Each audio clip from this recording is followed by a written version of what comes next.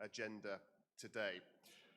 We've got two really interesting and packed sessions that will take us up to our coffee break at about 11:30. We're running a little bit behind schedule, but we'll make that time up between now and then. We're often told, aren't we, quite rightly, that cities are the future when it comes to sustainability. But what about rural areas? We think that potentially it's a combination of those two and the relationship between rural communities and cities that could be one of the keys to creating and maximizing sustainable futures for the whole of society. And this panel session this morning will delve into that. It should be very, very interesting indeed. The session is called Urban-Rural Linkages for Socio-Economic Growth, Territorial Equity and Environmental Sustainability. And to moderate the session, I'd like to welcome to the stage Member of Parliament of Azerbaijan and COP29 high-level champion, Ms. Nigar Arpaduray.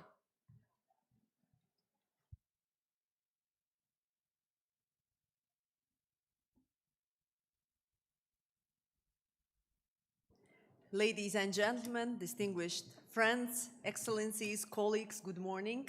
Thank you for being with us at this session.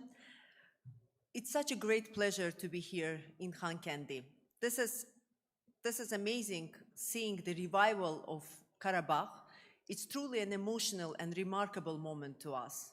I feel so much pride inside because this is a place that is both unique and special.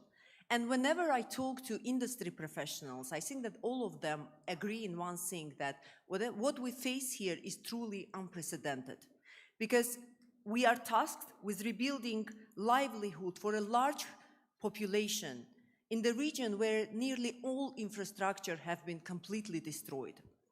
What that means? That means that it's an amazing challenge, but it also comes with a tremendous opportunity.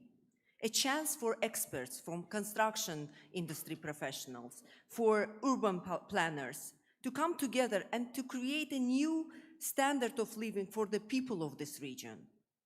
And it was great to see yesterday speakers discussing how Karabakh has been restored. It's also very close to my heart seeing how sustainability is at the heart of this agenda, of this forum.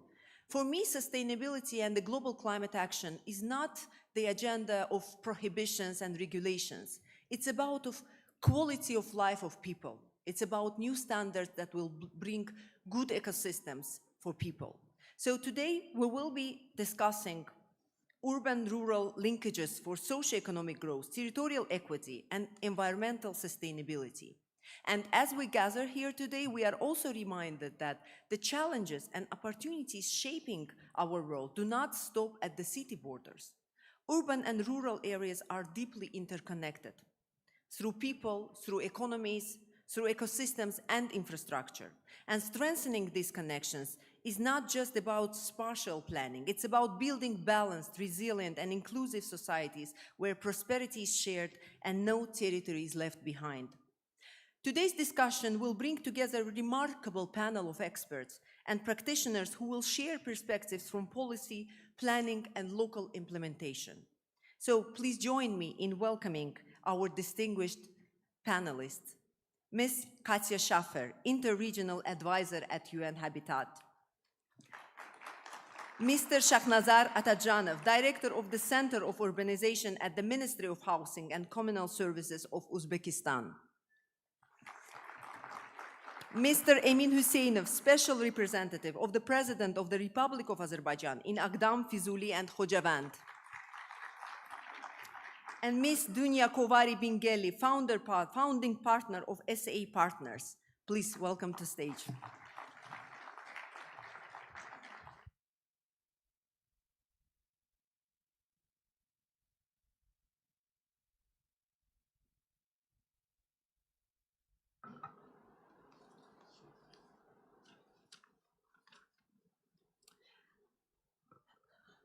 So, dear friends, I think we will start with Ms.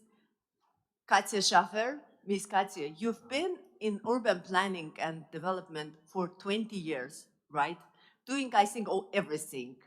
It's analytical data, it's research, it's teaching, advisory services. So my question to you is, how do you maybe generally see the, the national urban policy? What are the main aspects that need to be taken into consideration? And also, if the country wants to shift to more maybe balanced and a fair way, what kind of reforms are needed? Is it finance? Is it planning? Is it governance? So over to you, please.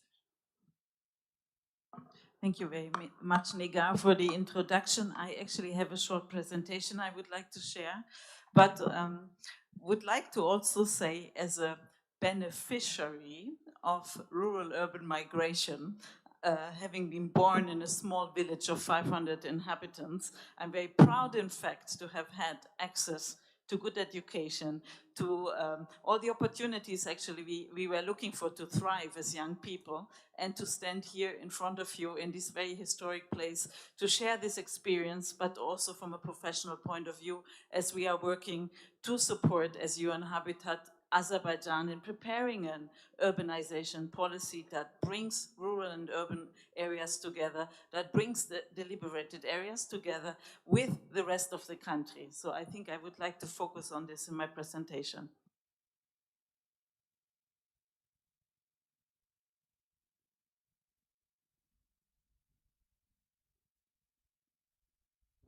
So here I am on stage.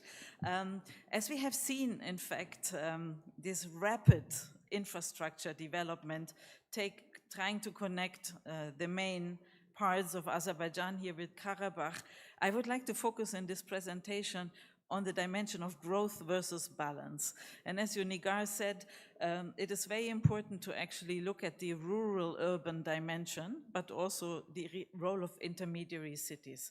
And I don't have actually the tool to take the next slide. Yeah, can you please help Ms. Schaffer with the presentation, or can you please give her the... Somebody could process the next slide, because I would like to actually refer to the importance of rural-urban linkages and why they matter. As UN Habitat, actually, we define this concept of rural-urban linkages as a reciprocal and repetitive flow of people, of goods, and financial and environmental dimensions, services between the rural, the peri-urban areas, and the urban areas. And this is a flow that connects regions beyond their geographic proximities, and it also involves cross-regional governance discussions, resource management, of course, and infrastructure planning. And we see really the key challenges here sorry, yes, I have to drive this myself. So for you to also follow, the key challenges, of course, is to deliberately drive this process of rural-urban development in order to balance and provide opportunities for all. And as you said, it's about well-being and, of course, at the end of the day, looking at people at the center of this. And I would like to take us on a journey, actually, to look globally where we stand with regards to this. As we say, around 70% of the urban population will be urban, of the populations will be urban, but the rural will remain, and is really important as a hinterland discussion. And as demographic shifts take place, we also see a lot of younger people moving, and often leaving elderly populations behind in the regions.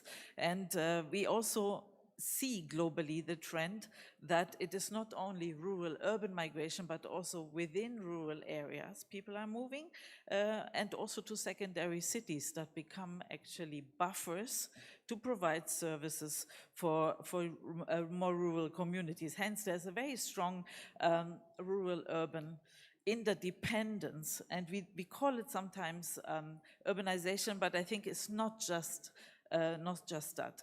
And we also observe globally that demands and needs are shifting. So sometimes we see in certain regions that there is quite a perception of isolation. And then we really see that urban and spatial planning needs to connect those remote areas to the secondary cities in order to really address the needs of populations.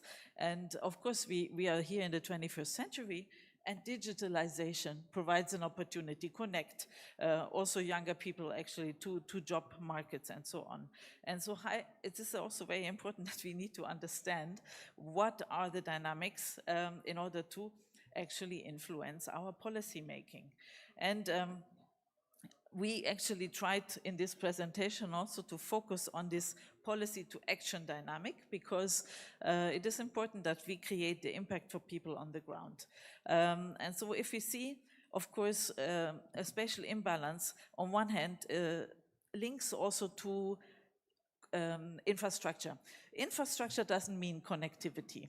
So it is important, of course, to bring the veins into the territories, but it is also important to think how we connect people between each other and to the opportunities that are there. And hence, jobs are very important. We have seen, of course, in Azerbaijan that the Absheron Peninsula attracts a lot of people because of the density of opportunities provided here. And we showcase, of course, the percentage of land versus industrial outputs. But how can we bring this socioeconomic potential to the region? That is very important, but also what skill sets are needed to actually innovate, let's say, the employment sector. But also, we have seen that these peri-urban areas become pressure points. If we imagine the outskirts of greater Baku, land, water, waste become issues, in fact, that also influence healthy situations for people. And it is important that we address this over time so that we integrate the urban dimension with the hinterland. And as I said earlier, intermediary cities play an important role. And if I may suggest very concrete actions here, is that we need to understand, as part of a policy that addresses urbanization in Azerbaijan, the functional territories. What role does Sumgait have versus Ganja or versus other cities like Shamkil? And then it is important to identify, as part of a regional discussion on development, the priority corridors that could actually influence and inspire rural development alongside.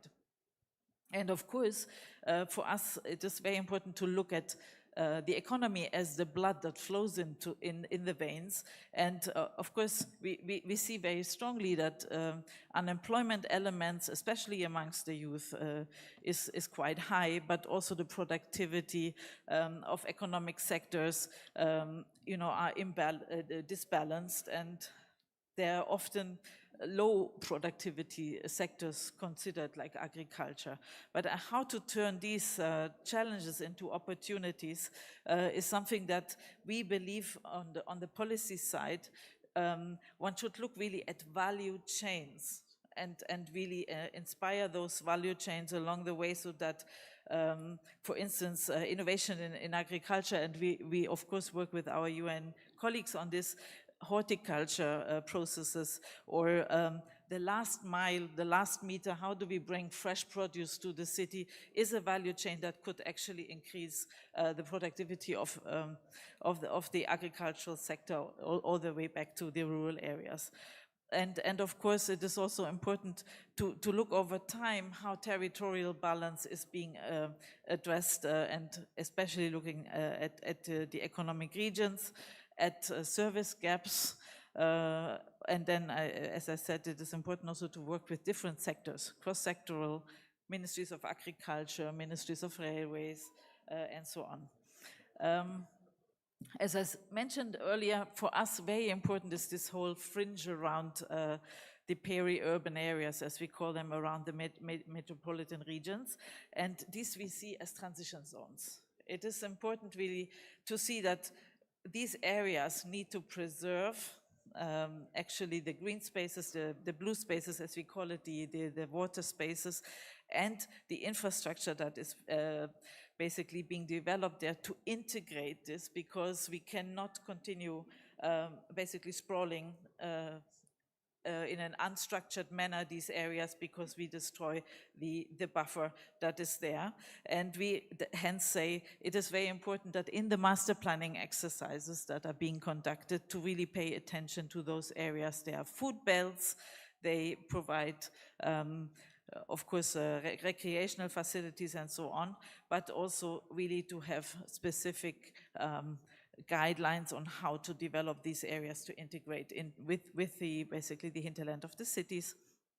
And we believe it is very important to have key sectors, key partners participating in this decision making. I mentioned digitalization. Of course, it is very important, and in Azerbaijan, majority of people has access to the internet, but we have, of course, the challenge that literacy is sometimes a problem. Young people are very connected, but what about aging populations and how to use these elements? These are questions, and I think the government approaches led projects, in fact, of a government cloud, smart cities, smart villages need to be in the context of territorial development very much integrated into national urban policy thinking. And here I think, of course, Azan Imza as a company plays a very important role, and is also a platform that can provide some of these discussions. Then let me say, from UN Habitat's side, we, of course, make recommendations to government partners how to strengthen institutions to embrace this journey, and then to promote the integrated spatial and infrastructure planning. As I said, connectivity is one thing in terms of infrastructure, but connecting people and markets is another. Social dialogue, like platforms here, the National Urban Forum, the coffee breaks, is very important actually to discuss how we could actually bring about a national urbanization discussion that translates into policy. Let me say, urban-rural linkages. Also, we are here in the country that hosted the last COP. It is important that we connect these with the climate discussion. Climate-displaced inducement is climate-induced displacement is a discussion that affects many rural areas, but it is also important to look at biodiversity and land protection agendas. And then, of course, projects, bankability of projects. How do we go forward to translate priority discussions from national urban policy into action and linking it to the SDGs? And let me say, this is my last slide for you. We have a tool that is called the degree of urbanization, which helps really to understand how to distinguish urban areas from rural areas, and that should really have an overlay with the service flow and environmental constraints or dimensions. We always say, do not leave people and places behind. That is, from a rural-urban perspective, also extremely important. And let's be as practical as we can. We are approaching the 2030 milestone, and we really need to see how we bring, through national urban policies, this whole balanced territorial development together. And as I said, value chains that are spatially targeted are very important, and that we keep understanding where we start from, where we are going, and how we can adjust the process to be driving impact. And I would leave it here. Thank you so much. Yeah, I think what you said is extremely important, especially from the involvement of local communities, because as the policymaker, we always discuss it in the parliament also, how we can create an ecosystem for private sector and for local communities, for young people to come up with solutions. So thank you for your ideas. So, Mr. Atajanov, Mr. Atajanov, well, first of all, I would like to say that I'm really thrilled to see the speed with which Uzbekistan is evolving as the tiger of the, Central Asia. I've been to Uzbekistan a couple of months ago, and I was so inspired. So, just over to you to speak about the way that you are going. And also, we today in our subject, we have this territorial equity. From that perspective, would you be so kind to speak about how, for example, what are the main challenges in Uzbekistan in developing the secondary cities? Over to you. Уважаемые организаторы, Dear organizers, guests of honor, ladies and gentlemen, it's great honor for me to represent Uzbekistan at the third National Urban Forum, NUFA 3, which is organized in association with UN Habitat. Sincerely thankful I am to the government of Azerbaijan for hospitality and high level of organization of the event. My presentation is about disclosing the opening potential of the secondary cities on Uzbekistan, which is of import today for sustainable and balanced development in the region. Secondary cities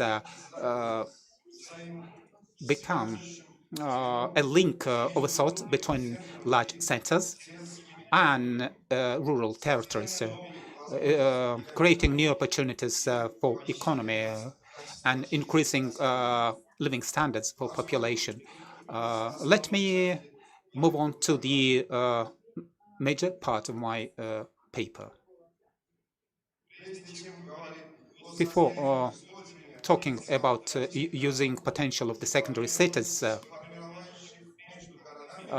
which are being formed amongst cities and rural settlements and other, say, populated areas in the territory of Uzbekistan. Let's first have a short journey throughout the territory of the country. Easternmost regions of the country, it is Fergana Valley, in the territory of which we have three oblasts divided by three administrative borders: Andijan, Fergana, and Namangan. In these oblasts, located in the Fergana Valley, rural and there are cities and villages and centers throughout centuries. They have been developing in close interconnection, forming a continuous system of urban development.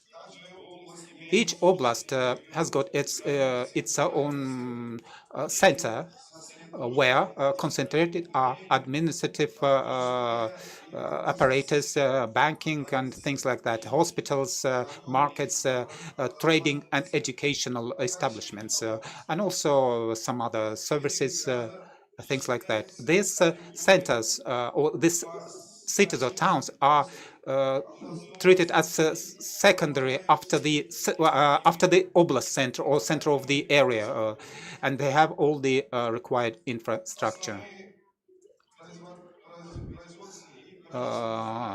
Main industrial manufacturing zones are located in these very zones. Cities being centers of the district have around them larger and smaller rural settlements, forming a sort of agglomerations, if you like. Now let's see these oblasts one by one, located in the valley, starting with Andijan.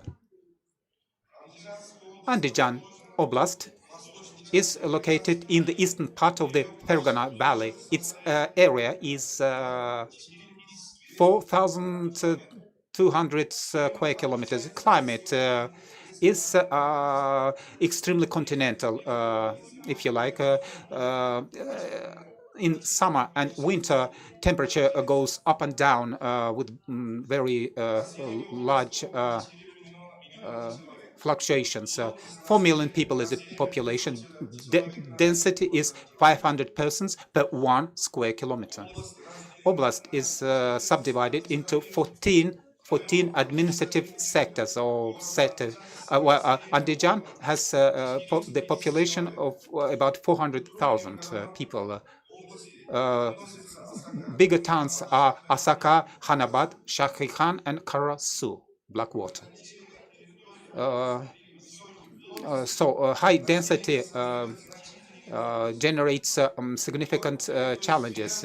In that connection, to increase potential of the secondary cities, development of their internal infrastructure and opportunities is the key instrument to improve living standards of local population.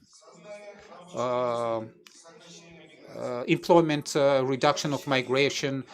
To take care of these challenges, a special decree has been passed by the Cabinet of Ministers in Uzbekistan.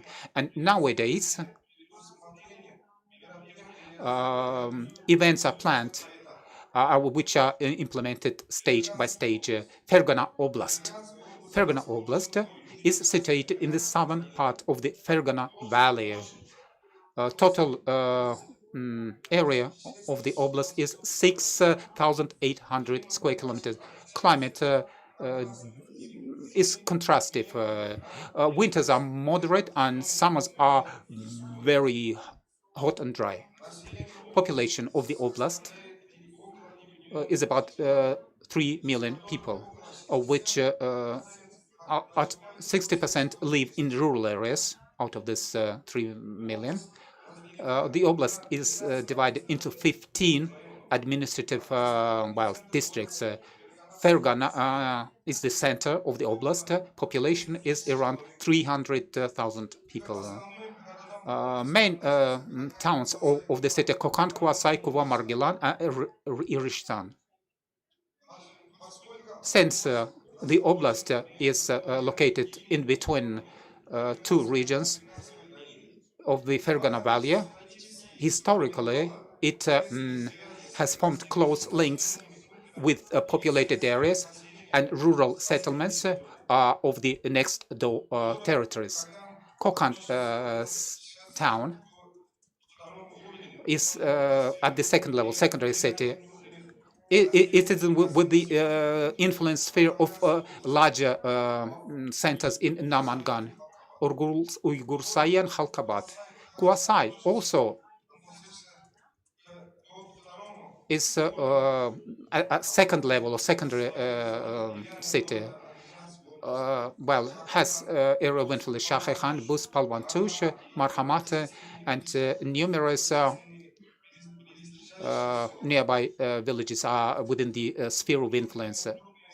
Larger villages like Yazavan, which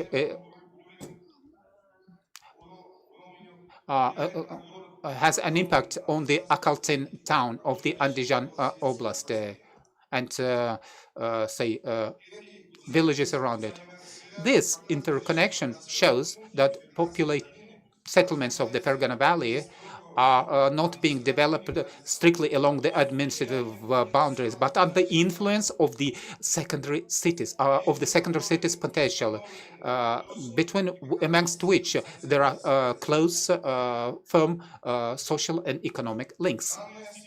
This situation is reflected in the decisions by the Cabinet of Ministers of Uzbekistan regulating the territory's development. Western part of the Fergana Oblast borders with Tajikistan, and southeastern part has a border with Kyrgyzstan. In these territories, there are enclaves, Shahimardan and Soh, which belong to Uzbekistan, which are part of Uzbekistan. Towns and villages located in enclave territories. They maintain links with the mainland through motorways and air traffic. These settlements have potential of secondary towns or cities, and to use this potential to the full will let us improve the living standards. Population enclaves and to reduce level of migration to the mainland territories. Fergana Oblast is rich by ancient villages and towns, which creates a huge potential for tourism development.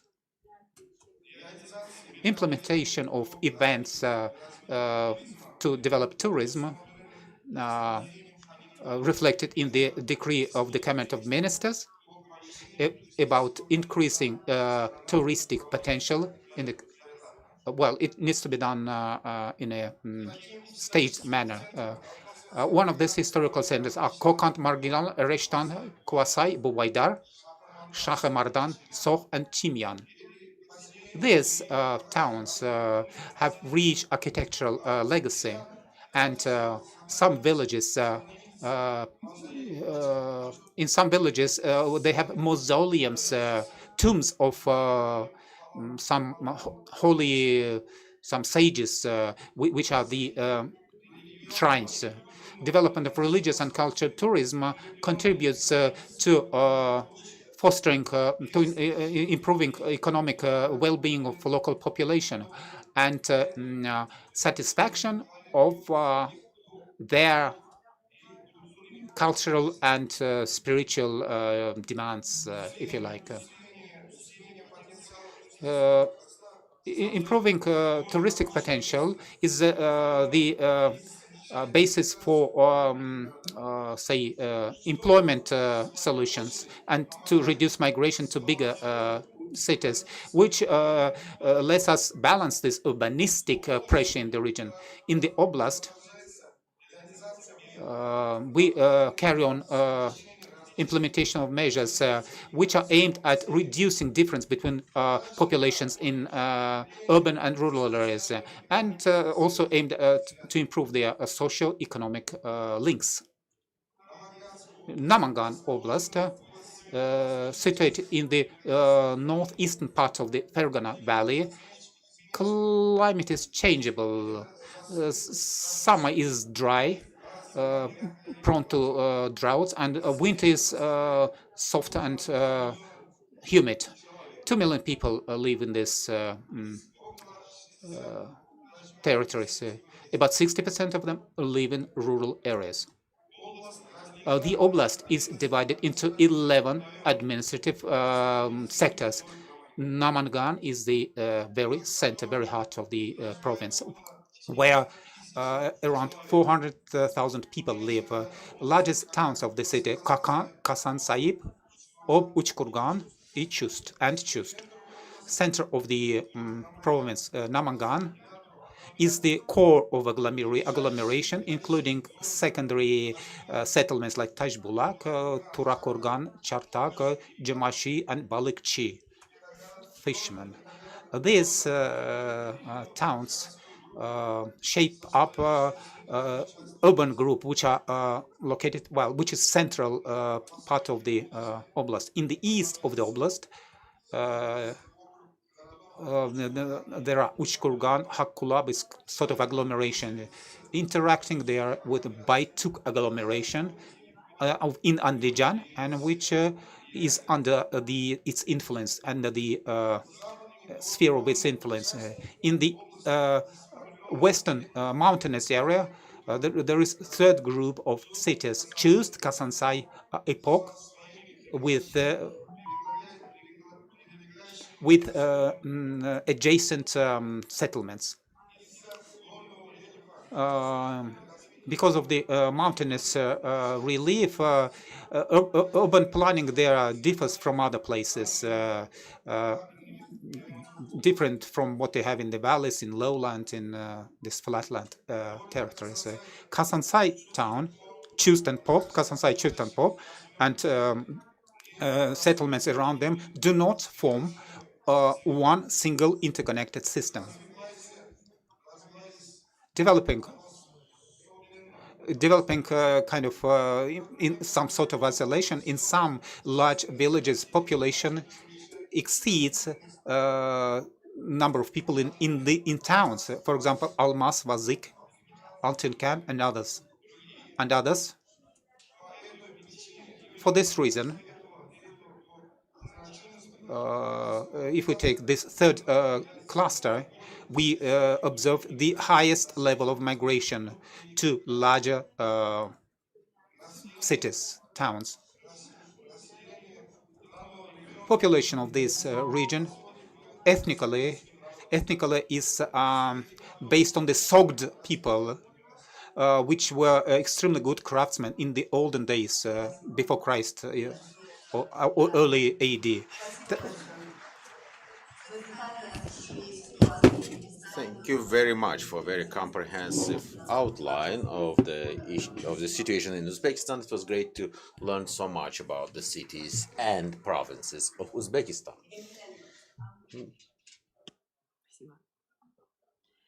Emin ma'am, I think that what we see now, this is the massive challenge that you and your team is facing, because the cities that are under your management currently have received the biggest damage during the conflict zone. Fizuli, Agdam. Agdam used to be one of the trade centers, cultural centers. This city ceased to exist. So basically you have to reconstruct it from the scratch. I want to ask you, how are you keeping it all under control, and what research and data you use when you do those reconstruction works? Please, over to you. Thank you, dear Nigar Khanım. Before I answer to your question, I just wanted to say a few words in Azerbaijani. Hürmetli hanımlar. Dear ladies and gentlemen, a few words from my side. Yes, indeed, in 30 years' time span of occupation and 5 years ago, with the glorious victory in the National Patriotic War, we regained and liberated the occupied territories. And in having such high-profile event organized and hosted in the liberated territories is really a blessing. And I do believe that those that reside and work in Karabakh, those that are linked and have bonds with this region, they do appreciate the essence and value of the event. This is not just the ordinary event. Well, 3 years ago, the first National Urban Forum of Azerbaijan was held in Azerbaijani city of Agdam that was fully destroyed and erased, leveled. So we were hoping that in 2026 we will have one of the most prestigious events, the World Urban Forum, wished to host it in Azerbaijan. So we were looking into the future with hope to host such forum in Azerbaijan. So that dream came true. In May next year, as it was announced, this outstanding event will be held in Azerbaijan. So hosting that event in Azerbaijan has utmost importance, since Azerbaijan globally, as you said, Madam Arpadarai, Azerbaijan is launching and hosting mega projects globally, and also in Agdam, the first National Urban Forum, and also in Zangilan, the second National Urban Forum, and throughout the entire occupation, the cities of Azerbaijan and the provinces that sustained major damage. I believe it is the testimony that by own efforts only, Azerbaijan is able to reclaim, to revive, to rehabilitate these cities and the regions. So these sort of events have utmost importance. So I would like to extend my gratitude and kudos to the State Committee on Urban Planning and Architecture, and also to UN Habitat. My thanks goes to UN Habitat too for holding this event in Azerbaijan, in Khankendi, in Karabakh, and inviting me as a guest speaker. Now I switch to English. As Nigar Khanım mentioned in the beginning, it's really a great pride to be speaking here in front of you in Khankendi, and of course, especially in the light, in the context of what has been happening in the past 5 years. It's a great honor to um, be a witness of all these processes. And of course, we can talk about this specific theme and put it in the context of the restoration process taking place in Karabakh. I have also prepared a brief presentation, which I hope will answer to the question posed. And if, with your permission, I will start presenting it. So I'm going to talk about three regions: Agdam, Fizoli, and Khojavand. It's altogether 2.7 thousand square kilometers of entire 13.6 thousand square kilometers that is undergoing a deep restoration process. Agdam and Fizoli, among these three regions, has been historically leading regions in terms of economic development. They used to be regional superpowers in terms of agriculture, in terms of processing industry, manufacturing, and in terms of the size of the population. So we are aiming to bring back this fame of these regions. That means restoring all its capacity, the infrastructure, the economic opportunities. And of course, in doing so, it is important not to skip, not to omit the importance of rural-urban linkages, because that's how the economy works. So to start the process, we had a vision that this is basically a five-step process. Certainly, every big project starts with the planning. So we initiated master planning and design. By the way, this algorithm is true for not just Azerbaijan, not just Agdam, Fizuli, Khojavand, but all liberated territories. And we had to understand how to use the scarce resources and optimize the use of it so that it can actually yield the maximum result. So the master planning was important. We've developed the master plans, and here we actually focused on the regional centers, the areas which could serve as the centers of attraction in terms of both living conditions, but also economic opportunities. So all the major cities' master plans have been developed and approved. And then their second point was to develop the master plans of villages, settlements that are within 5 to 10 kilometers from the centers. So that again, without spreading your resources up to the point, making sure you get the maximum effect in a limited amount of time, the most efficient outcome. Then everything comes after this based on these plans. So we do the demining based on these plans. We do the basic infrastructure based on these plans. We do the socio-economic infrastructure based on these plans. And of course, the last step is a great return. Now, in reality, not everything happens in such neat order as described here. In reality, all of the steps are taking place synchronically because the conditions are different and you have to be guided by one of the main principles of territorial equity as a subject of this session. So we were guided by this principle that we thought that, okay, it's not enough to finish in one area and then go to the next one. It's important to start everywhere, but guided by the same principle. So basically, I will just show you two main master plans of Agdam and Fizuli. These are the biggest cities in the liberated territories. Both of the master plans have been designed till 2040. Agdam is set to be the biggest city in the liberated territories, and the fourth largest city in Azerbaijan after Baku, Ganja, and Sumgait. And it's going to have a population of at least 100,000 people. In Fizuli, we are projecting to have about 50,000 people by 2040.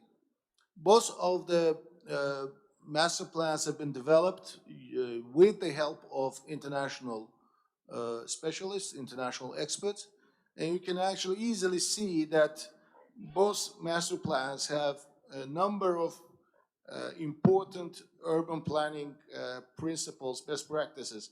One is a lot of straight lines, and the second one is a lot of circularities, circular lines. So that is done deliberately because we want to achieve territorial equity and we want to make sure the cities are accessible. The accessibility is an important point. So, so far what happened that in terms of basic infrastructure, we have built 16 highways, total length of around 600 kilometers. One railway is already in operation from Baku to Agdam, well, from Barda to Agdam. That segment has been rebuilt. One international airport, world-class international airport, some of you have used that airport to land in Karabakh. This was one of the first projects in Azerbaijan, a miracle project we call it, because it was built in just 8 months in a completely contaminated minefield. It just took us 8 months to demine it and then build a world-class airport, which we now gladly and happily use. We have other infrastructure projects in energy, water, and gas, and this process is continuing. In terms of socio-economic infrastructure, in Agdam, we already have 3 villages where people have been resettled. They moved back to their native villages. Around 4,000 people currently reside in villages of Khidrli, Kangarli, and Sarjali. This next month, we're expecting the first group of Agdamis to come back to their native city. So we're expecting bringing about first 900 families back to Agdam, which is a great news to all of us. And of course, in Fizuli and Khojavand, this process is continuing. In Khojavand, in Fizuli right now, we have more than 3,000 people living. Now, it's okay to move back, but as we talk about socioeconomic implications, it's important to look at the job opportunities. So here you can see that we currently have about more than about 2,200 economically active people, and our unemployment rate right now is below 8%. So most of these people are employed, they're happy, they have houses, they have place to stay, they are back in their native land. That's the most important thing. In terms of demining operations, we have overall in 3 regions a little more than 1/3 of the territory demined.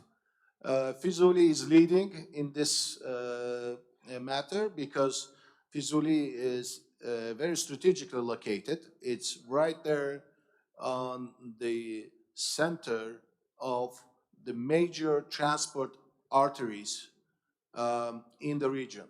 You know, you go from Fizuli, you go to Shusha, Khankendi, you go to Cebrail, Zengilan, Gubadli, you go to Agdam. So all, as they say, all roads lead to Rome. Here we say all roads go through Fizuli. So that's why it's important to demine, and so we have about 72% of territory demined.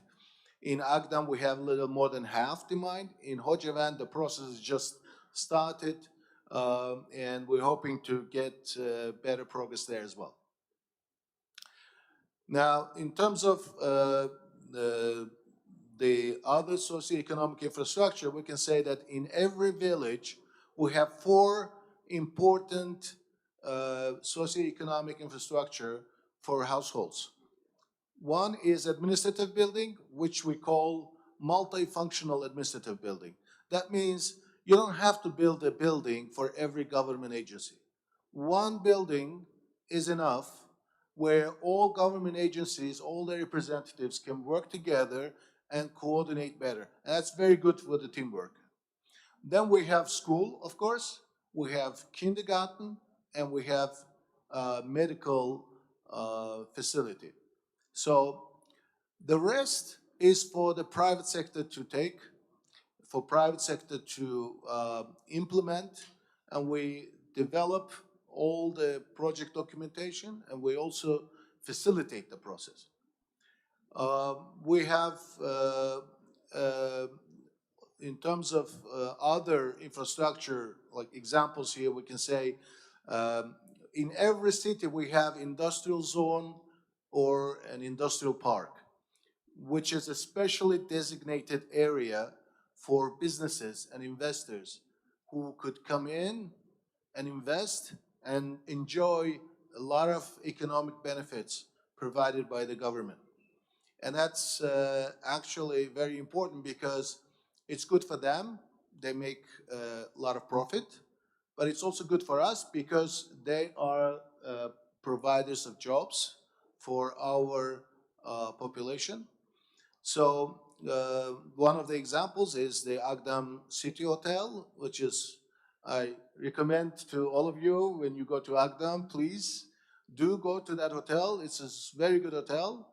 A little bit of advertisement here, sorry about that, but also a lot of social events and agricultural activity is taking place in our areas. Now, before I finish, I just wanted to say one concluding remark is that it's important to use the unseen capacity. Still, it is not very visible, but there's a huge potential, huge capacity in these areas. It's not enough to build the houses, to bring people back. It's important to unveil that full capacity, full potential. And in doing so, every participant of this process needs to understand the comparative advantages of theirs. For example, government should not be crowding out private sector and doing projects that otherwise would have been done by the private sector. On their turn, private sector should not be involved in non-profitable charity events excessively, because at the end of the day, they're the private sector, their main objective is to make profit. So by linking these two objectives and making them in a win-win situation and helping them in the process, it also stimulates the welfare of the people residing in these areas. So again, coming back to your question, we ensure urban-rural linkages by doing a proper planning, making sure we optimize our resources spent, and also ensuring sustainability in the completed projects. Thank you very much. Thank you very much, Emin Malim. I think that what I see here and the clear message is that when there is a strong will, everything is possible. So the scale and speed that we see in Karabakh is amazing. So best of luck to you. And I hope that next time when we come to Karabakh, we will see new and new projects. Thank you. So Ms. Bingeli, over to you, our last speaker, but was very interesting conversation. I just would like to mention that Ms. Bingeli is the winner of the prestigious Erwin Stephen Awards. So we would like to hear from you on specifically on mountain areas. What is the challenging when planning some projects in the mountain areas? Over to you.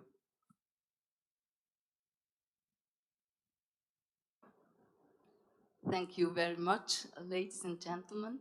I think if it's okay for you, I will switch right away into or dive into the presentation, because there you can see what are the challenges, not only in rebuilding cities that are devastated to ground zero, but as well to plan on altitude and in mountainous regions. We started our work in Azerbaijan with 3 master plans in the East Zangezur region. You were talking about the big cities.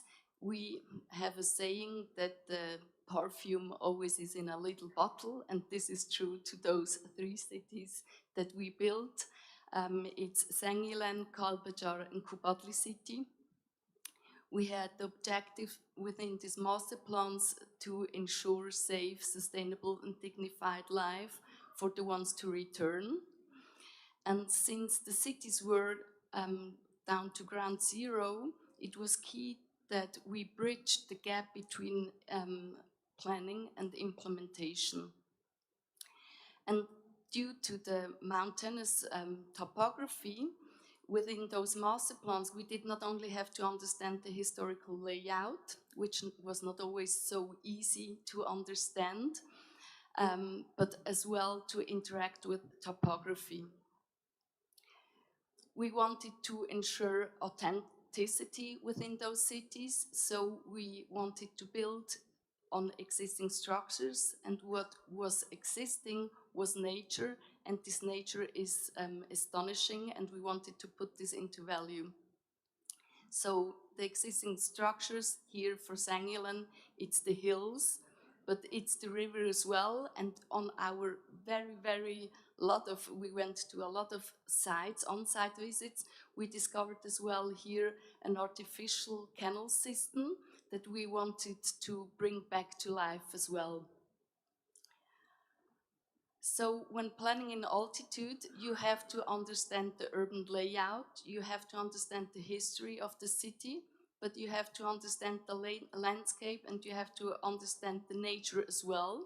Not only natural hazards, for example, which we have to take into account, but as well to put into value the landscape around. I will give you now just few glimpses into our work. I could talk for hours. It's very interesting, but I know my time is limited. So I start with Sengilen.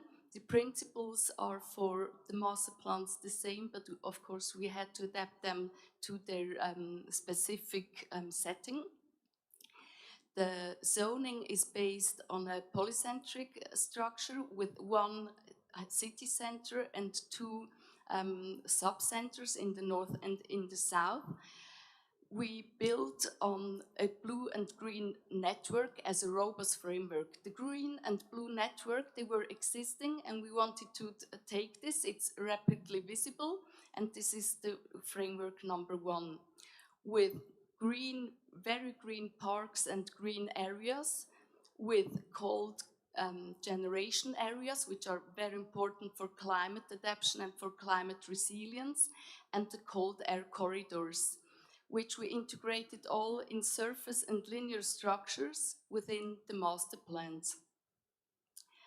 The second framework that we built on is the polycentric city structure, ensuring the 15-minute city concept with a pulsating center in the middle and the 2 sub-centers, as I already said, ensuring livable neighborhoods within the whole city.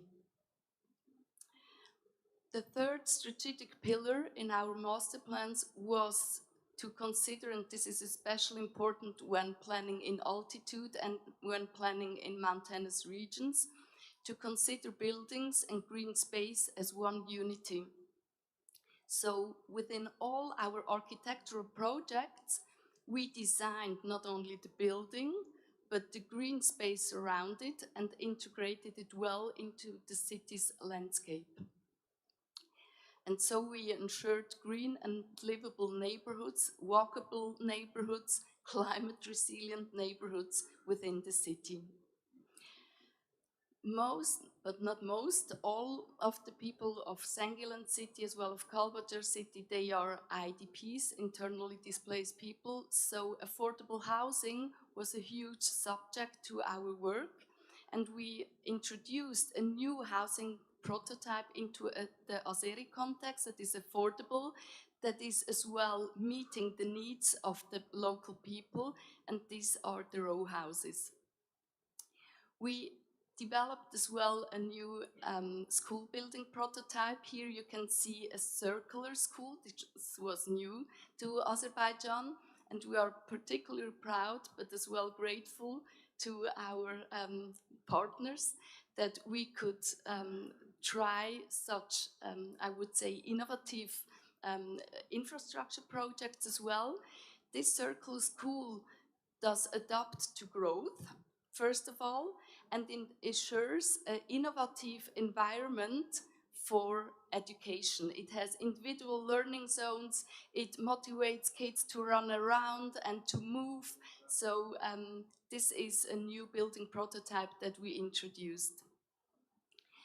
At the end, we build, as you said, Emin, we build for people.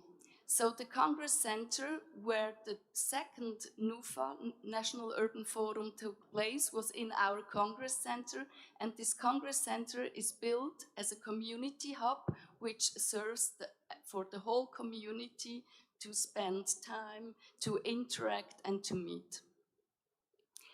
This is now Kalbajar on 1,500 meters.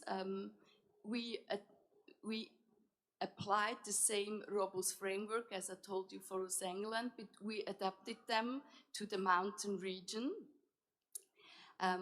When it comes to housing, the contextual housing, we had like not only to integrate this housing into a very steep landscape, but we also had to deal with very heavy snow load.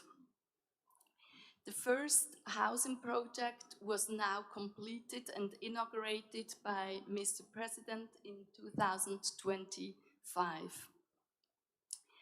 We had to adopt as well our modular school design to the mountains. You saw before in Zengelen it was a circle. Now here in Kalbajar it's S, but it's the same system. And since Kalbajar was known for, I would say, a lot of decades as a well-known destination for spa and for hot springs, within our architectural projects, we also planned hotels and rehabilitation centers. So we want to become Kalbajar a touristic destination again. Now, last but not least, Kubadli, which comes close to Garden Eden when it comes to nature. So for us, it was clear that nature plays a pivotal role as well in Kubadli, and we applied the sponge city concepts at all scales. I cannot go through it in details, but from buildings to livable neighborhoods, smart city solutions were everywhere an integrated part. And with all this, building integrative, building a comprehensive approach to the city concept. I'm not from academia, but building back better is a very important topic, not only when it comes to post-conflict, but when it comes to post-disasters, well, like for earthquakes that we know, or flooding. So let me share some sharings about building back better. First is provide authenticity, and therefore you really have to understand the places that you are planning and that you are designing. When you plan on altitude, you have to anticipate topography. You have to know the natural hazards, but you have to take a contextual approach, which not only means to know the culture and to apply building concepts, but as well to integrate them well into the topography and to put into value this wonderful landscape and nature that you have. And then we are sure that we all build for people. So we have, and to address the local needs, we have to know the needs, we have to listen, and we have to try to address those needs and integrate them into our planning. It takes a long, long time to build back better for urban regeneration, but as well for urban transformation. So we need a strong communicative vision for the cities that we plan. And in the end, we have this vision. We want to share this vision, but we have to apply it and we have to realize this vision. So implementing is absolutely key. And when it comes to implementing, we have to work together. We have to work with locals. We have to have strong bonds. And from our experience, we absolutely were successful in doing this with our partners and in Azerbaijan. So thank you very much. Thank you very much. I think I will just repeat what you said, that we have to work together. That's my main takeaway from this session, that we have resources, we have, hopefully we have strong will, we need a strong will, we need partnerships and collaboration. That's what we need. So thank you so much for your brilliant presentations and wishing best of luck to the work of the forum. Thank you.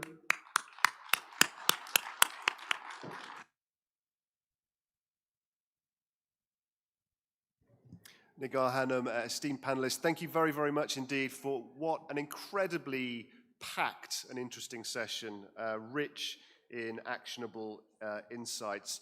I have to echo the words of Emin Malim and say I've been lucky enough to visit Agdam before, and it is, if you ever get the chance to go, it really is worth going. The train station development there is breathtaking. I said to my wife that it's they've built the most amazing train station in the same time it would take some organizations to build a website.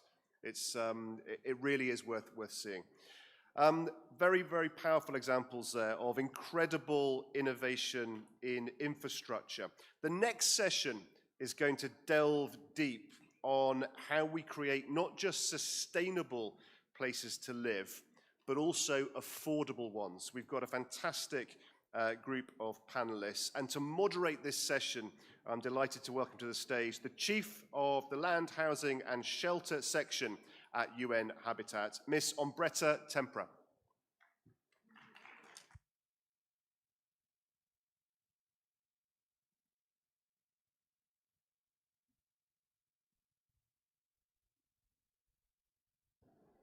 Thank you very much for having me and for having this session on housing adequacy, which is really key, is a really key topic for sustainable social and economic development and reconstruction, and so many of the goals that we heard of yesterday and today.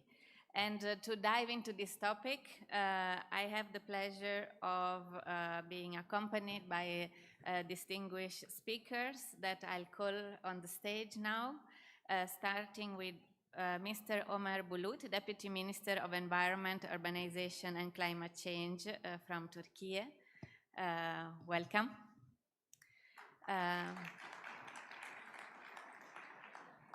Then I'm also calling Mr. Farman Gubarni, Chief of Staff, State House Development Agency from Azerbaijan.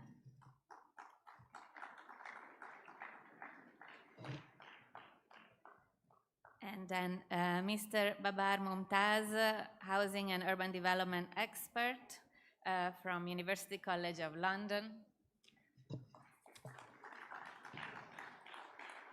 Followed by Ms. Jennifer Duine Barenstein, Executive Director from the Swiss Federal Institute of Technology.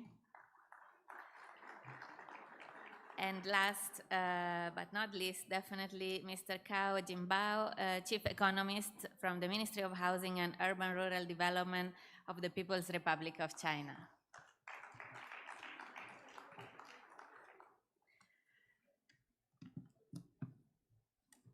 As our speakers settle in, maybe a few words from my side, bringing also the perspective of UN Habitat on this topic.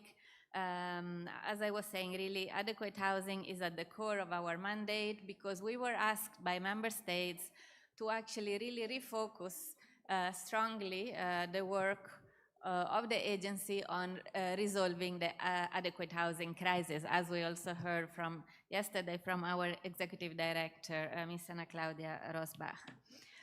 Housing is key for resilience, recovery, reconstruction, social economic development, but also it enables overall a range of interconnected human rights.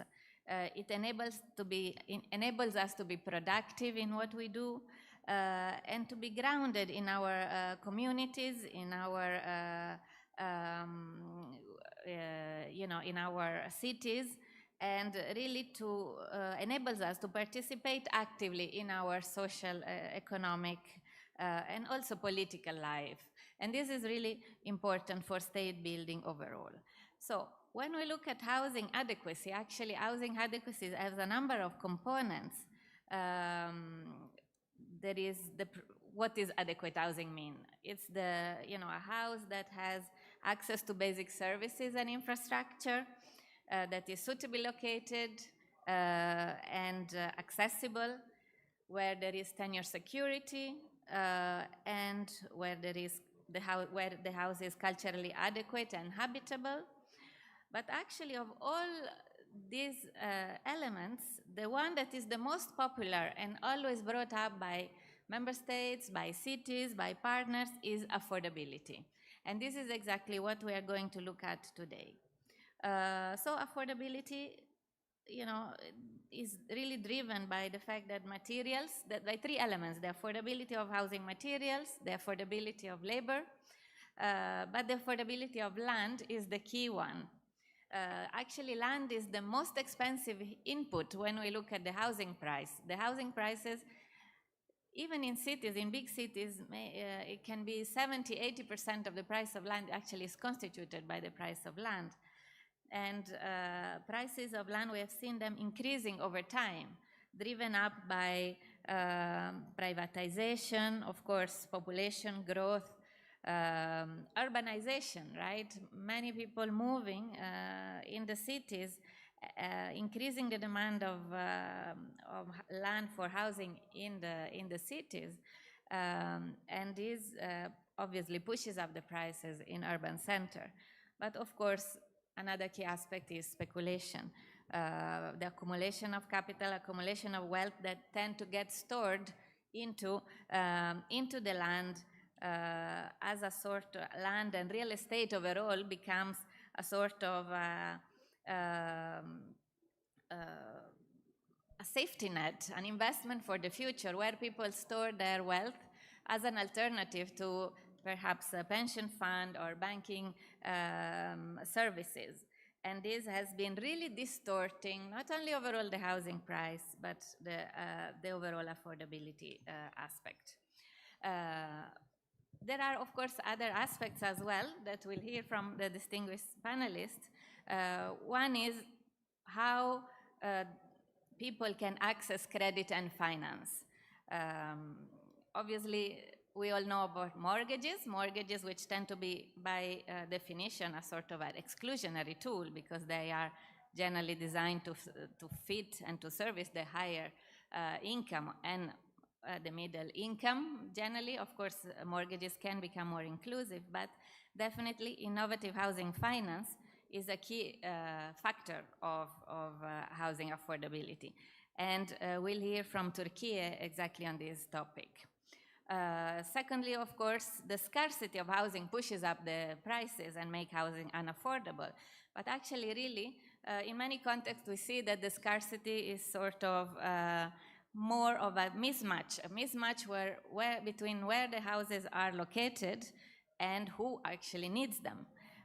This brings together, consideration on transportation, a balanced territorial development, building on the previous sessions, right? The need of developing smaller center, intermediate cities, because otherwise, of course, the population tend to congregate in the biggest cities, and then there is a housing deficit and a housing affordability there. So balanced territorial development is very key. and also to address a key distortion of the housing market that drives up prices, which is the housing vacancies. Unfortunately, vacant housing tend to be a very large proportion of the housing stock, particularly when countries move from maybe more social or public or community-led housing system to more privatized, home ownership-driven housing markets. That's why the analysis and housing strategies, having sound, housing sector analysis and housing strategy is so key. And we will hear precisely about this from Azerbaijan and China.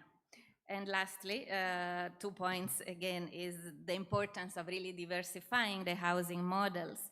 As I was just saying now, there's tend to be too much attention on home ownership alone to solve the housing crisis, while in fact it's important to diversify the model of housing to make them to cater for the different categories, those that perhaps need housing on the long term, those who need it for short term. So not only therefore home ownership, but rental housing schemes, private and public rental, social housing or subsidized housing, and of course communal housing, incremental housing. We'll hear the example from the Swiss Federal Institute on Technology on the cooperative housing models, for example. And to bring it all together, definitely the housing policies that need to be balanced to ensure inclusivity. So with this short introduction, I have the pleasure of calling the first speaker, Mr. Ömer Bulut, Deputy Minister of Environment for Urbanization and Climate Change of Turkey. Welcome.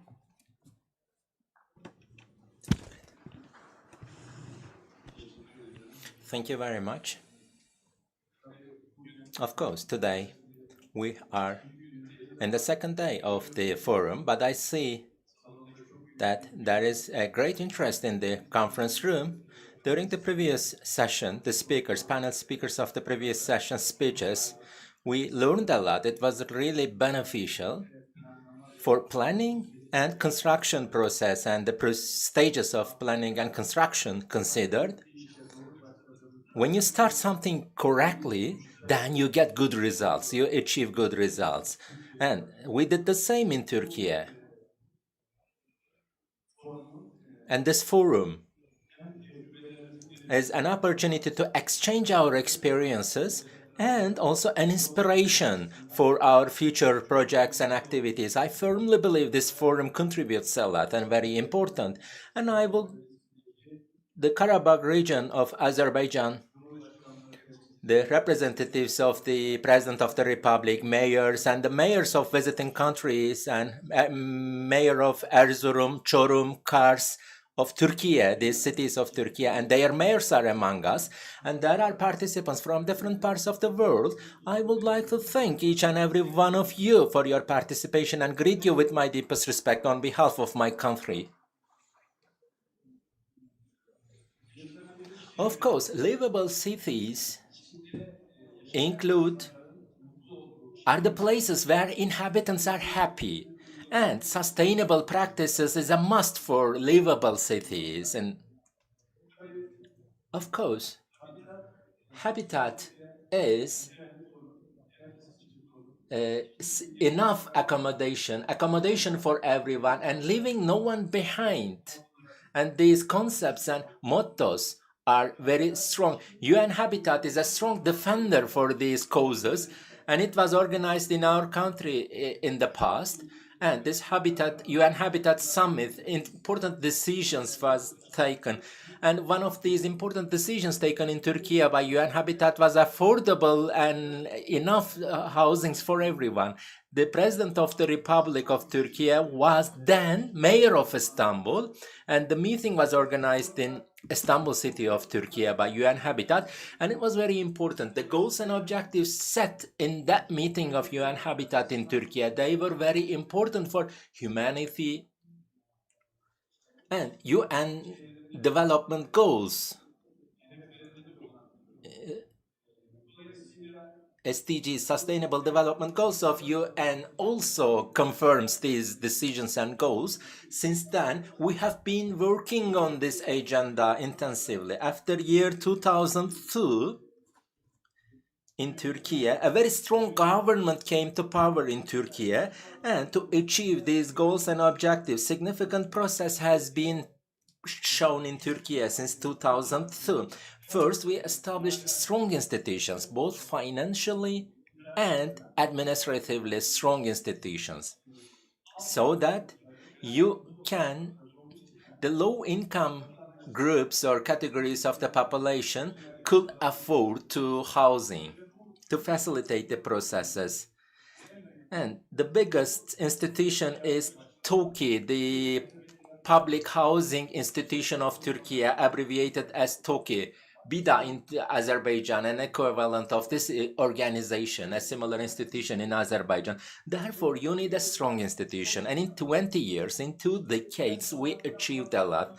And I will save the time, and with the permission of the moderator of the panel session, I will show a short video that tells about the activities that we conducted in Turkey. And with the permission of moderator, my time for my speech starts.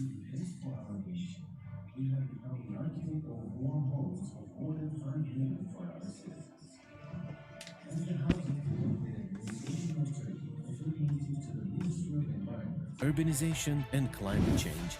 We have been building social housing for low-income citizens for years and making them homeowners on conditions such as paying rent.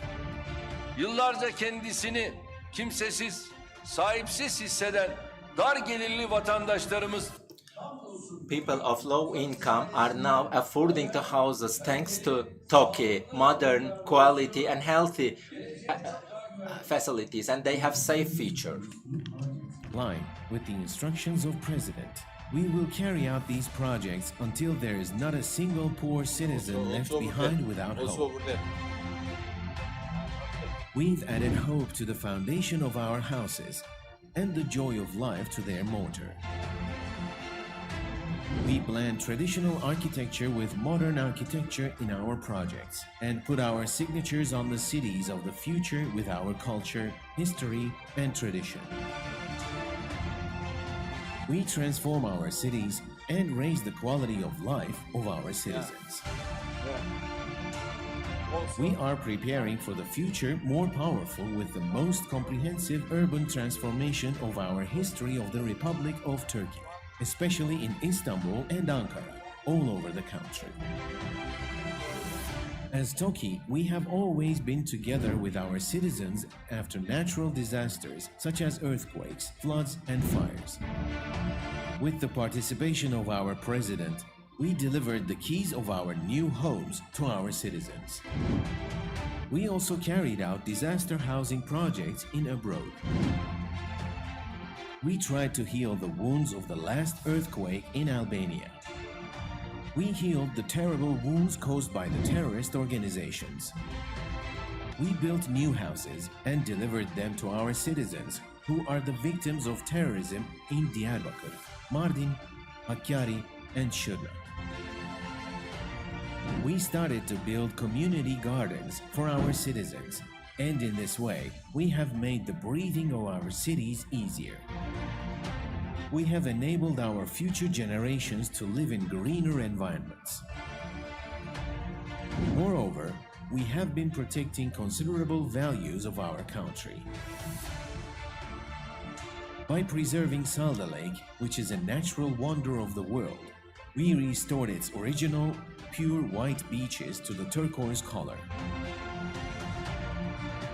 We are renovating the historical city squares, and we are building new workplaces for the tradesmen by taking the old industrial sites out of the city centers.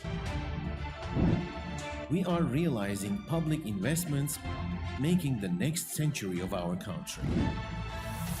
Besides housing, we also build public buildings, mosques, hospitals, social facilities, schools, universities, student dormitories, and stadium projects. We protect our core values. we carry the beauties of past to present and the elegance of the past to the future. Through the visions of our president, we adapt the best examples of Turkish agriculture in our new housing projects, and we confidently build the Turkey of the future with new implementations in line with the spirit and identity of our cities. Ben TOKİ konutlarını gördüğüm zaman iftihar. When I see TOKİ houses, I'm proud and I'm thankful to God.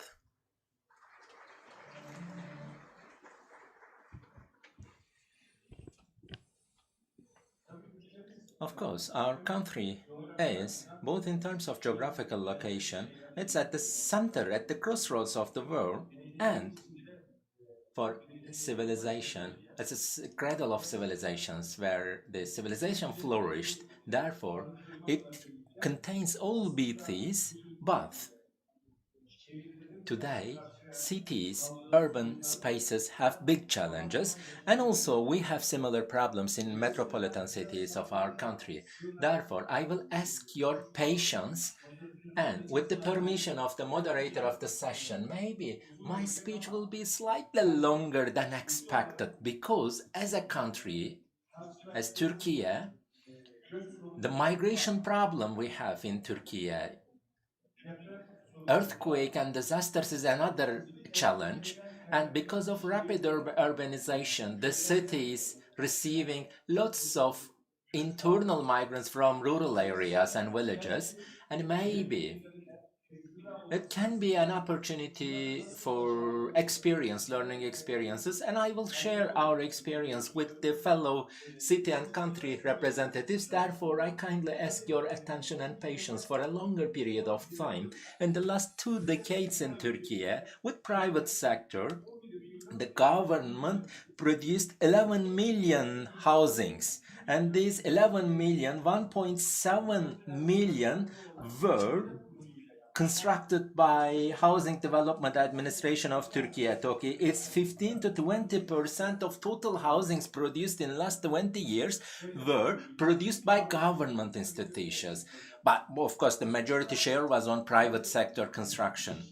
Indeed, the involvement of the government in this construction sector is that people in the low-income groups can, because they don't have means to afford housings, to support lower income groups, and to regulate the increasing the housing prices. It's very important, the government's involvement and intervention. As rightly stated, the land production, land allocation is an important input in construction and in housing. Therefore, land provision is an important factor in the cost of housing. To reduce the cost of housing, the government, using the state-owned lands with proper plannings, of course, but for the use of TOKİ, the housing administration, and for private sector, offering and providing, so that the prices becomes more affordable and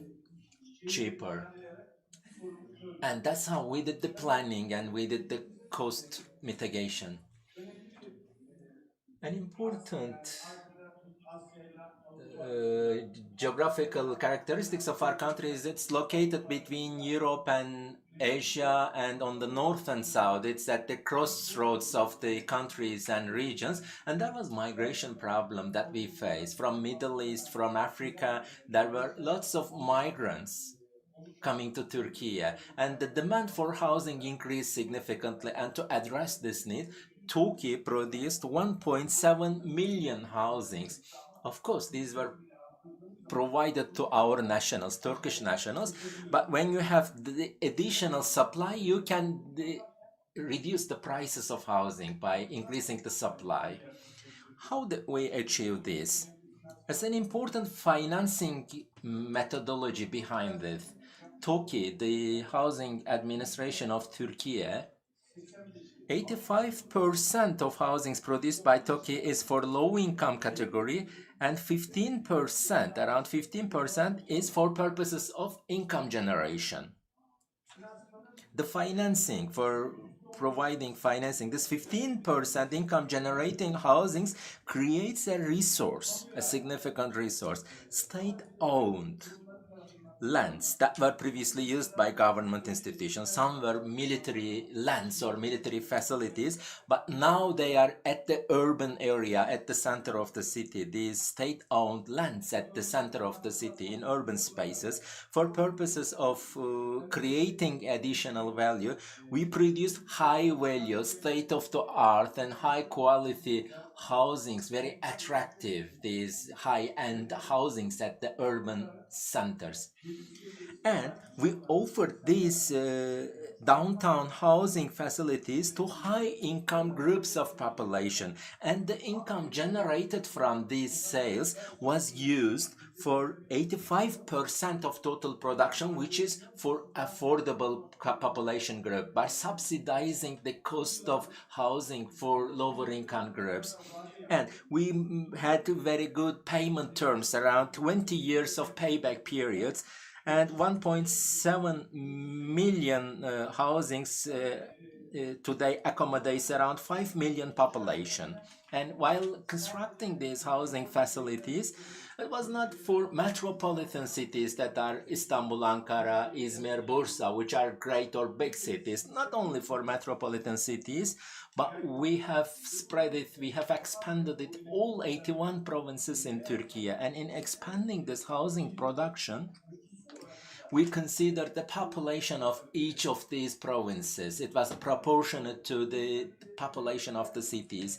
In producing these housings, we paid utmost attention to these criteria. Today or in future, what could be the needs of those people? All transportation networks, providing transportation networks to these housing facilities and providing sufficient green areas. That was also an important consideration. Schools, education, health facilities and hospitals and other social facilities that could be needed in daily life of people living there. Social facilities were also included in these housing projects. And most importantly, climate change and environmental conservation and preservation, the green, environmentally friendly housing productions. We have to preserve and protect our planet today. Everything is becoming very precious. Clean air, clean water, and clean environment is very precious today. And most important thing is to consume less, reducing the consumption. The way to consume less is by reducing the energy consumption, water consumption, retreatment, reuse. And we adopted methods of environmentally friendly methods for reducing the consumption in housing facilities. All housings that have heating insulations, and it has rain harvesting systems, and the harvested rain water is used for the irrigation of landscapes and the green spaces. It's used for irrigation of green spaces. And the rooftops of these houses have solar energy panels. And some of the energy used by these housings is used on the rooftop panels. And the energy and water, some of the energy and water used by the inhabitants of these housings were produced. This was an important environmental consideration in constructing the housings. As widely known, on the 6th of February 2023, there has been devastating earthquakes, unfortunate earthquakes in Turkey.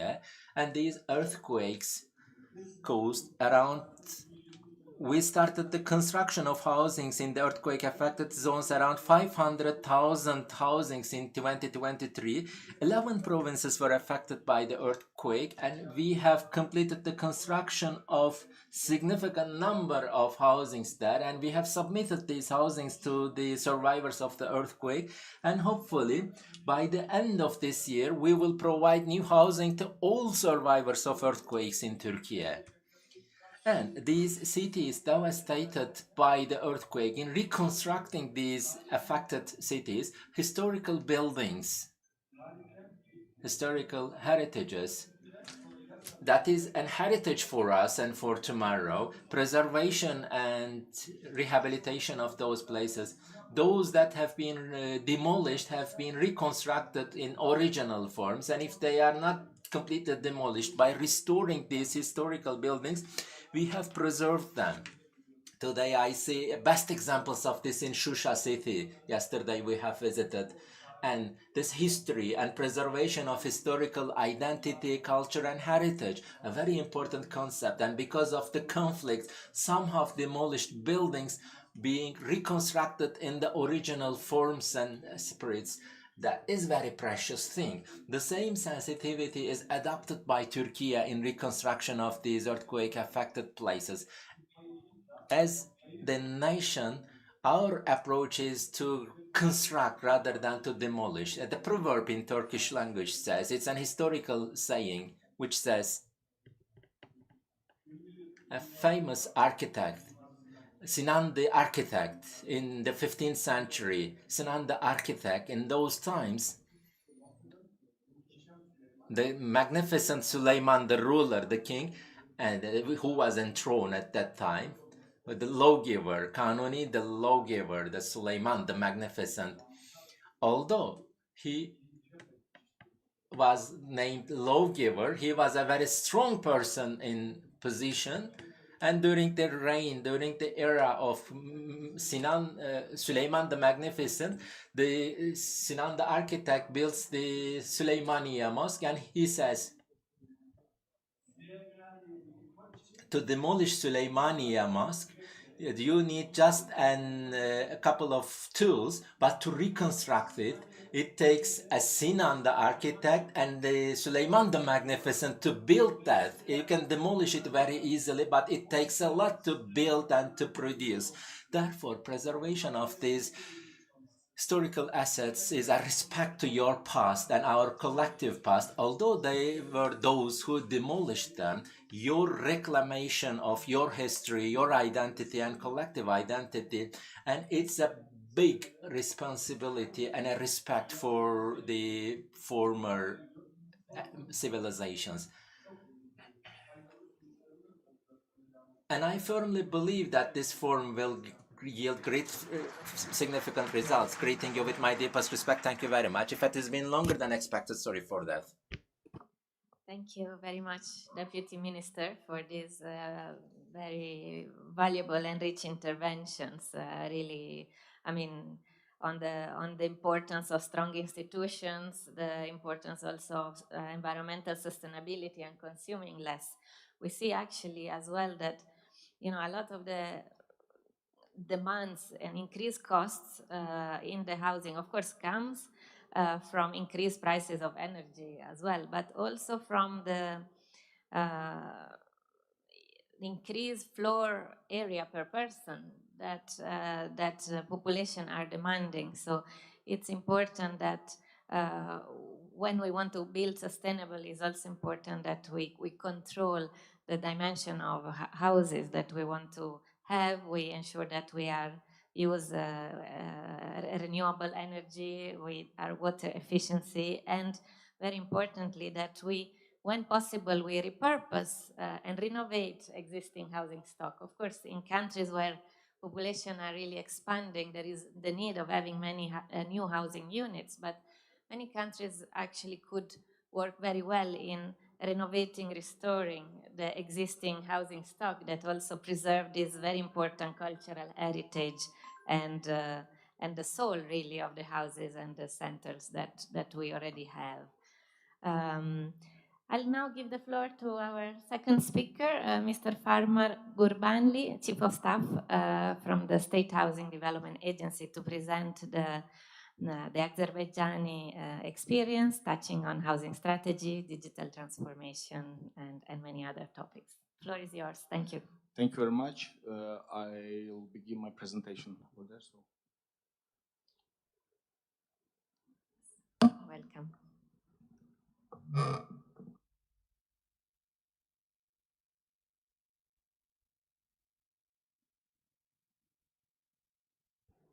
Distinguished delegates, dear event participants, today we have come together to address the key housing challenge from ensuring access and affordability to enhancing quality, sustainability, and resilience. As you know, housing plays a key role both in ensuring individual well-being and in maintaining the social and economic stability of society.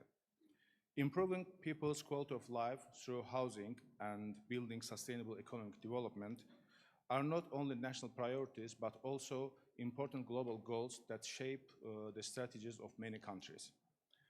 It's important to note that affordability in housing requires a comprehensive and inclusive approach that integrates economic, social, technical, and legal aspects. Ensuring housing affordability requires effective financial tools, government support, and subsidized opportunities. It also involves developing housing areas with access to social infrastructure and key public services. In our country, one of the organizations contributing in this area is the State Housing Development Agency of the Republic of Azerbaijan. I will now present an overview of the agency's work and achievements over the past 9 years from its establishment. Over the past 9 years, affordable housing projects have been built not only in our capital city, Baku, but also in the regions, in Absheron district, in the cities of Sumgayit, Shirvan, Lankaran, Yevlakh, and Ganja. The agency has also successfully completed construction projects in the liberated areas of Karabakh. Overall, the agency has launched 18 projects since its establishment. To date, construction of 8 affordable housing projects consisting of approximately 12,000 apartments have been completed successfully. Over the past period, the agency has maintained its financial stability, and the funds earned from the apartment sale has been directed toward new projects. And now, currently, construction work on 4 projects is continuous actively, and 3 more projects are in stage of design. Additionally, the agency conducts ongoing assessment on housing needs across the country and identifies land parcels across the country with higher housing needs. From the first day after the end of the patriotic war, which ended in our glorious victory, large scale of projects were launched under the leadership of our President Ilham Aliyev. These projects have focused on establishing engineering and communication systems and building infrastructure in the liberated areas of Karabakh. Following the President's instructions, development of residential neighborhoods in the liberated territories is also being carried out successfully. Within the framework of the Great Return to Karabakh, our agency has successfully completed 3 projects in districts of Fuzuli and Jabrayil, and as well as in the city of Khojaly. In total, more than 1,700 families have been resettled in apartments built by our agency in the liberated areas. The agency attached particular importance to the construction of social infrastructure within its affordable housing projects. To date, construction has started on 22 social infrastructure facilities, and 16 of them have been completed, including 5 schools, 9 kindergartens, 1 medical center, and 1 shopping center. Once the construction is completed and the facilities are certified for occupancy, they are handed over to the relevant authorities. In today's world, technology provides government organizations with many opportunities to carry out their work more efficiently. In this context, affordable housing electronic system was created to ensure equal conditions for citizens and to simplify the process of obtaining apartment. The system's key advantages include ensuring equal opportunity for all beneficiaries seeking to purchase affordable housing, reducing time and cost through real-time submission of required documents, enhancing transparency and efficiency throughout the application process. Applications from citizens eligible to obtain apartments, such as teachers, civil servants, young families, and many other social groups, are received online in real time through the system. The information provided by the applicants is verified through integrated government systems. Once the applicant is confirmed to meet the required criteria, electronic cabinet is created for the applicant. The process of selecting the apartments is also carried out electronically through the affordable housing system. Users participate in apartment selection on an equal and transparent basis, irrespective of their date of registration. As of today, more than 41,000 people have created the electronic cabinet in affordable housing system. And approximately 11,000 apartments were provided to families. And we are planning to provide approximately 3,000 families with apartments within the next year.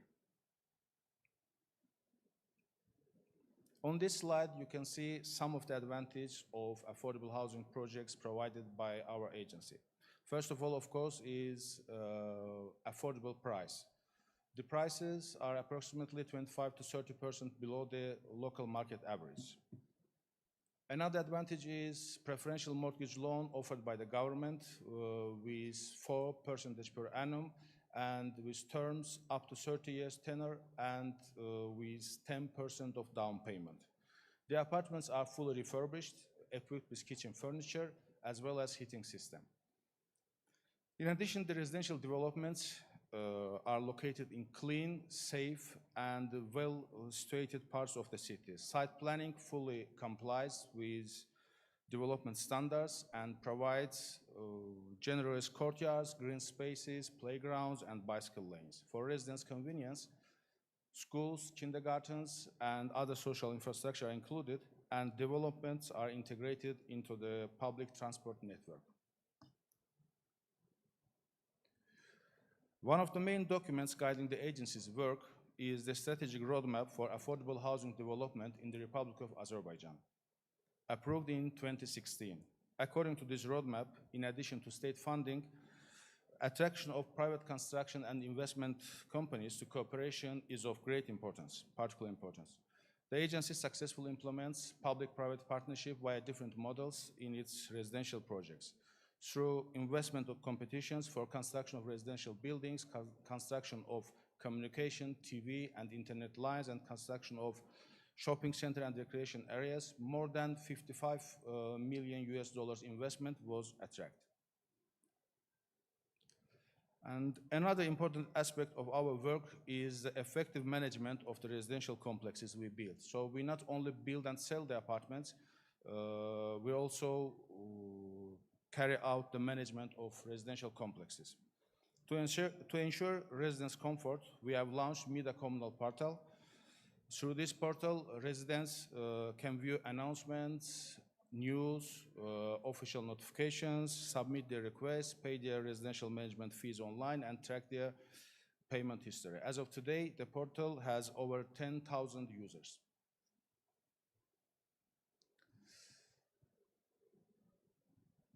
As you know, our brother country, Turkey, faced a devastating disaster when 2 earthquakes struck on February 6 in 2023. The earthquake occurred across 10 provinces centered on Kahramanmaraş, and more than 35,000 buildings were destroyed.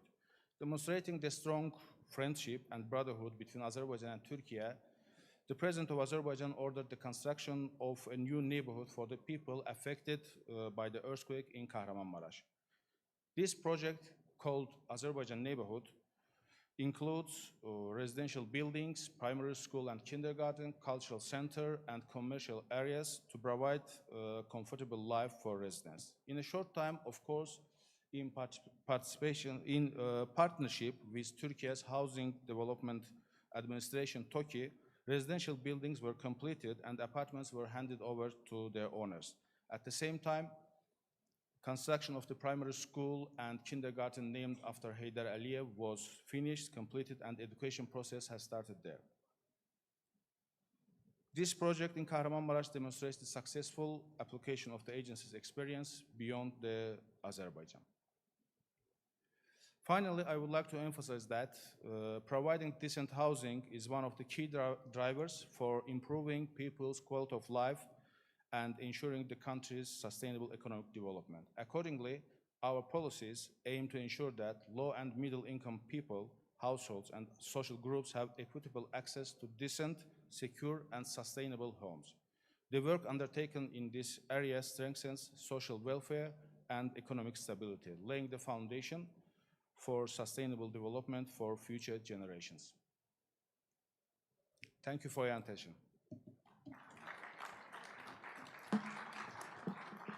Thank you very much for this excellent presentation, Mr. Gubanli. Particularly, I would like to stress 2 points that are really very relevant for other comparable contexts. Number one, of course, when there is the provision of adequate housing is really goes through the channel of providing public or social or subsidized housing, basically below housing prices. Exactly, the management of the process of allocation, maintenance, etc., becomes very crucial, and this is where many countries struggle. I mean, besides mobilizing the resources for providing the below market housing, is really then the maintenance of this huge investment. And I think this MIDA communal portal really provides, is a very good tool and also, answers the question on digitalization. I think we had several discussions with colleagues also in other UN agencies that were really asked us to reflect on the role of digitalization and technology in housing. And initially, many were asking, the use of technology for the construction of housing, but it became very clear that actually the best use of technology in the housing sector is really in the management of the processes and ensuring that there is a very short distance between the needs of the people who are housed and the services by the providers, by the state. So I think this was a very interesting aspect and very useful in many contexts. Thank you so much. And we now go to our next speaker, Mr. Barbar Mumtaz, housing and urban development expert from the University of College of London, to reflect on the aspects, on good practices and the aspects of inclusivity in land and housing policies. Floor is yours, Mr. Mumtaz. Thank you very much. I'm going to summarize as briefly as I can what we mean by effective land and housing policies and how these can be used to reduce inequalities. We've heard some of the things that Toki has been doing and what you've been doing in Azerbaijan, focusing primarily on housing and housing quality and construction and so on, in order to reduce prices. But when we look at cities around the world, we find that they are not uniform. There are big differences, particularly between those areas that are extremely well off and modern and look forward, and those that seem to be leftovers from a bygone age that are poorly constructed, if you like. There's sort of housing of slums and squatters in the developing countries. So what is the connection there? How does obviously the impact of land itself and of the housing that is constructed on it is going to have an impact. But more than that, and perhaps slightly surprisingly for some, it's not just the land, but also the land use and land development policies. And in the same way, it's not just it's housing and what the housing policy is. So I'm going to focus more on the policy aspects of it and how these perpetuate cycles of poverty, social segregation, and therefore also unequal health concerns. And I'll give you some few examples of that. So when we look at land, there are 4 basic groups that we can talk about. So we can talk about land tenure security, because regardless of the quality of the land, the location of the land, it's the policy of how, or the legislation of how land can be kept, retained, developed, which makes the major impact of what can and usually does happen to that land. In every city, in every location, there is a land management policy, however hands-off or hands-on it might be, where the government, in different forms, owns land. And the way that it uses that land can have and does have an important effect on housing in the city. When people talk about land, and we all know this, there are speculators who look at what's happening on a piece of land, what is permissible on a land, and what is happening around the land. And they speculate. They say, well, what's going to happen to that value? Is it going to the value of the land, is it going to increase because of that development, because of that permission? And what we're saying is that that same approach or attitude should be used by, and has been used by governments, to say, if we are going to legislate and that's going to increase the price of land, we are going to put up a railway that's going to increase the price or the value of your land, we should participate and take some of that value in the form of land value capture. And then, of course, how you integrate these together, how different land value policies, programs are linked to each other, that has a profound effect on that. In the same way, and perhaps more obviously so, it's the housing policy itself that determines the quality or the outcome or the affordability of the housing that is developed on any land. And I've identified sort of 4 basic kinds of policies or impacts of policy. One is obviously on land one is on zoning, whether the zoning allows or prohibits inclusive development. So the way that you use this policy, and you can extend it to governments insisting that the use of any land, particularly for housing, extends beyond that particular group to include people that are in need of social housing. So the policy that you have, the housing policy instruments, that has an impact. In many countries, and the third one is the rental assistance program, where particularly in Europe, in the US and so on, we talk about the fact that there is housing which cannot be afforded by lower or identified income groups. So in order to make that unaffordable housing affordable, you ask for, there are policies and programs that talk about rental assistance. And then finally, it's the attitude or approach and practice of informal settlement upgrading. What view the government has, which ranges and has ranged in the past from just bulldozing and effectively launching a kind of military action to stop any slum squatter development, to those that talk about upgrading those settlements. So those are the kind of main policy instruments.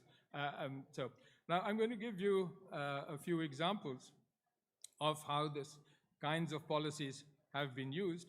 And I'm starting with a Singapore situation where they have a land lease system where basically the government acquires land and it owns it, which it then gives out to prospective or intending developers with certain conditions. That means that it exercises its control over the future development of the land. And because it's a lease, the ownership of the ultimate ownership remains with the government. And when the lease ends, you have the possibility of re-examining what is going on and what the needs are, and then modifying your lease.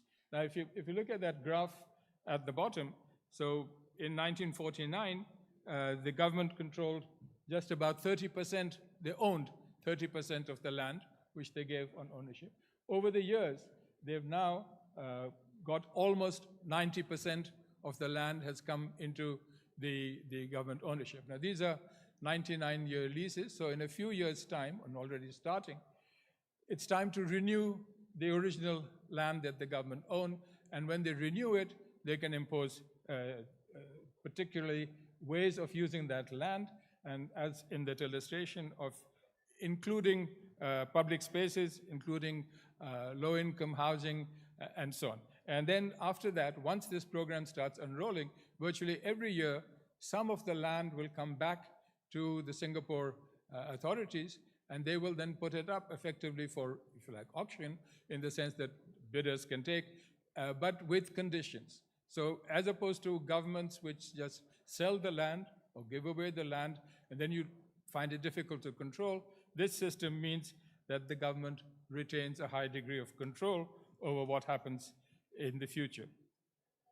The second case study is from Mukuru in Nairobi, and it's a kind of fairly typical of many such situations where you have a squatter or sort of squatter housing or an area developed fairly close to the center, and for the last 20-25 years there have been plans to or suggestions from that it should be removed out of there or that they should be redeveloped and so on. But the interesting thing about this particular case is the way that the community has been involved in the whole planning process. So the primary control or the initiative of planning comes from a hierarchy of from the household to local sales to cluster developments and through to the management of the whole estate, which together then says how an area should be developed. Unfortunately, the end result, which is in that third picture, is not that different than might have happened anyway, that I suppose that the constraints in the end do have a larger impact. And not all the households have yet been reintegrated, but I think the process is important and has lessons for other places. In the third one, I'm going to talk about again, something that was started about 20 years ago in Iquique in Chile, where the government contracted out 2 different architects to look for solutions for producing low-income housing for redevelopment and so on. And in this particular case, the architects realized that because they were in the center of the city, the value of the land was very high, and it was not going to be possible for them, with the amount of money that the government was allocating, to build the house. So they said, let's look at the way that squatter settlements themselves are created through a process of incremental development over time, and they produced a solution which was effectively a third of the eventual house, but without detailing or without dictating what should happen to the development after that. And you see in the second picture how the initial housing units that were handed out has then been transformed in different ways by each of the owners. So as opposed to those schemes where the government effectively designs the housing and you then get a whole series of blocks or areas that look virtually identical, like what they call the cookie cutter solution. These ones, and the way that the area develops becomes in itself an important contribution to urban development itself. They did a study about 15 years after the scheme was started, and most people seem to be satisfied with the way they had gone. The only complaint was the government hadn't imposed enough restrictions on what they could or couldn't do. This free-for-all, some people thought, left it too open to chance, but anyway, there are the results. The fourth case study that I'm just presenting briefly is actually about value capture. This is the idea that if you have a piece of land and if you do any development, if you make an investment next to or on the land, or even if you introduce legislation, that adds value, and the government, instead of just selling the land, should include some contribution in return from the developers of the land to say, yes, we give you permission to develop a piece of land, but you must include a percentage for low-income housing and so on. And this has been used in all kinds of places now, where particularly the government, when it's putting in infrastructure and thereby raising the value of land, and we see this here, the investment that has been made by the government in developing the areas here has now increased the value of land all around. And it would be fair for the government to then say, we'll capture some of that land value. So that's a fourth type and case study of this. Let me then go on to summarize some of these things. What are the challenges in doing this? First of all, obviously, there's political resistance. People who have or in charge or benefiting from the status quo are not too keen to let go. Secondly, there's fragmented governance. In most situations, many situations, there are different government departments. They themselves have their own ideas of what they should do, and so there's a lack of coordination. Of course, there are financial constraints, particularly in terms of public funds and government funds.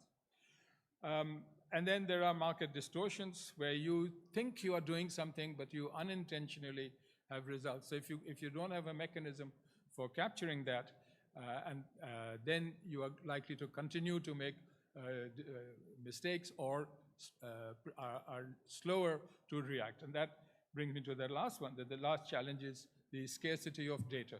That unless we know what is happening, how it is happening, who's doing it, what the impact is, we obviously cannot use land and housing development to reduce inequalities. On the other hand, what is it that makes a scheme successful?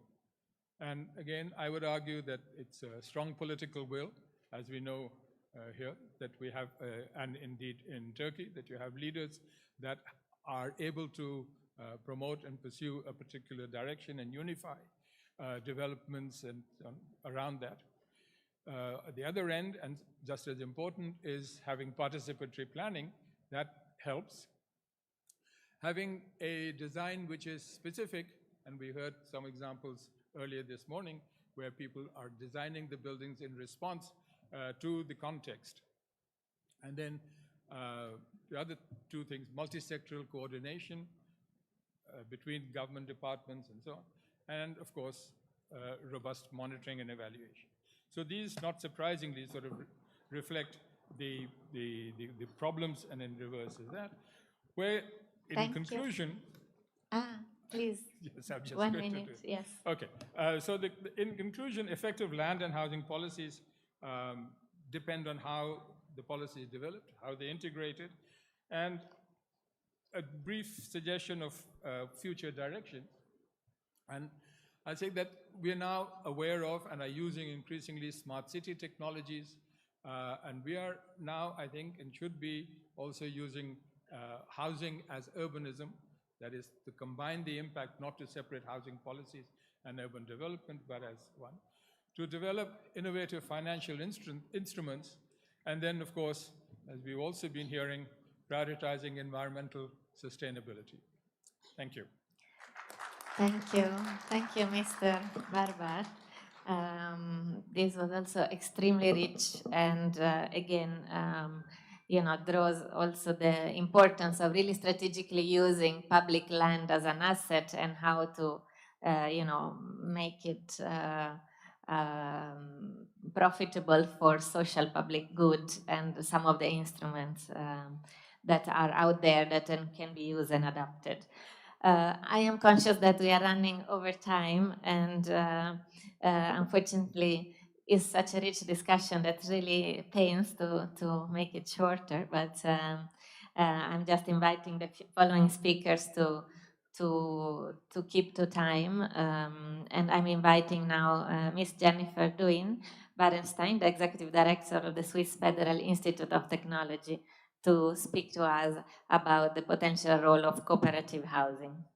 Thank you. Floor is yours. Thank you very much. Maybe can you show my slides? My slides, should I press or this way? Please, if the room support can help us with the slides. Here, I think we are here. Yes, So my presentation is about the role of housing cooperatives and in tackling the global housing affordability crisis.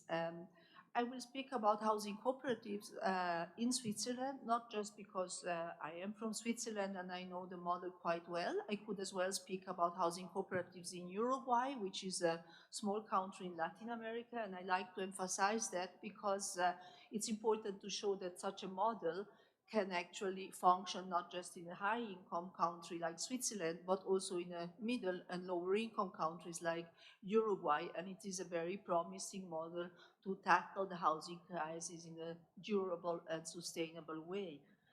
But let me start by talking about why we actually focus on the housing crisis in Switzerland. I think I skipped one slide. How can I go back? No. Sorry. Yeah. So why actually am I talking about the housing in Switzerland? So first of all, we do have a housing crisis in Switzerland as well, which is caused by several factors. And I think it's very important to see that housing crises generally are triggered by multiple factors. First of all, of course, in Switzerland, it's a very small country. We have a shortage of land, a shortage of buildable land, and in particular in urban areas. And this shortage of land is also triggered by so-called environmental and energy policies. For example, and when I talk about environmental and energy policies, I refer here to urban densification, which in Switzerland is legally mandatory, means that we do have to develop our countries inward, our cities. I'm talking about energy refurbishments, which increase the housing costs, and also, in a way, energy refurbishments we see are happening there where it's possible to increase rents. So it actually becomes a factor that raises rents. We are talking in Switzerland about a country of renters. And also nature-based solution, the greening of cities, which very often cause gentrification, thus the expulsion of lower-income people. And we see indeed, we are currently carrying out a research project on these topics because we see increasingly that there is a tension between environmental and social policies at European level, and it's an issue that needs to be taken seriously and that needs to be addressed. In fact, what we see that, for instance, densification is causing in Switzerland is the demolition of old but affordable housing stock. When there is no land left to build new housing, we see this is happening. We have, of course, in Switzerland also very high construction standards that sometimes also don't allow to build lower cost housing, but also in Switzerland, of course, it's mainly the land cost and the land prices that causing these very high housing costs. We also have, of course, important demographic factors. We have an aging population. We have a large share of people living alone. So it means that we have many houses that are actually underoccupied. And this shows that we actually need solutions to tackle the housing crisis that go beyond building new houses, but also see that the existing space is used in an effective way. So we also need measures to see how people living in houses that are too large can actually be encouraged and supported to houses that are more commensurate to their current housing needs. And of course, within this housing crisis is embedded in a global financialization of housing that is further, of course, exacerbating the housing crisis. Let me talk about the case of Switzerland, which is particularly interesting because actually its housing policies are very much including what Professor Baba Mumtaz has mentioned as important instruments to tackle the housing crisis. Well, we are talking here about a small but very rapidly growing city. It's the economic center of Switzerland, so to say, and has a very high population growth of high-income people, so people who are able to pay very high rents. And here it's important to specify that Switzerland is a country of renters. Only less than 60% of the people own the housing in which they reside. And in Zurich, the percentage is actually below 10%. So meaning that if we want to address the housing crisis, we have to talk about how to improve the access to the rental housing stock. So what the city of Zurich has been doing historically is not so much, or also to some extent build housing by themselves, but also devolve the mandate of building high quality affordable housing to housing cooperatives. Indeed, currently in Zurich, about 27% of the housing stock is non-profit housing, and 1/3 of the population is living in housing that is non-profit. So there is already a very high share of non-profit housing, but under the current rapid population growth, this share is not enough. Another factor, as I mentioned, is of course that almost 50% of the households are inhabited by only one person. So this is a major problem that causes also that the demand of housing is very low. So the housing situation in Zurich is very dramatic. At present, there is the vacancy rate is 0.06%. So you can imagine what it means in terms of increase of demand of housing, and how that of course encourages the demand of extremely high rents in the free housing market. The rents are indeed hiking dramatically currently, becoming unaffordable not just for lower income people but also for middle class people. Densification, as I mentioned, is mandatory, and this is a serious problem, particularly in Zurich, where there is no brownfields and no greenfields left. So the only way to build new housing is through the demolition of the existing housing stock. And this new housing and the whole fact that replacement of this lower income housing with high income housing is causing a serious problem of gentrification and displacement of lower income people. Increasingly, this is also leading to social unrest. We have regularly huge demonstrations in Zurich, mass demonstration of people protesting the current situation and asking solutions to be found. And so what is actually, how is the city of Zurich trying to tackle this housing crisis?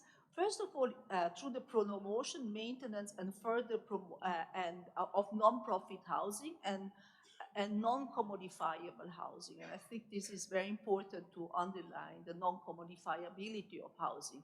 It also, of course, stimulates the overall production of housing for all segments. And there is a commitment to increase the non-profit housing stock to 1/3 of the total rental housing stock by 2050. And this has been approved on a general vote by the population, has demanded this, and the voting passed, and accordingly is currently being implemented under indeed quite challenging conditions. What the city of Zurich is also committed, and I think this is a big importance to where the strategy to promote affordable housing is very much focused on social and only social housing. The city of Zurich wants to remain a city that is inclusive, and especially where there is a social mix in all neighborhoods. So the city of Zurich doesn't want to build social housing that is exclusively for lower income people. It is also a city that wants to bring back families to the city, again, to create not just a social mix, but also a demographic mix. There is a problem of aging population, a problem of single high-income people, but it should be a city where also people with children and families can live. It also wants to promote not just sustainable and affordable housing, but sustainable neighborhoods, lifestyles that are environmentally sustainable, and also along with housing that is also of higher environmental standards. So what are actually the policy instruments that the city of Zurich is applying to pursue its objectives? And here we come back to actually some of the measures we heard from Professor Babar Mumtaz. First of all, the city of Zurich buys land or houses and to expand its public housing stock, or to lease it to housing cooperatives for non-profit housing. And again, we see the importance, the value of a city owning its land. This means the city has the capacity on the long term to actually control its development, to adapt to the changing needs, and has a very important instrument to lead its further development. The city of Zurich also applies upzoning and the capture of increasing land values by defining a share of non-profit housing and subsidized apartments. So again, inclusionary zoning, as we heard from Professor Mumtaz. Yes. And the city is also providing conditional support, and here it's important to underline this conditional support, and I come back what that means later, to non-profit housing providers, mainly housing cooperatives, through different financial means.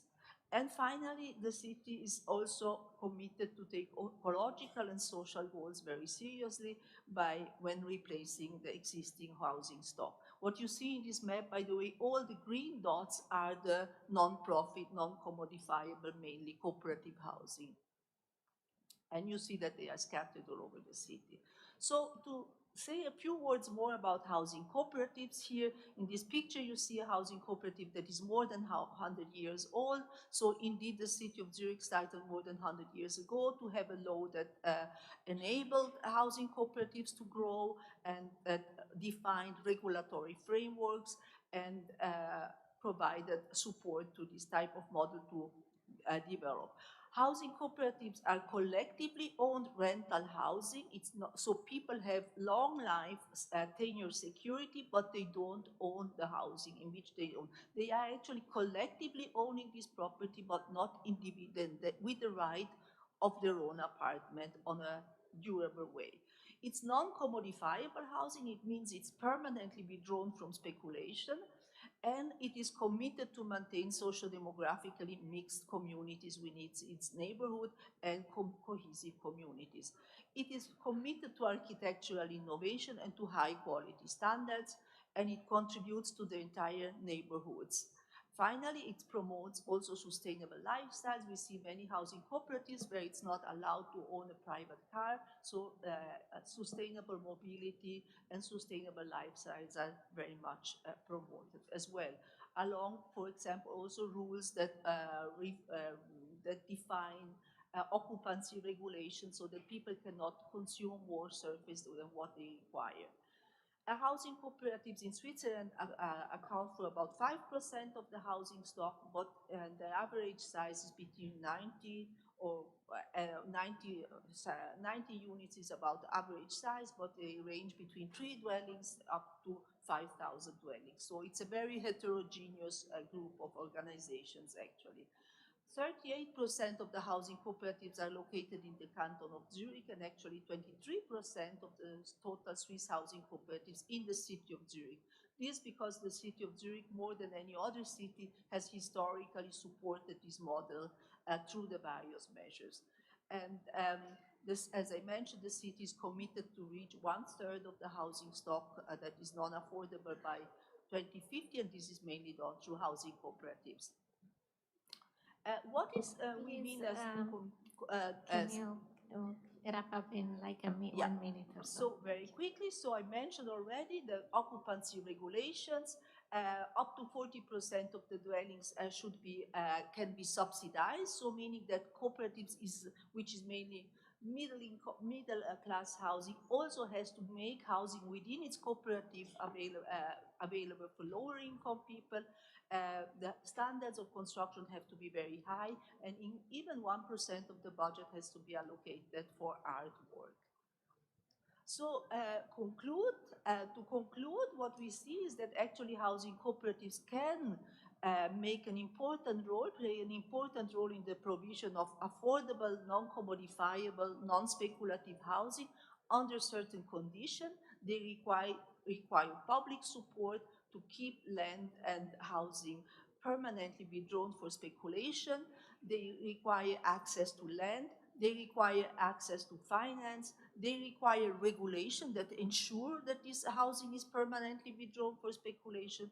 And it is also a means to promote high urban and housing quality through architectural competitions. And that is also mandatory for cooperatives in Switzerland to receive public support. So we see this is an instrument to steer our cities towards sustainable, inclusive, and high-quality environments for all. Thank you for your attention. Thank you so much for this another amazing presentation, showing, some of the key aspects. Number one, affordability. It really affected by other requirements that are however, very important, can be very important, like the need of densification, keeping high standard, environmental sustainability, reducing soil consumption. So is an important trade-off. Secondly, really the importance of regulating the rental market. This is an aspect that is really very much largely absent for many housing policies in different countries, and this really proves the importance of actually really focusing on it and having accurate data that then allows us to make decisions on rental market and really using it, and how actually a healthy rental market helps really reducing housing vacancy, which is a key challenge in many countries. And lastly, a very good example really on housing cooperative as one tool, one of the ways of really diversifying the housing offer beyond home ownership. There will be a lot more to say. I hope the presentation will be made available by the organizers so that everybody can really have a look at all these figures and important information. Last but not least, I know I'm holding you from your coffee, but it's the last very important presentation from China. I invite and give the floor to Mr. Cao Jimbao, Chief Economist of the Ministry of Housing and Urban Rural Development of the People's Republic of China, to make his important statement. You have the floor, Mr. Jimbao. Thank you.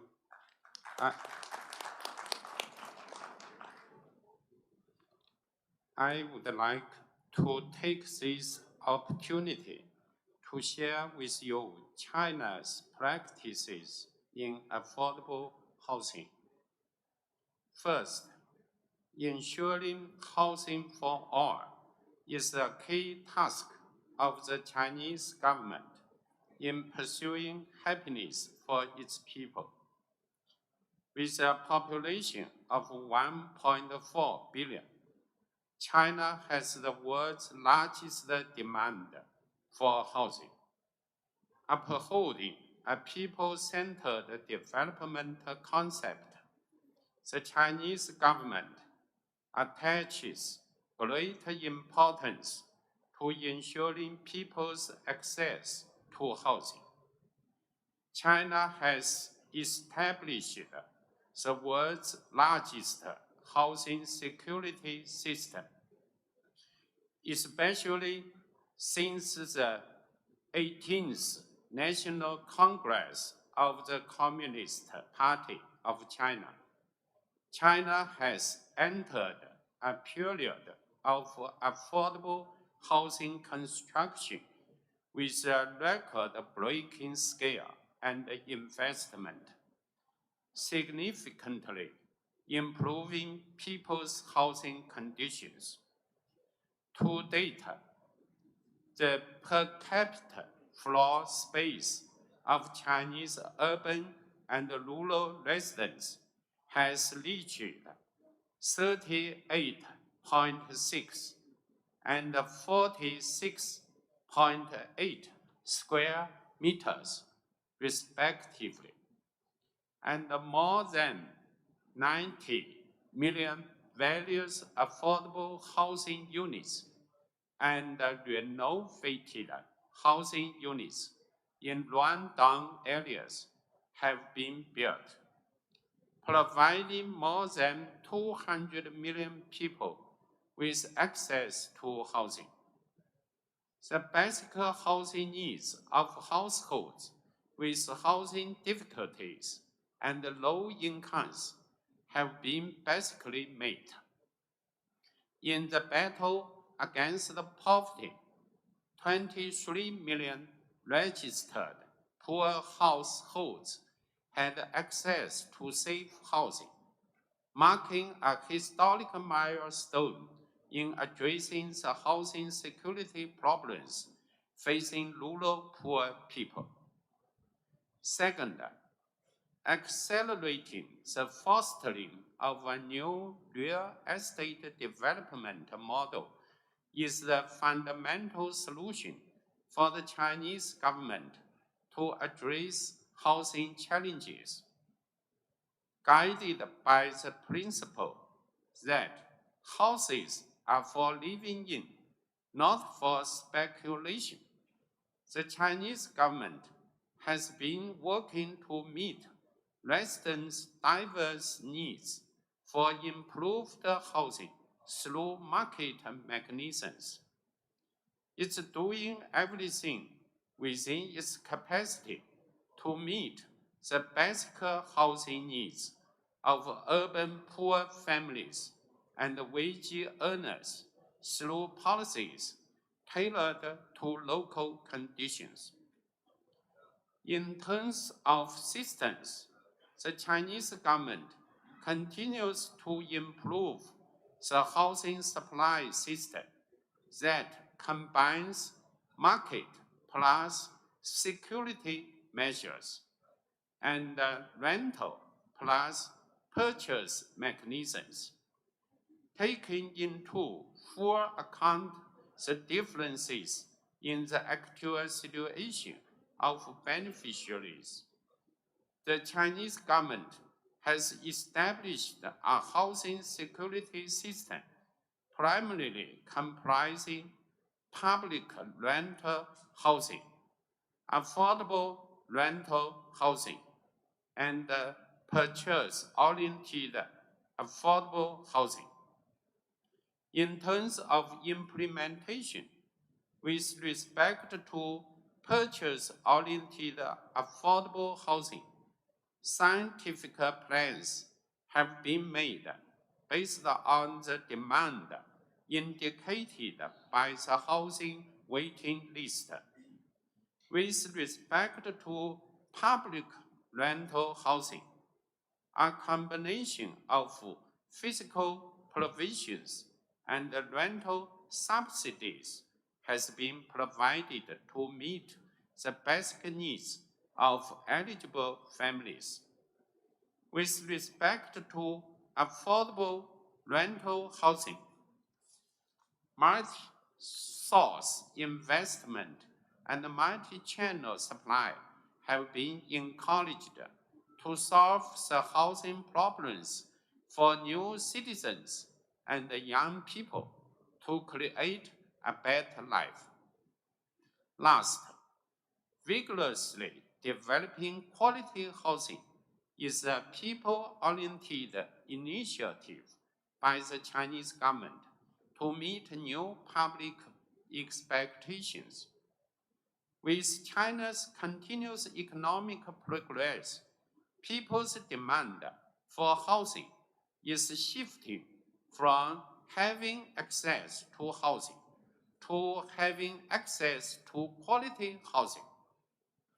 Responding to the public's new expectations for improved housing, the Chinese government is promoting the development of safe, comfortable, green, and smart quality housing. By safe, it means a house itself and the facilities and equipment within it are safe. By comfortable, it means a house is well designed, well insulated, and well ventilated. By green, it means a house is energy efficient and cost saving.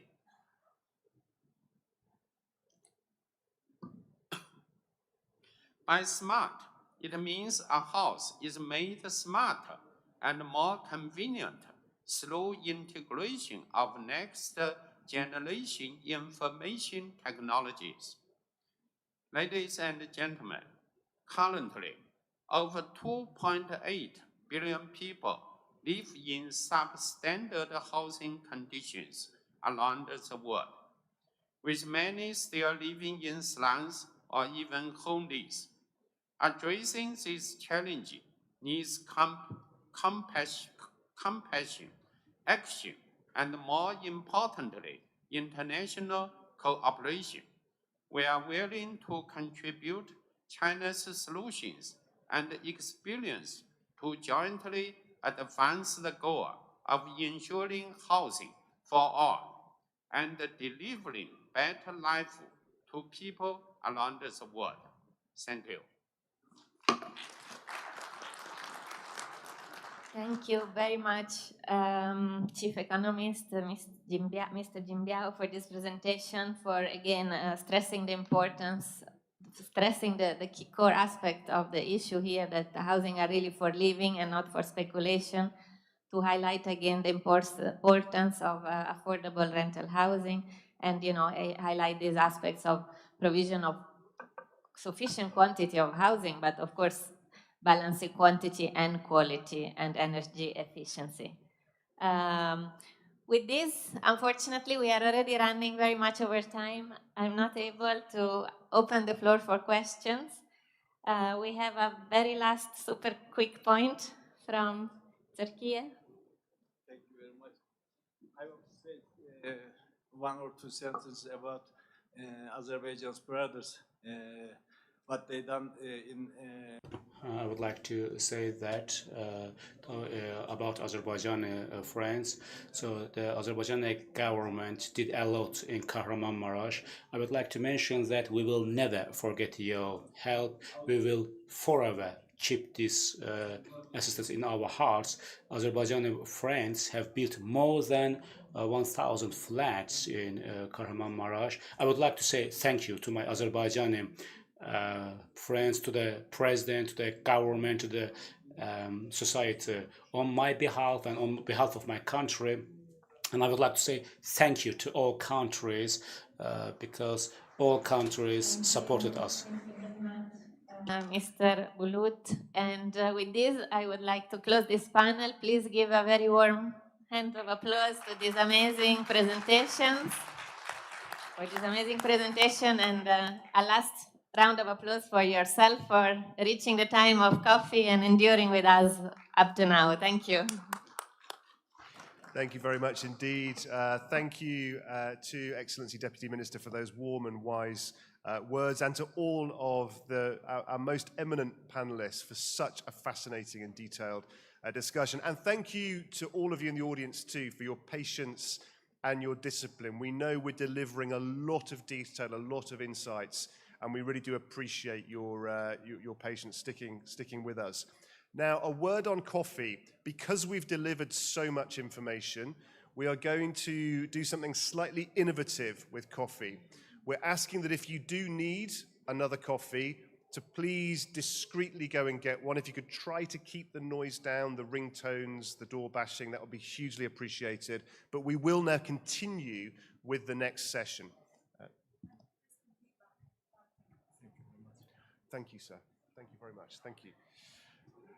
And could I also make another appeal to be back within the next 5 or 10 minutes, if you do go for coffee? We have the greatest leaders, the finest minds in this sector with us. I'm sure we can achieve that great and noble challenge. Thank you.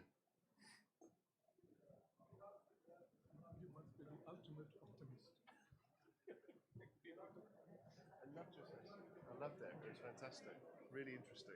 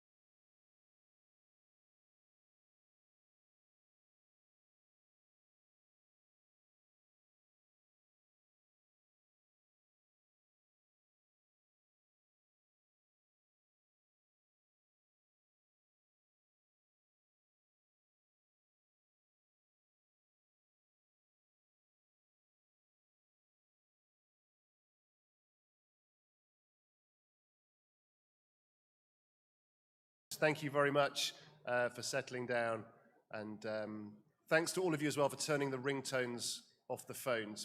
That's much appreciated. This is going to be a really interesting session. It is moderated by an individual who, despite being very distinguished in his profession, unfortunately, I found out last night, is a Chelsea supporter. but if you can try very hard not to hold that against him, I'm sure it'll be a very enjoyable session.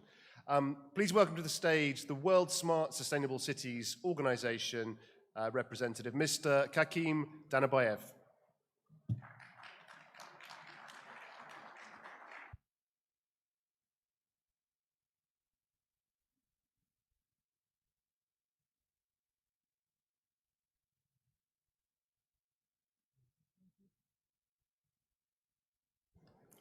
Your Excellencies, distinguished guests, representatives, partners, and colleagues. On behalf of the World Smart Sustainable Cities Organization, WIGO, it's a great honor to extend our warmest greetings to all participants of the third National Urban Forum of Azerbaijan.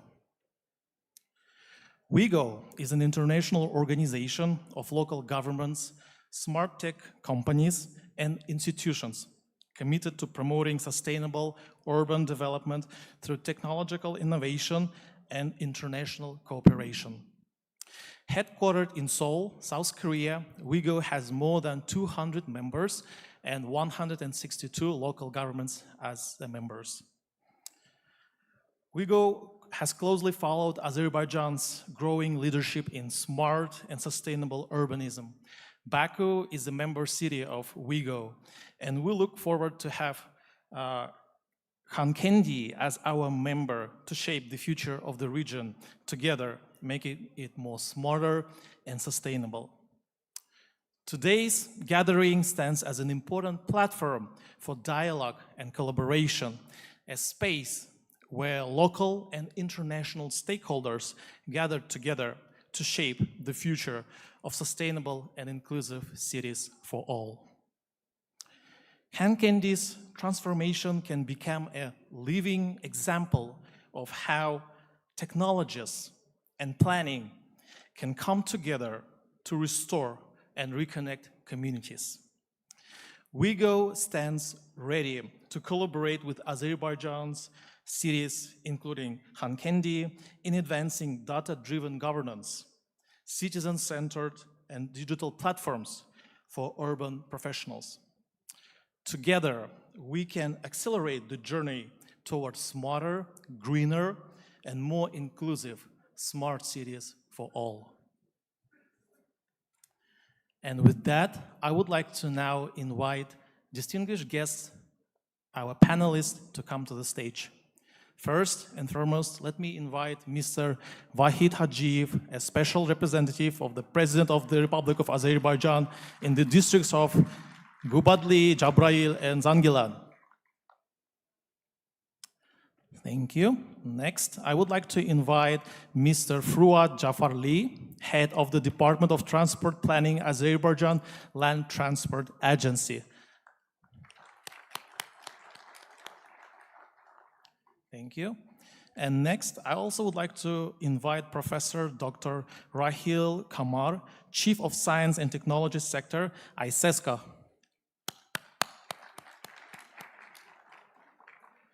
And finally, I would like to invite Ms.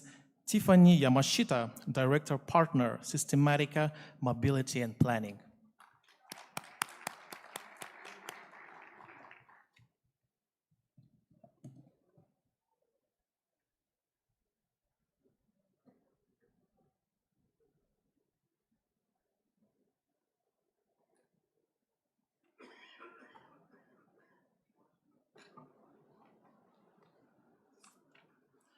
Okay, thank you, everyone. So let's start with Mr. Wahid Hajiev.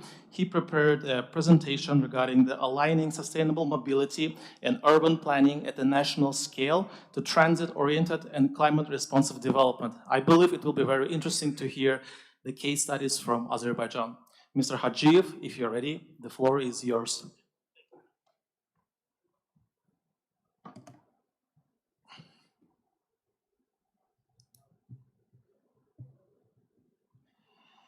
I know it's quite challenging to make a presentation just before the lunch, but I promise that I'm going to be quick. So thank you very much, distinguished guests, dear colleagues, and dear friends. For me, it's a big pleasure and honor to be on the third National Urban Forum in Khankendi. The first urban forum, I remember, it was in Ardam. The second was in Zengilan. Today, we're witnessing this forum in a beautiful city, Khankendi.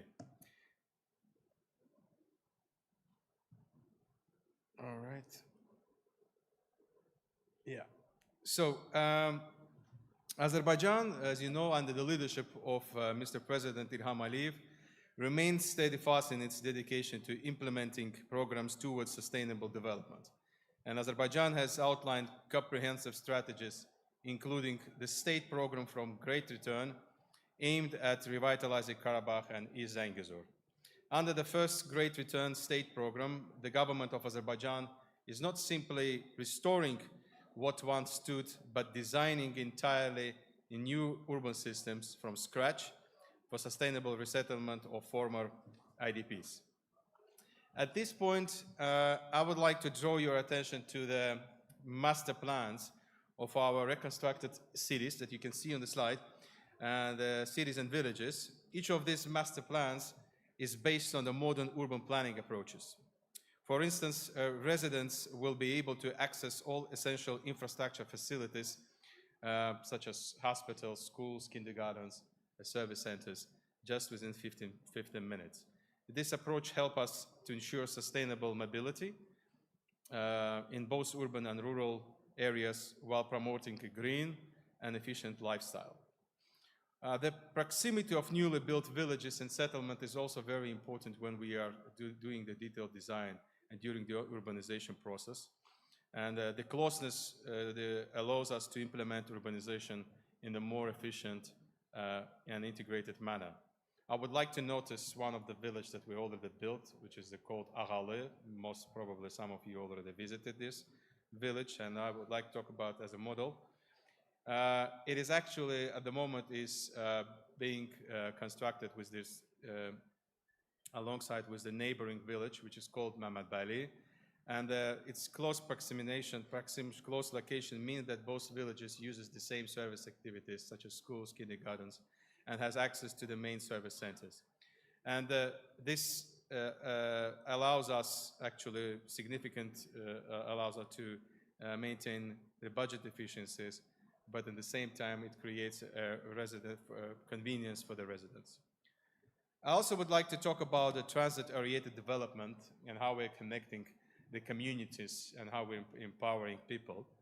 As you know, the territories liberated from occupation, especially I would like to mention that Gubadlı, Jabrayil, and Zagilan, unfortunately, was completely destroyed during the occupation, and there is no houses left behind during the 30 years of occupation.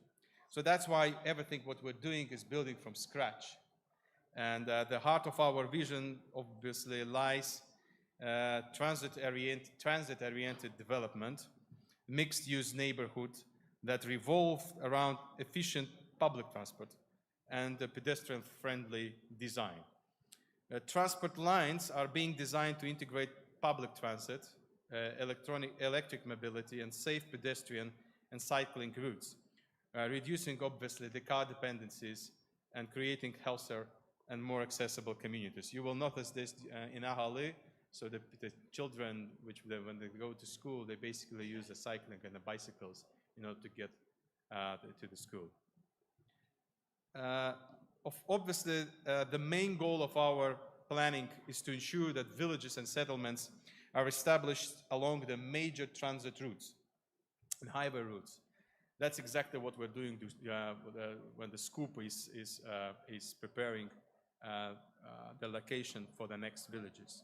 This approach not only improves mobility for the population, but also expands employment opportunities, which is also quite necessary and doing in parallel during the resettlement process. For instance, locating these settlements close to the logistic hubs, truck parks, and industrial zones allows residents to easily access workplaces. At the same time, it stimulates the growth of local entrepreneurs and enabling residents to engage in economic activities with their own communities. And I would say that most of our villages that we're building so far are located on the routes. So, and this close proximity creates quite a lot of opportunities for for the residents that are going to live in those villages. Obviously, the climate responsive development is also very important. As you know, the Karabakh in East Zangezur was declared as a green zone by Mr. President, and as a result, it's very equally important to our commitment to a climate responsive development. In alignment with the objectives of the SDGs, we are developing clean energy sources by using hydropowers in Zangilan. Zangilan is very popular and they have quite a lot of rivers.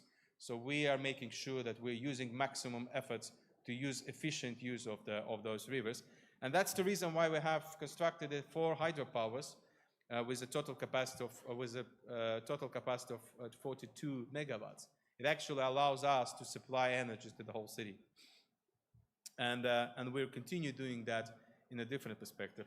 But there's also another clean energy aspect that we have here in Zangilan and Jabrail. It's the sun. The sun hours during a day is quite high. That's the reason why the company is starting to invest to this region. And that's the reason why we are now at the moment have confirmed 240 megawatts of solar power plant in Jabrail. And we have another which is in our pipeline that is going to be also construction soon. But that's also leveraging the abundance that solar energy also is used during our construction process. Considering that we know that this clean energy is existing in our areas, we're using the solar panels on the roofs of the houses that we're building. And the people that are going to move, that will definitely bring an additional efficiencies into their budget and obviously to us as well, because we're using it quite efficiently. You can see from the slides a current infrastructure facilities that we have already built in our territories.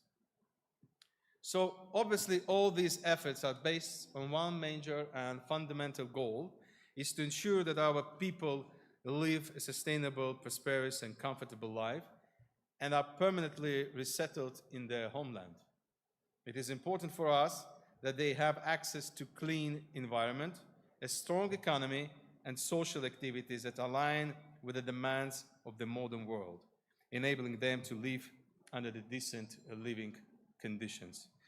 I will say as a conclusion, dear colleagues, and this story of Jabrail, Gubadli and Zangilan is not only about rebuilding cities, it is about shaping a new way of living, where mobility, sustainability, and human well-being move in harmony. Thank you very much.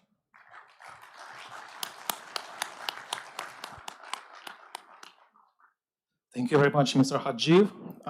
Thank you for your great presentation. I have just a following question. I will be referring to cases from South Korea since I came from that region. So, you know, in the mid of 1950s, when Korea was destroyed by the war between North Korea and South Korea, they were also facing same challenges, building a new infrastructure. In Korean case, they used the local companies, and the biggest one was Hyundai Motors. They were building roads, they were developing infrastructure, and that was kind of an assignment from the president office. That was a local company. Just recently, I visited Kampala, and in Kampala, they also building incredible things. They're building roads, infrastructure, but that what is being done by the overseas companies. So they're working closely with Chinese companies for that. So in case of the city districts like Gubadli, Jabrail, and Zangilan, are you working with the local partners or you're working with the external partners? And how this PPP project works for those districts? And the final one, how you check the quality? Thank you. Thank you very much. Well, obviously, as I said, that all this territory has been destroyed during the 30 years of occupation. So we have nothing.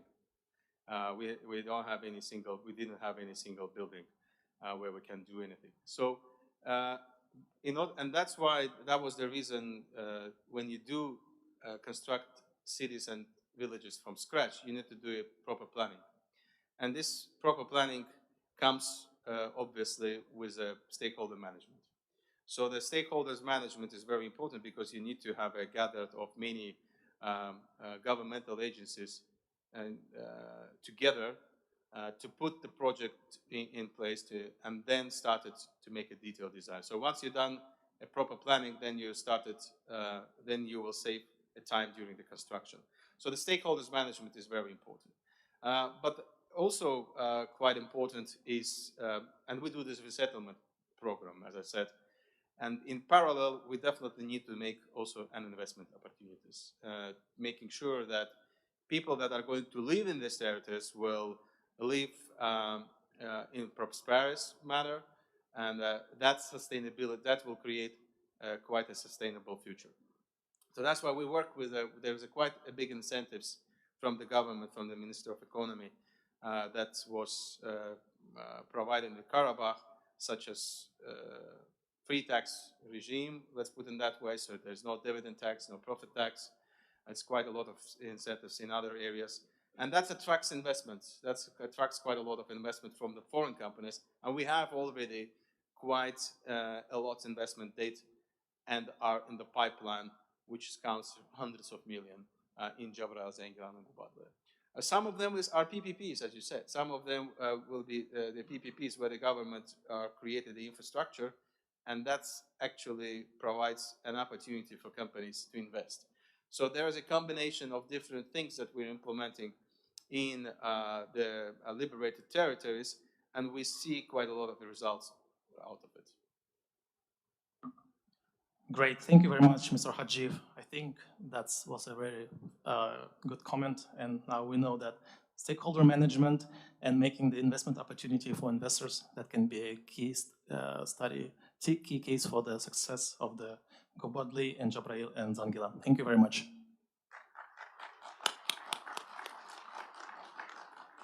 Next, I would like to invite Mr. Fuad Jafarli. He will be making a presentation about shaping the future of urban mobility and data governance framework. Mr. Jafarli, over to you.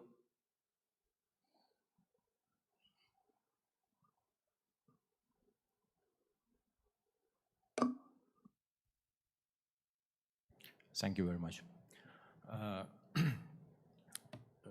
It's my great pleasure to be here and to discuss contemporary urban issues with distinguished colleagues around the globe.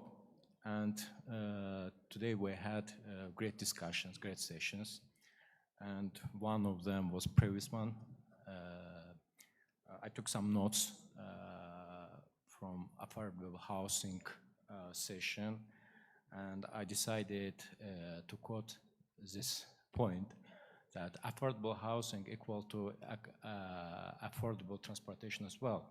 So we need to be very straight. We need to make our cities mobile. We need to make our city health by improving affordable housing and transportation as well. So why Baku? Why urban mobility? Let me go back to 2023. When we started, we launched a new project about Baku urban mobility. And this project,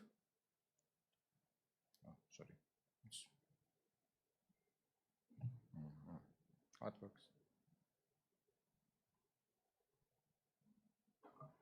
If someone from the technical team could assist. Could you please help me?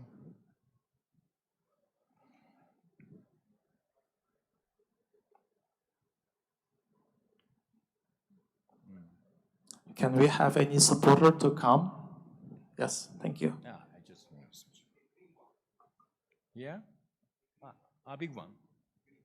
Yeah, okay. Thank you. Yeah.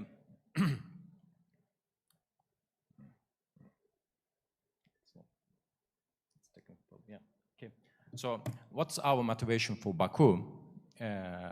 As you might know, who lives in Baku know that Baku is developed since 2000 in a huge space, and we faced challenges and urbanization, we faced huge migration, internal migration, I mean, and high density of Baku city obliged us to make some proper reforms, and these reforms should be these reforms actually considered some strategies.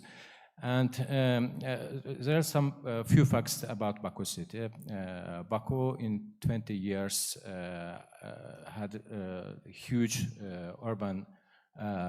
urbanization shape, and for now we have 1,117 inhabitants per kilometer, in square kilometer in Baku city. And the degree of automobile ownership in the city has grown during these years. And rapid motorization and number of cars in Baku city was increased significantly between 2000 and today. And the level of motorization actually rise up 433%.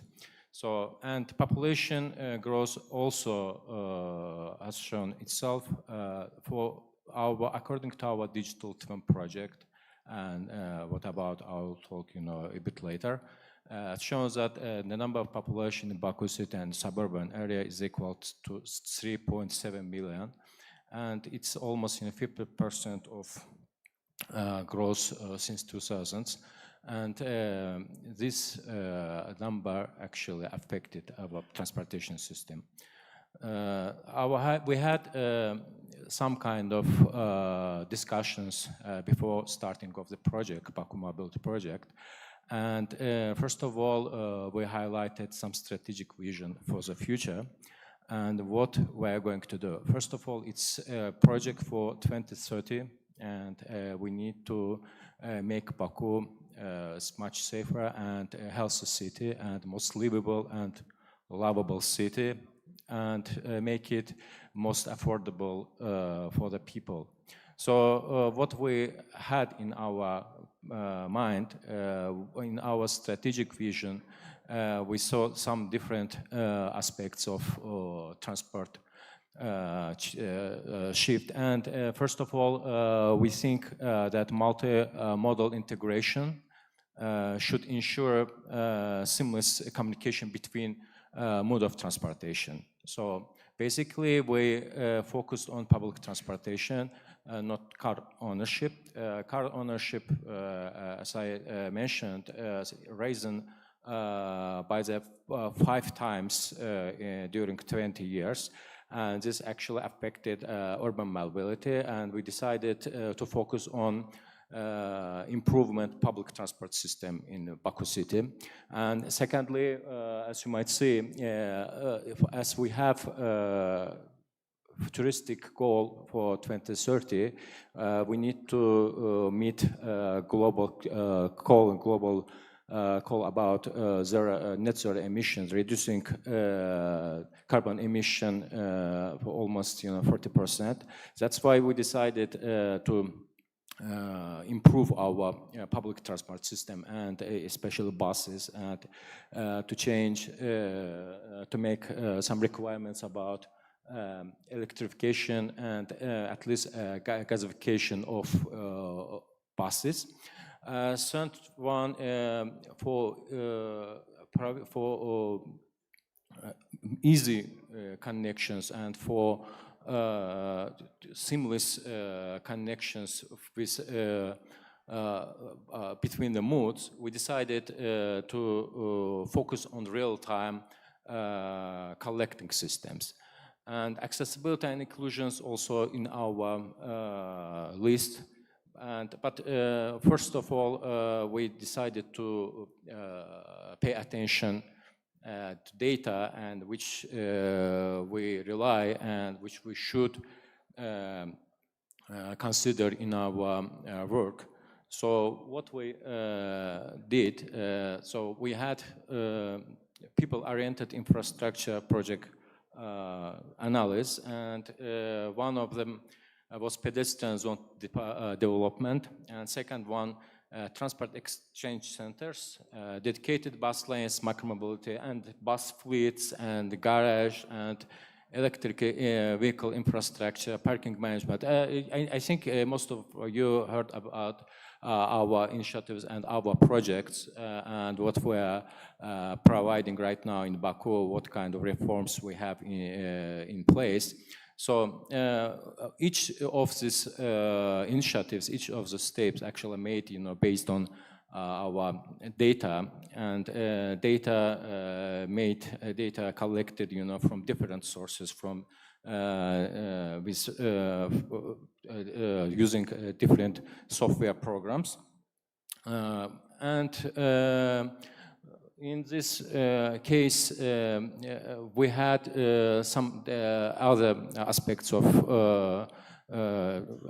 this program. We needed bus fleet renewal. As you might know, the age and the conditions of bus fleet is very old, and especially in regions. We had some development in Baku, and it's an ongoing process where increasing share of CNG buses, EV buses in Baku city, and we are going to make the same actions and plans for regions as well.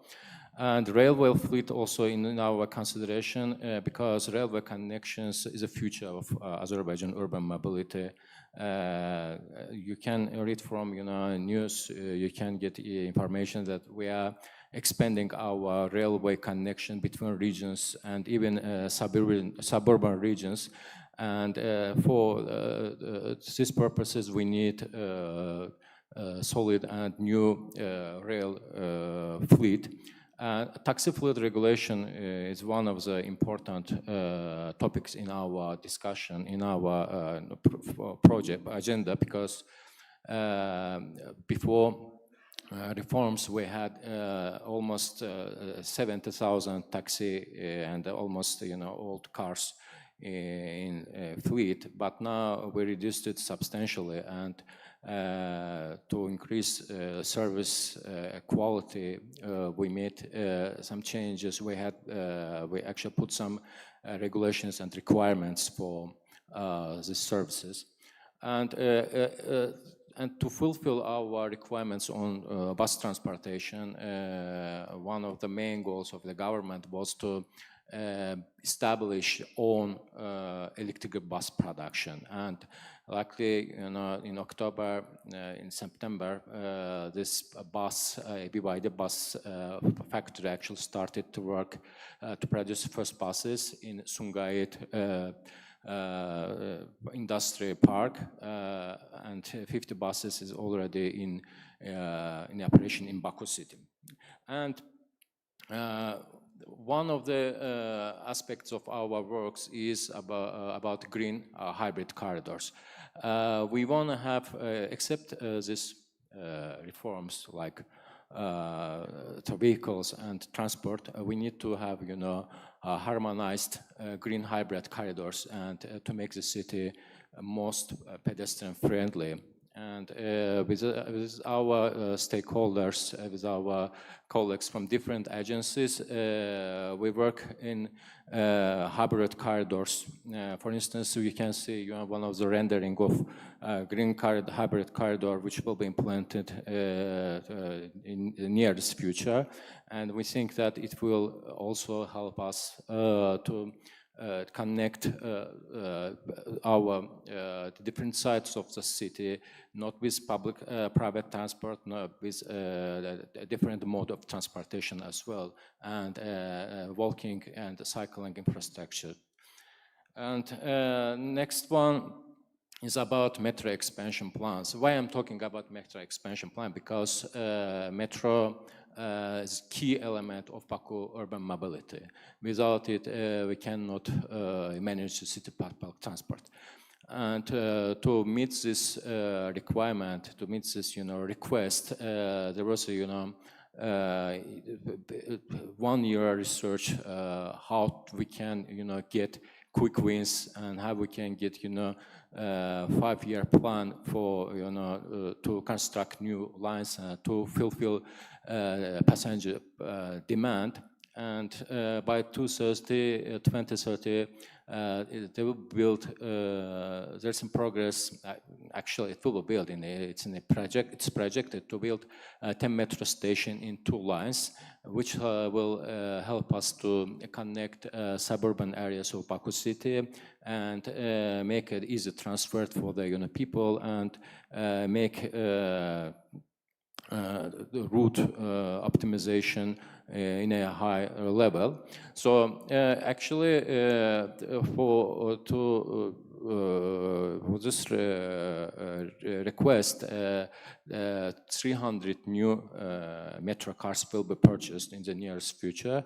I mean, for 2030, and it will really help us for to get to have a solid public transportation system in the city. So at the beginning, I told about digital twin of Baku. Digital twin is most important part of our work, and we paid attention to each detail of a digital twin and what actually digital twin means. Digital twin actually replica of the city and replica of ongoing projects, ongoing transport flowing in the city. And thanks to digital twin, right now we have data and we can rely on data using PTV VSUM programs, which is a very specific program for transporters. And we can predict transport flows in the city. And if we need some infrastructure development and some infrastructure works, what we do, we ask from digital twin what's the current status of transport flow in a specific area, and afterwards we actually eliminated we had 50 projects in our hand, but we eliminated 30 of them, and now we have 20 projects to implement in Baku, so thanks to digital twin because of digital information and data. So it's really a future of the city, but at the same time, it's very hard to get information, to get to collect data because of inaccurate data, because of not achievable data. But we accomplished to get some metadata from cellular services operators. With manually transport, we actually provide a health transport survey among maybe 30,000 people in Baku and Baku region, and it helped us, to make some picture how transport issues going on in Baku area. So. As I told, it helped us to reduce, capex cost in the future, and it's kind of we can, optimize. We could actually optimize our financial management in infrastructure projects.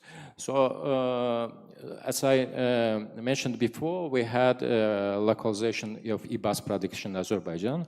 And why e-buses? First of all, environmental requirements. And second, the cost-effective solution. And third one, we need local bus production because of huge demand. To a certain, we need to have in operation like 2,800, 3,000 buses all in Baku city. So each year we purchase hundreds of buses for Baku city, and for new routes, for replacing old ones, and it's an ongoing process. That's why you need to put your investment to the project, to purchasing and renew process of bus fleet. So we are working on in liberated areas as well. So I remember 2 years ago I was here in October in Khankendi, and for preparation of transport plan of liberated areas. So today we can say that the first stage almost done. For 2025-2026, where we have some expectations, and we are planning to get public transport system in the region. And recently, President decree also will help us to purchase new buses and subsidize public transportation system in the liberated areas. 4 cities from 8 in the list were from Karabakh, from Lachen, Khankendi, and Agdan, and the public transport system will be subsidized by the government. And it will, change, the whole way of transport in the region. So for the beginning next year, as you might know from communication, from newspapers or from web to web, 40 new buses will be produced, local e-buses will be purchased for this region. And new bus and depots actually is now being constructed. So, and my last presentation slide about Lachen multiple public transport system, and it's well known that Lachen is located in the western part of Azerbaijan, and the relief don't allow us to properly use public transport, and accessibility is not high. That's why the government decided to launch new ropeway project in Lachen. Now it's in progress, and we think that Lachen project will help us to use it in both for touristic and passenger transport purposes. That's my whole presentation. If you have questions, please, you're welcome. Thank you very much. Thank you, Mr. Jafarli, for your presentation. I believe it was very interesting to see smart city initiatives from Baku. Maybe not the questions, but just a little comment about the use of the data in AI. Just recently, I don't know if you heard about this, but Abu Dhabi, they are now planning to launch a new initiatives where they'll be using the first among the cities the term as the AI governance, which means that they already built the infrastructure, and they use, let's say, AI technologies to improve certain parts, including mobility. I'll just give you one sample. So they have operated several thousand cameras across the Abu Dhabi, and those cameras, they are tracking behavioral patterns from people. So for example, if they see that, let's say, disabled people, they're moving some parts of the city and they have some troubles, the system will let local authorities let them know that in that part they're facing some challenges, and they will take that into account. Then they will modify or adjust all the facilities there to make it more resilient and more friendly for use. Yeah, thank you very much. It's a good point. AI is our future, not future. AI is our today, and we know that we can get much more benefits from AI. But there's a problem with data collection. We actually made some milestones to get data from different sources, but still we need some accurate data from hidden sources. So that's why it will be better for us, first of all, to understand the whole picture of data, metadata status in region, and secondly, to shift it, to AI, maybe to collaborate and make it most friendly in the future. It's in our minds, and our IT guys also works on this project. And maybe in the nearest future, I can't promise, but in the nearest future, yeah, you'll see and we'll be witnessing, you know, a transformation of urban mobility as well. Thank you, Mr. Jafarli. And I think that the good thing from the example that you have already mentioned is that the Abu Dhabi has their own cameras that basically patterns the behavior of the people. Actually, that data is already correct, and it's gathered by the cameras that is around the city, and it means that it doesn't have any distortion. And if that doesn't have any distortions, probably the AI tools that are going to be used will be provided a better information and a better source. That's why the tools, your own tools, if you have your own tools, then probably you will, then most probably you will have a more clean data that you can use. If you're going to use sources from the internet or sources from the elsewhere, definitely it will be distorted and you will not get the right outcome as a result of it. Thank you. It's all coming back to the infrastructure. Infrastructure is the main tool. And for the cameras, I also would like to give just last sample from Almaty. You know, for city, it's really hard to manage and maintain those cameras because that's a financial burden for the city. So what Almaty did, they asked all individuals or businesses that having their own cameras set up nearby the entities that they own to let the police department to be connected to those cameras. So for example, if something happened, yes, the city has its own camera system that they are checking and they can follow, but at the same time, they can also get access to those cameras from individuals or businesses. And by this, Almaty was able to decrease the number of the violence in the city. And I think that's a great sample when you can also try to find the good approach to use the possibilities that you have with the limited amount of the financial sources. Anyway, thank you so much for your comments. I think it was a very good discussion. So next, I would like to invite Professor Dr. Rahil Kamar, the Chief of the Science and Technology Sector of SCUPA. And I also would like to kindly ask all the panelists to keep your presentation short, since we are behind of our schedule. Thank you.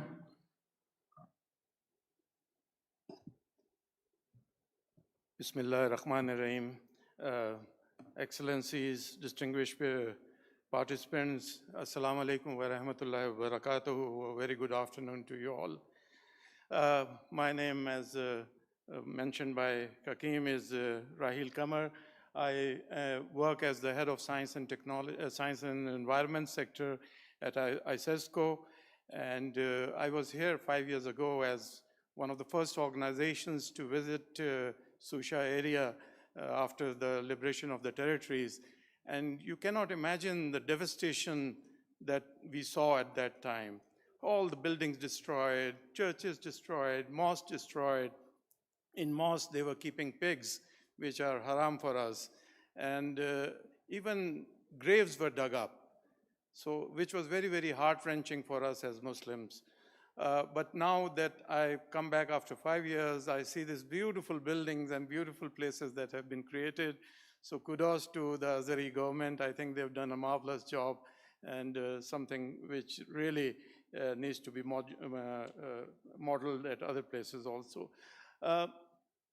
Just a brief introduction about ISESCO. We are an organization of Islamic country, established intergovernmental organization. We were established in 1982 in Rabat, Kingdom of Morocco, and we have 53 member countries spanning all the way from Latin America to Africa to Middle East and Asia. And before anybody asks which countries in Latin America, because we frequently get that question, Guyana and Suriname are two of the member countries of Organization of Islamic Countries, which are also our members. And we, of course, we focus, our main focus is on education, science, and culture. And for this, we have 4 sectors, 6 centers of excellence, and 3 regional offices. In addition, we have 4 centers for teaching Arabic to non-Arabic speakers. One is in Malaysia, the other one is in Chad, then one in Benin, and one in Nigeria. Oh, sorry, yeah, Nigeria. So this chart you've seen previously also, and Ms. Schaefer referred to it also, that by 2050, 68% of the population will be in urban areas, and we've seen that we've already crossed this population movement to urban areas, and more people live in urban areas now as opposed to rural areas. And this rapid urbanization we are seeing in our member countries also. By 2050, the prediction is that the Muslim population in the world would be about 2.5 billion, and 1.7 billion of that population will be living in cities. So you can imagine, what sort of mobility we are talking about. If we look at the cities which had about 500,000 people in 1950, we had 14. 2015, we had 202. 2035, we are predicting 343 cities will have more than 500,000 population. And 36 of our 57 OIC member countries will have more than 50% urbanized populations. And 35 of OIC countries, 232 million people will live in slums. And that is just an amazing number. So what are the urban challenges that we face? Urban flooding, heat waves, and infrastructure failure. This we are seeing rapidly in a lot of our member countries. Some of the urban challenges are jobs, of course, healthcare and education, and water, energy, and food. I was just in Bangladesh last week, and I started my life basically in Dhaka. My father was working over there. And at that time, what I remember is open spaces everywhere, villas and bungalows scattered around. But this time, when I went back after 50 odd years, what I saw is multi-rise buildings everywhere. And of the 171 million people in Bangladesh, 24 million are in Dhaka city. Dhaka city, 24 million, which is 14% of the population. So you can imagine the sort of pressures that the Bangladeshi government is feeling. And why are they moving to Dhaka? Because of jobs, because of good healthcare, tertiary healthcare facilities and education, and water, energy, and food abundance and all that. So that is less abundant in other areas and more abundant in Dhaka. So you see all this. So that creates a lot of problem for housing. We've seen already, and transportation and digital connectivity issues. All these problems are there. And especially resilience in the face of natural hazards. Pakistan, the largest city in Pakistan is Karachi, which has 20 million population, twice the population of Azerbaijan. And that saw massive floods in the city, inundating most of the areas. And this is basically of poor planning and massive influx into the urban areas. Our Prophet Muhammad ﷺ said a very good thing, and I always quote this. He said, when a city grows to a certain limit, move and form a new city. And I think that is the heart of these modern cities that we should inculcate and learn from it and use that as a model. And cities developed in line with resilient, sustainable, and smart development strategies, I think that is certainly the need of the future. So some of the milestones, we've been working on smart cities since 2019 during the COVID time, and still we are doing some initiatives. Smart City is one of our major initiatives. We've done a number of capacity building workshops and conferences and so on and so forth, and green cities and circular economy and waste management also. When I say green city, we need to realize that not all green technologies is green. I'm glad that Azerbaijan is using hydropower, which is really green, and not really fossil fuels and other CNG or other things which are not per se green. Even I would say solar is not as green as some of the hydroelectric or the geothermal technologies is concerned, because you have an environmental cost in solar also when you dump all the solar panels and all that. There was this very interesting study that this showed very clearly that if you cover all of Sahara with solar panels, you can supply the whole world with electricity. But what is the cost? You will have 2.5 degree rise in local temperature in Sahara because of the albedo effect. The sand reflects most of the radiation back, but solar panels will absorb this. And worldwide, you would see about 0.68 degree rise in temperature. So do we really want to go down that road? Anyway, we've compiled some strategy documents for our member countries, and I'll show it to you in a minute. We've been doing mostly a lot of policy advocacy, and we proposed a living lab. We are hoping to set it up in Azerbaijan, where we will showcase all the new technologies. And I think Baku city itself is a living lab in itself. My friend Jafar Ali talked about digital twinning of Baku. I think that is really the way to go. And we've done that for Marrakesh city. And when I say digital twinning, I talk about not just for the transportation, but about the governance, about using mobility of the tourist, and also things like garbage collection. Let's say, for example, you have multiple points. If you install sensors in the garbage bins, you would know which bins are full, and you could route your truck garbage collection route accordingly. Otherwise, if you spend your energy over the whole shebang of wherever the garbage truck is, you're expending a lot of energy. So for planning that also, I think that is very, very important, and for management purposes and so on and so forth. And another thing that we have done is we have created an XR and VR platform for this, for Marrakesh city. I'll come to this in a minute. And we've conducted a few startup competitions for smart city solutions, and the young generation of today have come up with really, really some remarkable insight into it. We presented a strategy for smart and sustainable cities in the Islamic world in the 9th Environmental Ministers Conference in Jeddah, and this has been adopted by all the ministers of our member countries. And we proposed setting up an Islamic Green City Excellence Award. This is in line with the Qasim Environmental Award that we give out every couple of years. So digital twinning of Marrakesh, I've already talked about, why the need, and about mobility and all that, but also for heritage preservation. What we have done is we've created a VR XR platform where physically sitting here, you can go onto this platform, and we've digitized and we've created platform for three monuments. One is the Qutbiya Mosque. It is one of the famous mosques there.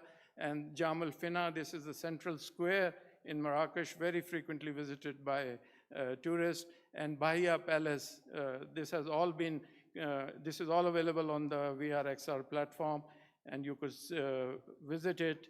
And we are hoping that we would be able to replicate that. I'm particularly interested in the Baku city internal area. I think that's an excellent model for this platform that we can inculcate. All right. Some of the smart cities, Dubai has been declared by the Digital Cities Index as the 18th rank, and it is the top in the MENA region. Riyadh, Saudi Arabia was declared as a top 20 G20 smart cities, and Rabat as the top African smart cities, and Kuala Lumpur as a 23rd DCI city, and Jakarta obviously as 27th city, 27th in the DCI index. So our goal now is basically four-pronged focus: smart governance, inclusive mobility, green resilience, and urban innovation. Inclusive mobility, I think the time for this passé infatuation that we have of car ownership is gone. We should move away from owning cars and all that and have mobility which is more inclusive and is better, can manage the traffic better. I was seeing one of the studies lately, can't remember the journal, they showed very clearly that with autonomous vehicles, 95% of the time that you waste on the roads is going to get reduced completely. But the question that comes to my mind is when we have so many autonomous vehicles, obviously the need for lights and the traffic lights will disappear because they will be talking to each other, and that is one of the points of smart cities where everything, the IoT devices talk to each other. So these will be talking to each other. Now initially, they would manage the traffic very well on their own, but when humans are interacting with this autonomous management of traffic, what is going to happen? How are we going to, dovetail into this traffic management system? I think that's an important question that we really do need to address. And like Jafar Ali said, data is the problem right now. And we are using a number of different platforms, and we are trying to gather data for all our member countries so that we can provide them better solutions. And really, I think the 15-minute city model that Ms. Dunia also mentioned is really the way to go forward. I think we need to decrease our mobility footprint as much as possible. And our goal is to establish a centralized collaborative platform, and we are working on that will accelerate member state transformation into resilient, smart, and sustainable cities. And this will allow them to address the challenges in the future. What key barriers are we facing? Fragmented urban initiative. If there's some initiative over here in a different part of the city, is completely different initiative. There is no cohesiveness in these initiatives that we are using for urban development. And limited cross-country learning. Since we represent 53 member countries, we would like the countries, all our member countries, to talk to each other and to teach each other. I showed you some examples of the smart cities. And there is obviously uneven capacity among member states also. Some member states in Africa and Asia, including Pakistan, are not that well adapted for smart cities. But we are working on bringing up their capacities also. And absence of a unifying coordination body in the member countries. And of course, no shared recognition of leading is there. So all of this results in slower progress, duplication of a lot of efforts, and missed opportunities for collaboration and innovation. And one of our initiatives is to set up a body that would lead smart city transformation across our member countries. Thank you very much for your attention. Thank you.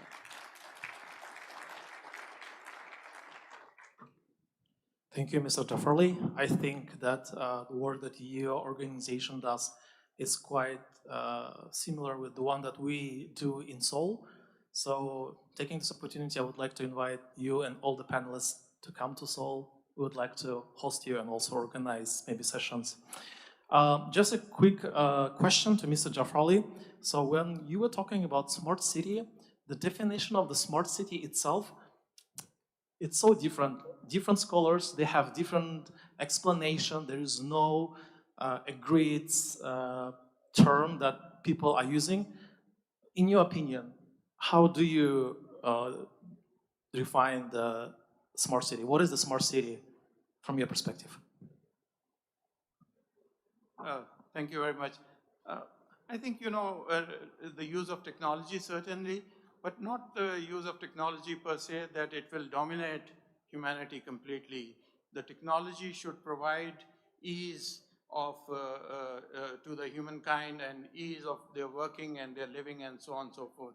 One of the excellent model which I saw 5 years ago in Azerbaijan is the Asan platform. I think that's an excellent example of what smart governance is and what smart cities should be. I think that if we replicate in other member countries, it will facilitate a lot the people living in those areas which are currently facing a lot of challenges. Thank you very much. Maybe other panelists, you would like to also share your opinion about the smart city? Yeah, if you don't mind, I will also comment on this. I asked this question once in Katowice in the Urban Forum, one of the panels, and what's interesting, what's the smart cities? I think it's a combination of everything. We discussed quite a lot of things today. It's a 50 minutes city. We discussed also about the traffic control. We also discussed about the accessibilities for the residents to access the necessary service activities. So I think it's all about the smart city. Obviously, it's a technology behind it, but it's not only. And I would say that the job opportunities available around the city is also the elements of the smart cities. So that's why if we think about, we probably shouldn't mix the smart homes that we usually are thinking of with the smart cities. I think it's completely different. It's a combination of it's a very different things which comprises all together and creates a conception of the smart city. Thank you very much. I see that Mr. Jafarli also would like to add. Yes, as Professor mentioned, there's no smart solutions except smart connections, smart combination, and kind of leadership. And I think it's harmonized work between agencies. You need to work. You need to have a smart management system, for instance, like ASAN and other types of coordination will be, very helpful. I think for me, smart city technologies plus management. Thank you very much. I think it's quite a term that we have to think about with the different layers. Maybe we can work on it and find out and present during the WF next year. So now I wish we could have more time, but since we have a very limited amount of time, I also just like to ask Ms. Tiffany Yamashita, the director of Thematic, to make her presentation and keep it as short as possible. I really apologize for that. If you're ready, the floor is yours. Thank you.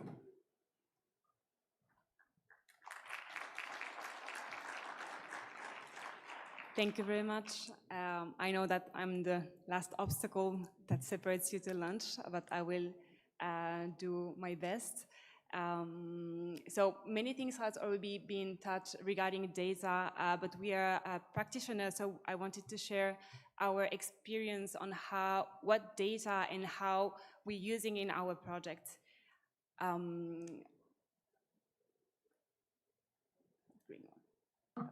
So I am a partner at Systematica. We're a transportation planning and mobility engineering company based in Milan.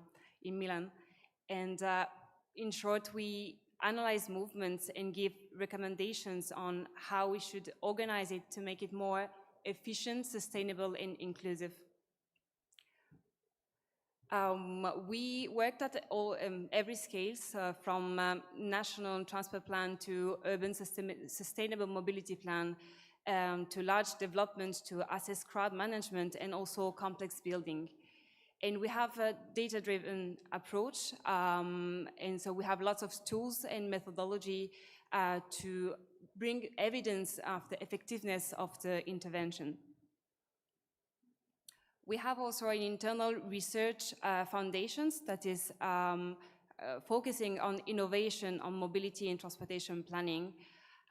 So we focus on the urban mobility metrics, livable streets, and inclusive mobility to explore way to plan for a more inclusive way to approach mobility. So I would like to go deep dive in the topic of why we are planning by data. And as said before, there is with big data in particular, we have an unprecedented volume of information that enables planners to test, to refine, to improve what we are planning. And it has, compared to the traditional planning approach, which is selective, rigid, and it takes times between the decision-making to implementations to see the result of the success of intervention. With the planning by data, we have iterative and flexible and scalable way. So it has an impact both in the process and also in the outputs. Outputs with data, it can reveal user-specific behavior and mobility pattern. So it gives information that is how the people are interacting with the city, also besides off-peaks. We have a more wider information on the movement within the city. I want to illustrate you 3 examples that I've chosen that are different in scale and also on the type of data and also how we interpreted it. So the first cases is our client is using big data, and our client was Waymo, the autonomous vehicle of Google that's reached us to understand how to expand their service in Phoenix. So they were already having a service area in Phoenix, and they wanted to know where it should be more strategic to expand the services. So big data uses GPS data from vehicles, but also LBS data with location-based service, which is from the smartphones, to give information on movements. And it is converted into matrix that allows to understand the trip length, the duration, the speed. And with this data provider, there was also a social demographic information based on the census. So it was possible to understand the movement, but also understand where people are going and how, when, and for what purpose, and also who they are. So it was possible with the overlay of this social demographic information to actually narrow down also the analysis to go to specific users. And here, for example, we mapped senior citizens and to understand how they were moving within the city. Also low income, low car ownership, so that we could have tested and have insights on social demographic specificity of the different users. And the objective also of this AV ride-hailing service expansion was also to reach the most vulnerable populations that might need to have a better accessibility to the wider public transportation system. So we overlapped the different level of vulnerability to understand which part of the city could be more strategic to reach a target people and to make the accessibility to transport more equal to everyone. The second cases is really different in the scale and also the type of data that we've used. So it is based on video analytics, and the municipality of Bologna in Milan has asked us to understand and to measure the effectiveness of a tactical urbanism by monitoring the flows before and after the intervention. So we have located a camera that is detecting, also tracking the people based on video analytics and deep learning in order to have an understanding of where people were going. And the results is that it was possible to actually map the different flows and to understand where people were moving and how the public space was using by measuring the information related to duration of the stay and the desire lines of people that are using the space. It was also possible to measure the impact also in terms of the usage. So we could measure that the public space was used, the increase of 200%, and that the speed also of people were decreasing, showing that people are leaving the public space not only as a way to go to A to B, but a place to rest and play. And it was possible also to implement an iterative design approach with this data-aware planning, as it was possible to then correct the design based on the incorrect, or let's say behavior that was unsafe, let's say behavior. So the people behavior pattern here was really useful to create this iterative design. The last project is focusing on the user experience, which is actually how people are actually interacting with the environment according to their needs and preferences. So we're shift a bit away from the infrastructure to focusing on the people-centered design. And to do so, it is part of an internal research at Thematic that we've conducted in Milano. And the objective was to develop a tool to support a process of planning that is more user-centered. So the first step here was to collect indicators to assess the walkability. So we have listed 12 indicators that allow to understand the infrastructure from the sidewalk wakes, the pavement quality, the absence of presence of crossing, the lighting and trees, but also air quality that is correlated also to the traffic volume. And we have conducted a survey to have a insight on the user specificity and preferences in order to weight those different indicators. The second step then was to construct this geospatial data set where it was possible to assess the indicators and create pedestrian modeling, pedestrian mobility routing system.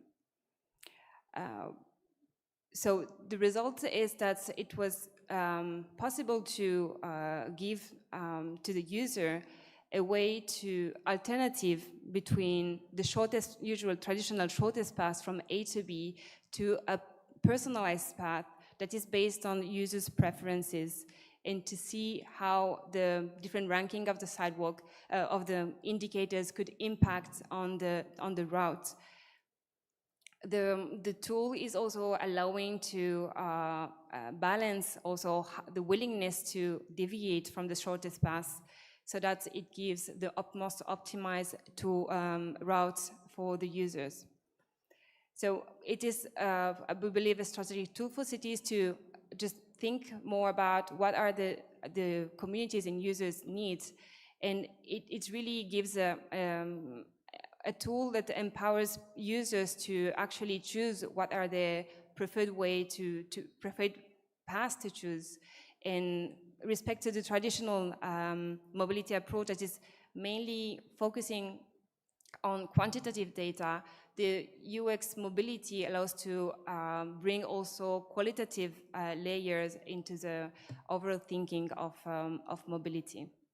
So our main goal is to gap actually the experts driven decision and mobility planning to correspond better to the community needs. So thanks a lot for your patience, and I hope that it's gonna open up for future conversations. Thank you, Ms. Yamashita. I can just only say good luck working with the cities. Privacy issue is quite big with data, but we hope that you will be doing well. And by this, I would like to wrap up this session. Thank you for all panelists for your contribution. I have no longer right to hold you before going to the lunch. Just one thing, the organizers would like to make some announcements, so I would like to invite MC to come to the station. Thank you.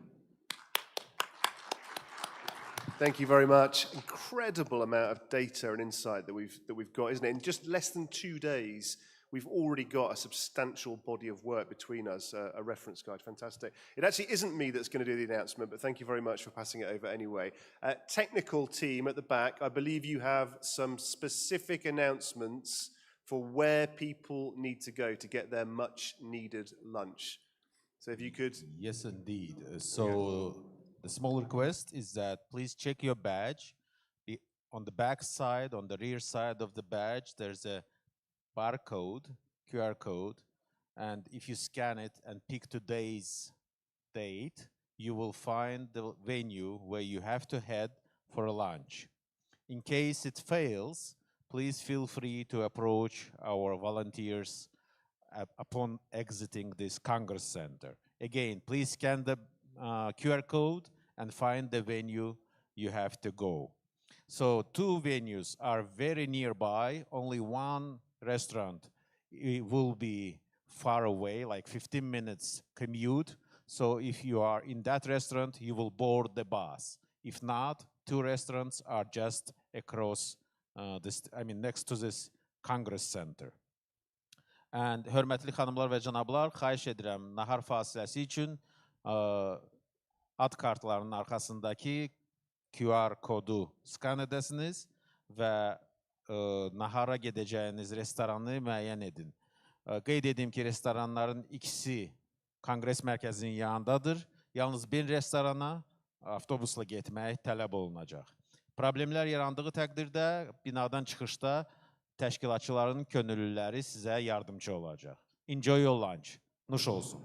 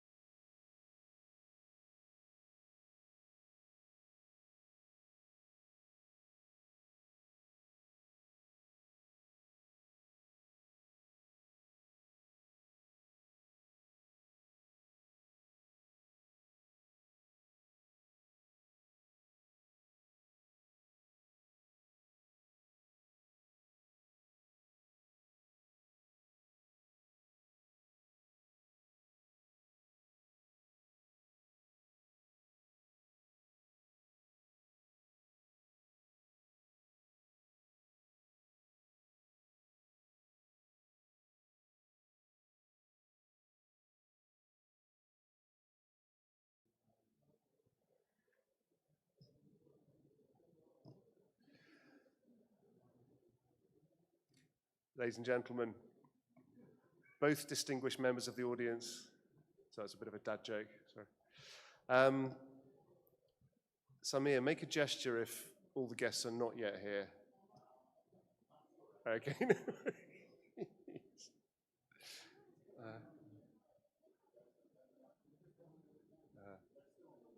Okay. Okay.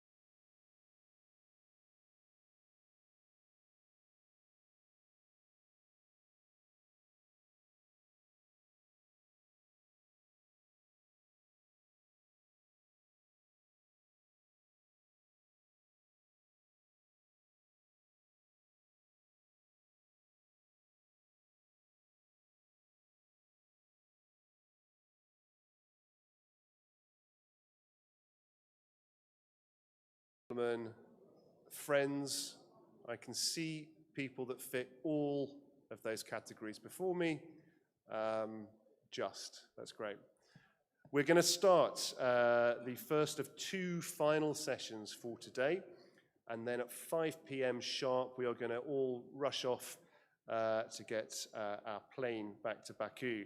And they are tremendous sessions, just like the first two sessions, absolutely chock-a-block with actionable insights and distinguished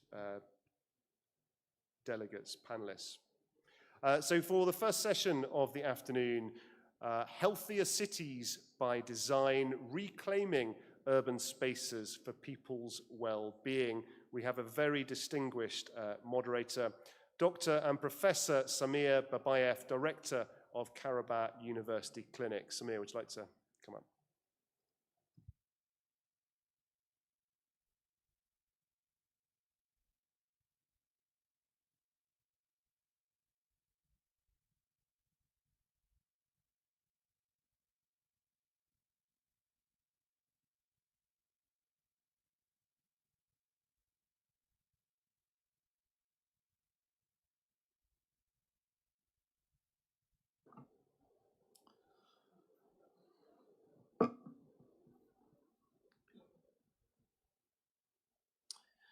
Good afternoon, everyone. Hopefully you had a nice lunch and are full of energy now. We are starting our panel number 5. It's called Healthier Cities by Design. Our cities are important. Sometimes people do think that clinics and hospitals are where people are treated and where we become healthier. But the reality is our biggest health infrastructure is our city. Our cities are very, very important to our health. It's the spaces where we walk, where we talk, where we think. So they do affect our mental health, our physical health, our cohesion, in every way affect our health. So healthier city actually can result in us saving lives without writing any prescriptions or doing any kind of procedures. So today I do have an honor of presenting a very distinguished panel of speakers, although some of them are still at lunch and not here, but Let me introduce to you Mr. Shahin Bayramov, who is the rector of Karabakh University, a newly established university here in Khankendi, Azerbaijan.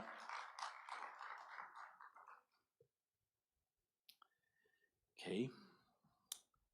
It's my honor also to introduce Mr. Samir Poladov, who is the deputy chairman of Azerbaijan Mine Action Agency, also better known in Azerbaijan as ANAMA.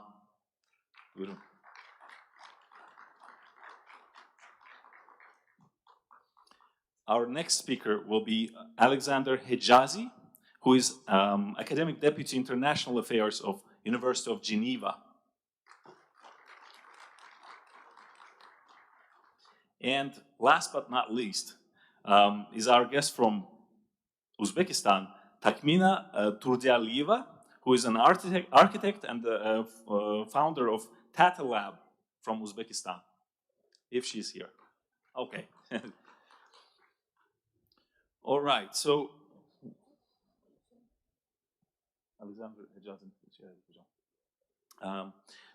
we'll start our first question to Rector of Karabakh University, Mr. Shahin Bayramov.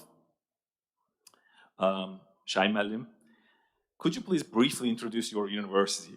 What is your main mission and what academic programs do you offer at Karabakh University? Thank you so much, Samir Malim. I also would like to thank to all organizers for organizing this really important event. And it's for both of us, it's our great pleasure to be on this board and to talk about our university. Of course, having such university in these liberated territories, it's our pride, real pride. And Karabakh University is the first and only higher education institution in liberated areas. It was established in November 2023, and we welcomed our first students last September. This year, we admitted new cohort of students to our university. Right now, we do have about 2,200 students with about 400 staff members in our university. The main mission of this university is to play an important role in ecosystem development in these territories. And we are here to help our state, to help our stakeholders to build this university, to build society here. And in order to reach this goal, this main goal, we started with, right now in our university, we do have 34 programs, including, I mainly will say the main schools which we have in our university. We do have for now engineering, economics, education, social sciences. We do have tourism, we do have School of Arts, and we do have School of Medicine. So all these programs, mainly we try to design with a new content where we are trying to apply new techniques, new teaching skills, new teaching tactics in order to prepare new kind of professionals, new generation specialists. And this university was established in Khankendi city in order to play an important role in this social economic development of these regions here. What we are doing in order to reach our main goals, we are trying as a university, our first job is to educate new people. So we are trying to bring in our curricula, to bring in our textbooks, so-called topic of sustainability, topic of green approach, to bring, in our libraries, to bring our classrooms, this idea. And in order to reach this goal, we need to have new kind of academicians who will, help our students to become, let's say, graduates with sustainable development mind, with green approach. So of course we do understand that it's not an easier task, but we do hope that we will do this work together by benefiting from the support coming from state agencies, private companies, and other stakeholders. The second issue which we are doing here is so-called research. And we do understand that having some, evidence-based research results, it's the best way to help our community to reach its goals in terms of development, in terms of, healthier cities issues as well. And of course, we do understand that the university is supposed to be so-called innovation hub. And in our case, being in this territory, it's becoming more important to become innovation hub, where we need to produce so-called innovative solutions for our society, and having these ideas here, and university is supposed to, to do everything to transform new ideas into, real activities here. And of course, we do understand that university is the best place where state officials, business community members, NGOs, all stakeholders might meet in order to reach, common goals. In terms of topic of this urban forum, we do understand that at the same time we do have a perspective of university, we do have a perspective of academicians. At the same time, we do live in this city. As an academicians, as a students, we are living in this city, and we do have, these two approaches, and we do need to do the issues which are, as our academicians, as the locals of this society, as a people living in this city, supposed to be like at the same time beneficiaries of this approach. Of course, having these strategies on our agenda, we do understand that we need some kind of best practices as well, and being on board of such kind of global forum, we are getting more chances to hear from best practices globally, and of course, what kind of practices we should apply here in order to reach our strategic goals.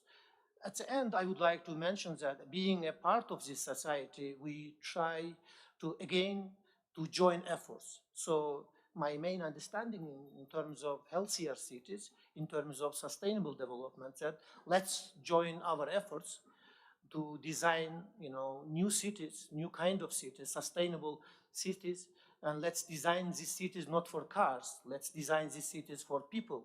And in our case, in our understanding, that then we need to focus on people here. And those people, including our brilliant students as well, they are our future. So let's join our efforts to work on development of these people with sustainable development mind. Thank you. Very well said. Thank you, Shahim Madam. We'll continue with Samir Madam. Samir Madam, efforts of ANAMA in demining liberated lands are very, very important for us, for our safety. My question is regarding the scale of demining and challenges you guys are facing as ANAMA. Thank you very much, Farid Madam. So the first, the major challenge we are facing with is, of course, is the scale of the landmine problem we have in the liberated territories. We have some 11,000 square kilometers of land. Basically, all of the liberated territories are considered as suspected hazardous areas. We're working very hardly to identify the areas where we have to focus our resources, which we have to clear, the areas that realistically do contain landmines, and we have made a big progress with this. But the density of the landmines, of the minefields that we're facing is very high. So the landmines are placed in high dense positions, and also the seasonal flooding is also one of the biggest challenges we have. Mine migration is something that is real. So sometimes mines are being washed away from the locations, and they show up in a different location. So this is also part of our job. We are trying to identify the roots of these floods to overcome this problem. Actually, I've prepared a quick presentation. If we have time, I would be happy to do it, or we do it after the questions, or we don't have time. I'm afraid we are short on time today. We're short of time. Yes. Okay. So I will just very quickly brief you. I have a few notes here. So over 11,000 square kilometers of suspected hazardous areas. As you know, the most of the areas are have been destroyed. All the key infrastructure have been destroyed. I would like to ask, while I'm speaking, we can switch from one slide to another, so just people just can see the pictures on the slides. I think it will be interesting. Oh, we have it. Okay. So, a lot of unexploded ordnances are being mixed with the construction rubble from the destroyed houses, and all of it must be dealt with an utmost care. Besides that, the human cost is very high. We have more than 3.4 thousand persons either killed or injured by landmine explosions since the First Karabakh War up until now, and only since November 2020 up until today we have 409 civilians who were killed or injured by landmine explosion, and 71 of them have been killed. The remaining have been severely injured. Although Armenian side claimed that they placed the landmines only for the defensive purposes in the former line of contact, we do come across with, we do register lots of landmine incidents that have happened far beyond the former line of contact, which proves the indiscriminate nature in which those landmines have been placed. On this map here, you can see those red dots are the locations of those accidents with civilian population. 214,000 anti-tank and personnel mines have been found by now. We also find different types of unexploded ordnances, as well as so-called booby traps, surprise mines. Normally those mines are placed in an urban areas, in front of the entrances, behind the doors and windows, etc., on the side of the road. We use different clearance methods, manual demining, mechanical, and we also use dogs for special trained dogs for our operations. We have in the map here, you can see all the colored areas are cleared, but the remaining is not cleared yet. So there's huge work that still needs to be done. And okay, I will skip this one. It's not interesting. Part of our work is also raising the awareness of the local population with regards to the danger of landmines and unexploded ordnances. So every time when there is a resettlement of a certain community to a certain village, our team of risk education trainers would visit this community and deliver training sessions for these communities, and then we also do it on a continuous basis. We also distribute lots of leaflets and information so that people are aware where they can go, where they shouldn't be going, and what to do, what are the behavior rules if they end up in a dangerous area, where they have to call, etc. The basic message is basically don't touch, and when you find or see something, call a short number. So as a result of all the joint activities, so every area, every community, every town, a village, before any reconstruction work is started there, it must be cleared by ANAMA.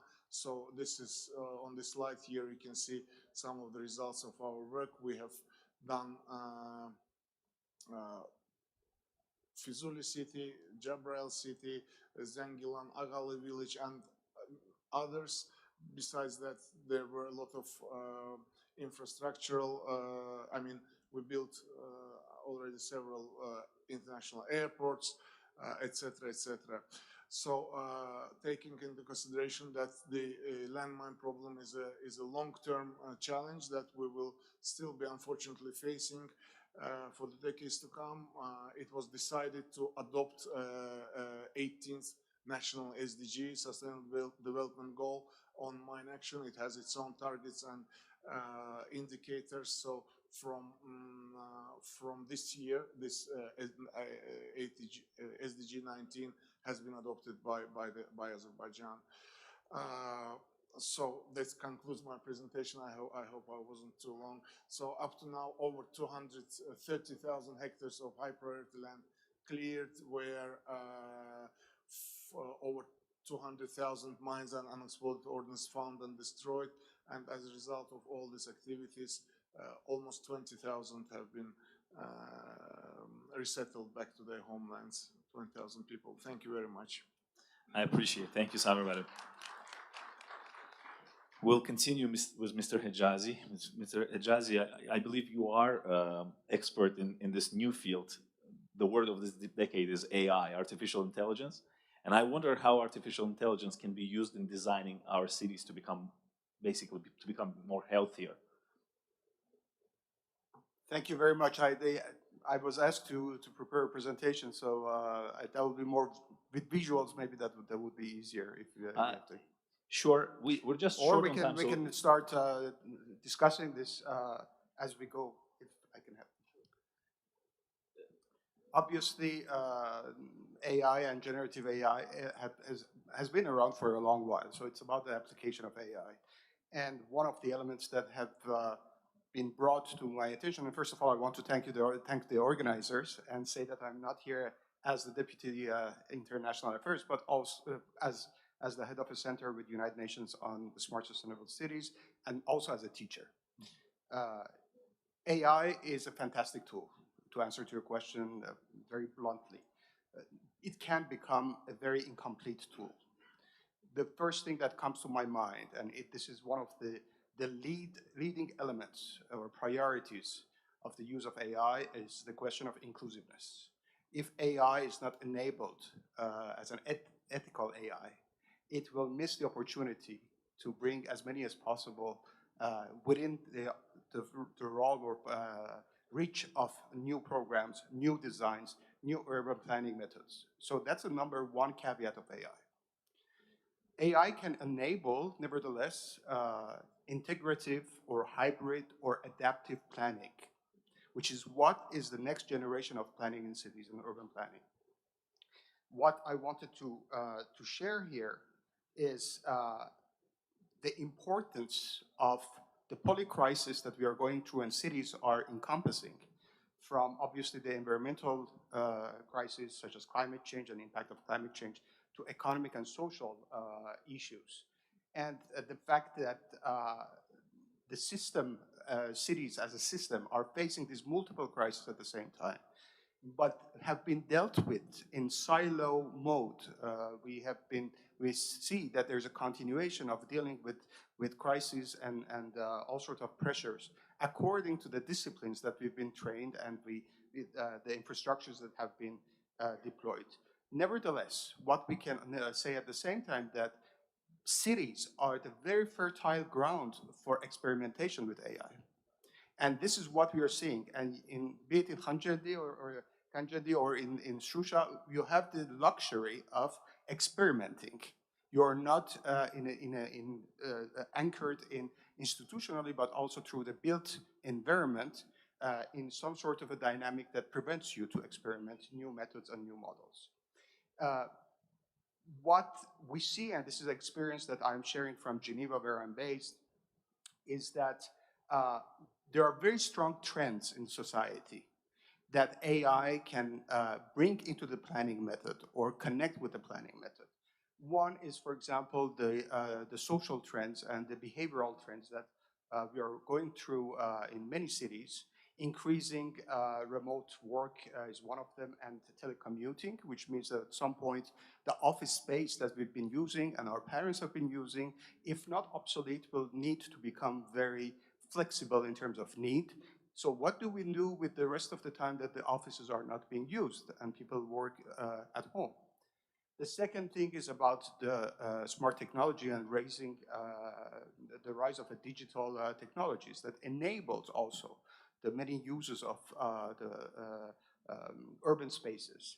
Health and well-being driven behaviors have become, and outdoor activities, a fundamental need and aspiration of the population, very different from our parents and grandparents. And this is something that, again, we need to bring into the planning perspective. Environmental consciousness and sustainability practice is also within the aspiration of the population more and more. And even here, we see that as new the project and urban build-up is, there is an understanding that it's going to be addressing that aspiration of sustainability. Aging population and changing demographics, again, another element that we need to foresee, and I'll be touching upon that very shortly in terms of the need for urban foresight, to be able to anticipate what would be the needs of the population, whereas by the time the infrastructures are deployed and so on and so forth, we reach that level of need of the aging population. So let's not think that this is too far along in the future. The important element with AI also is to enable what I call, and my climatologist colleagues will yell at me if I use, and when I use this term, is positive tipping points. From some of my colleagues and researchers, tipping points are always negative, like climate change tipping point. I do believe, and with my colleagues in urban planning, we do believe that there's a possibility of turning around or preventing the breach of that threshold, that tipping points like climate tipping point is endangering. And those positive tipping points, as I put here, are all these successful experimental action can aspire hope, a certain positive vision, and trigger collective action. And this is where we need as planners to bring as many as possible, the population, the private sector. We heard Kobia yesterday bringing in their perspective on how to enable sustainability. But also the public sector and municipalities and states. That collective action is tremendously important, and this is that's where we need to inspire hope and collective action. This is also based on many years of eco-anxiety that we face, at least in Western Europe and elsewhere also, in terms of our action towards climate change. This photo, these two images that I'm showing you are our Korean colleague at the Diplomatic Corps here. I'm sure you know here, it's in Seoul. And you see that through some of these experimental actions, and this is about transferring or transforming a highway into an urban watershed and river. You can not only improve the livelihood, well-being of the population, aspire hope, and engage them in positive action towards that final goal, which is urban sustainability. Nevertheless, there's a lot of hindrances and impediments towards that positive collective action. Behavioral dimension is very important. The planning models that we have, urban planning models that we have, do not integrate the behavioral dimension, resistance to change. One example is, in Switzerland, despite a very comprehensive supply of rail transport, people are still, I can say, addicted to their individual cars. Why is that? Why is there resistance to change? And what justifies the action that is not sustainable? The planning method is not integrating these elements. Our colleagues who are more behavioral sciences, they need to be brought into the planning process. The question of infrastructure age is also not integrated until now into the planning methods and planning models. The financial constraints, the safety constraints, that all become the impediments of triggering this positive collective action and aspiring hope.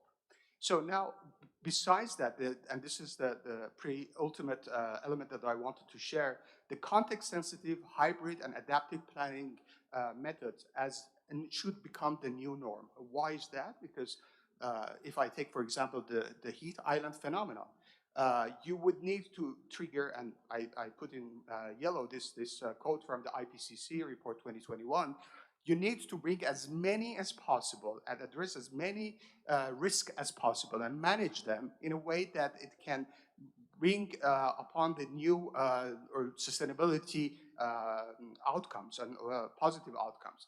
And for example, for a heat island phenomenon, we need not only to look at the physical infrastructure, the gray infrastructure, the building, but also the courtyard, the street, the neighborhood, and bring the interaction of these spaces, urban spaces, together.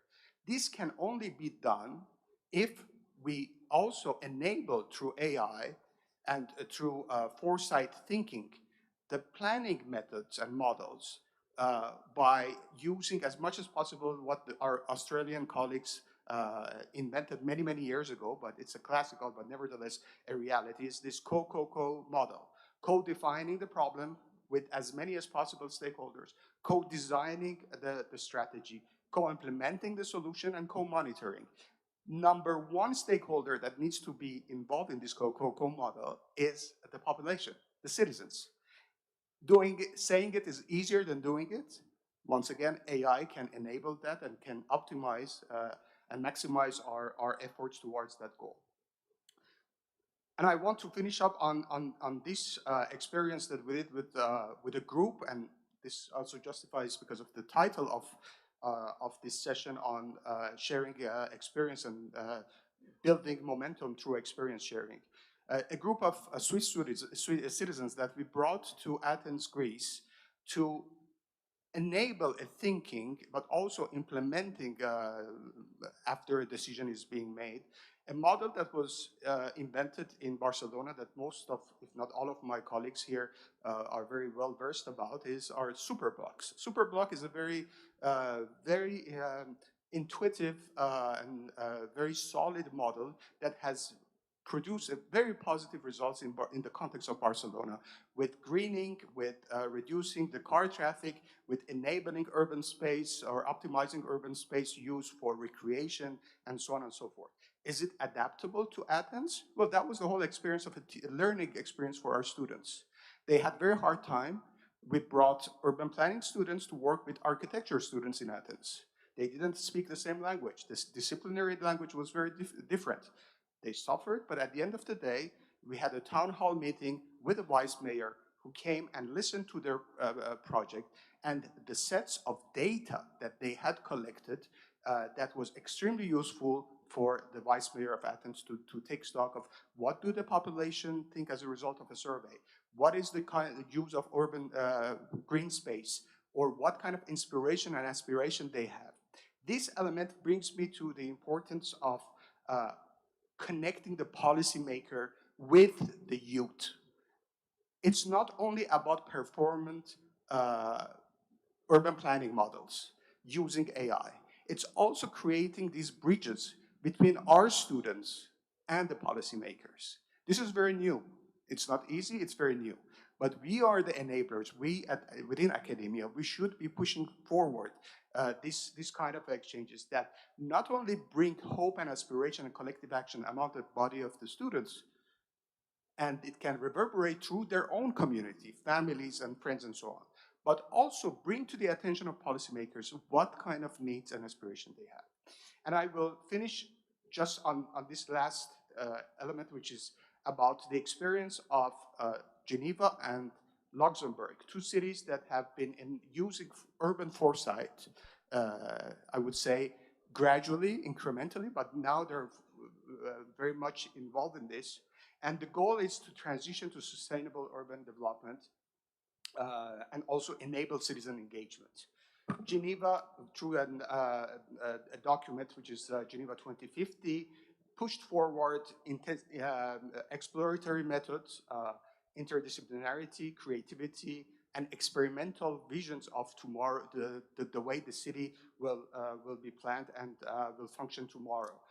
Residents co-created sustainability solutions and foster a sense of ownership and belonging. And on the basis of this document, we have multiple strategies and projects that have been deployed. In the contrary, what we have in Luxembourg, the Luxembourg approach to urban foresight, and it was been worked from 2019 to 2022, was a visionary or vision-based of future of Luxembourg, heavy on metrics, very much dependent and relying on very much needed metrics, but also bringing citizens and citizen engagement as part of the method and inquiry. It is people-centric, inclusive, planning based, and also aspiring or targeting efficiency and safety and climate neutrality. Just to finish, and this is the last slide, I do believe, to the last reply to your question, AI can enable our foresight modeling and foresight planning for cities through anticipation of future challenges, fostering proactive citizens' engagement and involvement, but also addressing the question of equity, as I was saying earlier on. Inclusiveness and equity is extremely important for us planners and policymakers. And AI, once again, can anticipate new vulnerabilities, new risks. And again, if we are talking about climate change, for example, we need to know within the future, what are the groups, age groups, social groups, and so on, that are going to be most affected, the most vulnerable, going through these dynamics of change. So AI can enable that, but also making the built environment more resilient to all sorts of dynamics of change. One is environmental, but also social, and so on and so forth. I thank you very much for your attention, and very happy to answer to any question. Thank you. Appreciate Mr. Hijazi for a very insightful speech on AI in design. We'll continue with Tahmina Khanum. Tahmina Khanum, you are an architect representing an organization that you founded yourself. So my question to you is about how developers and government can be encouraged, or encourage builders, architects, to design spaces that are socially acceptable and also sustainable. Yeah, thank you very much. Can I have a Can I have a presentation too?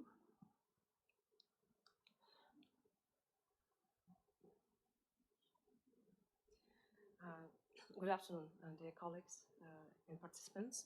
My name is Tahmina. I'm an architect from Tashkent, Uzbekistan, and founder of architecture studio Tata Lab. Today, I would like to share an idea of how old tradition, how traditional architecture and new technology can together shape healthier future, healthier cities.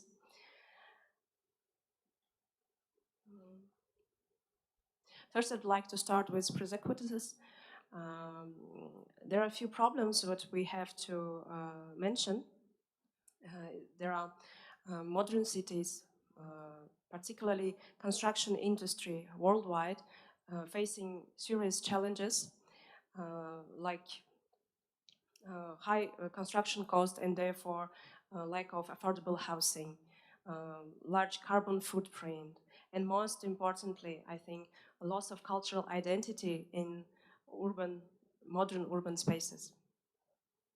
These challenges, these problems are not only technical or economic issues.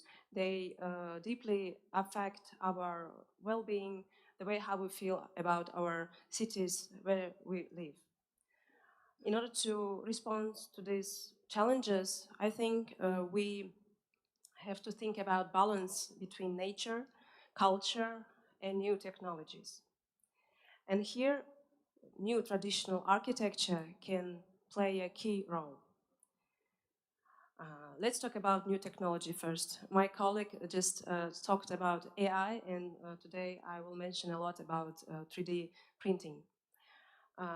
Me and my team, we think that 3D printing in construction can be a solution because it offers high speed, lower budget, low cost construction, and which is more important for architects, design freedom. Here in the presentation slide, you can see the comparison between old traditional construction way and the 3D construction. Why 3D construction has huge advantages in front of the old traditional one. And the most important thing what I should highlight is that resources that 3D construction needs only a couple of specialists and one printer in order to build 50 square meters per day, while traditional way of construction needs 10 people and 10 square meters they can build per day. Yeah, the difference is huge, and this is a very nice indication for 3D printing. But if we talk about cons, disadvantages of the printers, the reason why it's not widespread until now, I think, is that 3D printers print with cement. It is not eco-friendly, it is high carbon footprint, and here we need to ask ourselves, what materials are we printing with? If it is if we rely only on cement, that means we increase carbon emissions. We rely on imported products, and this is the way how we move away from sustainable principles.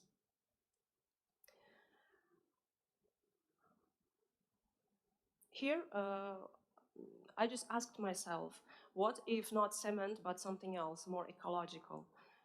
And I thought about adobe.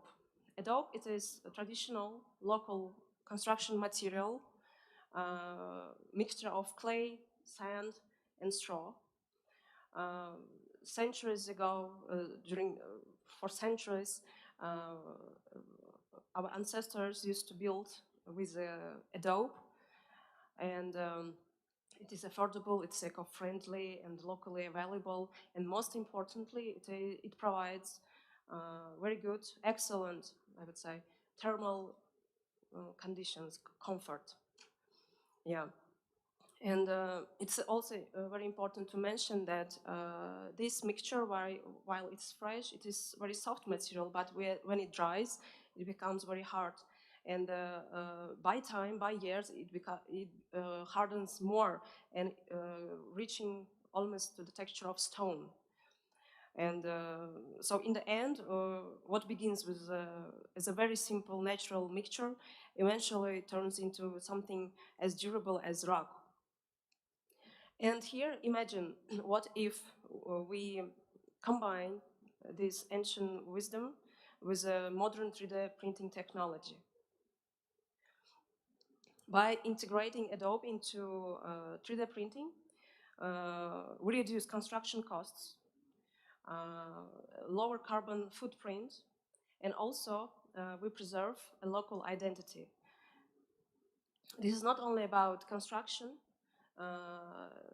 it's about creating new architectural forms which grow from the tradition and talks to the future as well, like organic forms, regional aesthetics, and climate-responsive solutions. Here, I would like to bring an example from my own experience, own practice. This is what we do in Tashkent, particularly in the New Tashkent project. This concept is based on the philosophy of how tradition meets technology. In this design, we, as you see, have depicted stone-shaped forms, architecture, which we wanted to be printed by printer, 3D printer, and not only just printed by 3D printer, but also printed with the eco-friendly mixture, in particular saman. Saman, it is adobe in English. Yeah, saman, it's in Uzbek language. So it is traditional material, construction material. So we want to mix this adobe with the 3D printer.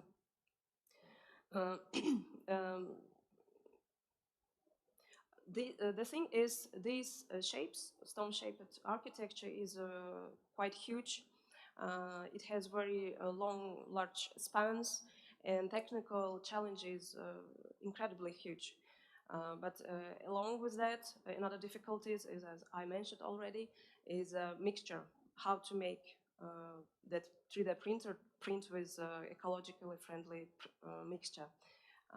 So this is what we are working on at the moment under this challenge, under this project in the New Tashkent.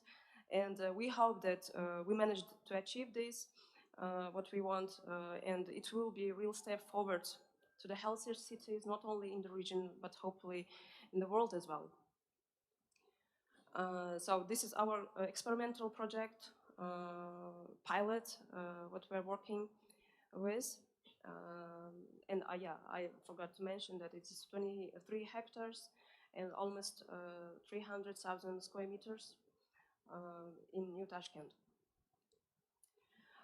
So in conclusion, I would like to say that I believe that by finding balance between culture, nature, and new technology, we can build healthier cities and which are not only affordable, ecologically friendly, but also culturally meaningful for those people who live in there.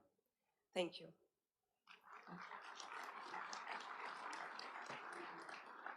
I would like to thank all of our panelists for very insightful speeches and responses to the questions. I think you guys have proven that health is built not in the hospitals, but in our urban designs and our cities. We've heard today that universities can become anchors of local development. We've also heard that safety is not a luxury, but it's a prerequisite for building healthy environment. We also heard that AI is not just a buzzword, but it's actually a legit tool using which we can build sustainable and healthier cities. And finally, we've heard that traditional architecture can help us build not only beautiful cities, but also healthy and sustainable environments. I'd like to thank our panelists, distinguished panelists again, and I'll ask you to give our panelists a round of applause. Respecting your time and knowing that you guys have to get to your planes, we're going to keep this panel a little bit shorter than originally planned. Thank you all. Samir Malim, thank you very much, and to all of our most distinguished panelists. To have such an esteemed panel and to deliver so much information in such a short period of time was incredibly appreciated. Thank you very, very much indeed. Powerful insights there, driving real advances in well-being from Karabakh to Geneva to Tashkent. Fantastic stuff, thank you very much. Before we move on to our final session, in order to make sure that we maximize timing and get everybody to their flight on time, there is a relatively small list of friends who are staying in hotels around Khankendi and have not yet checked out. So could I please request that you, if that is you, if you make your way outside now, then the organizing team will help you go and get that checkout done so that we can leave directly from here to the flight, just to maximize that time. If that doesn't apply to you, then please just stay where you are. Fantastic. Okay, the next session, the final session of the day, is entitled Ensuring Urban Accessibility and Inclusivity for All. And it will be moderated by the head of the Department of Project Management in the liberated areas at the State Committee on Urban Planning and Architecture of the Republic of Azerbaijan, Mr. Ramil Jangirov.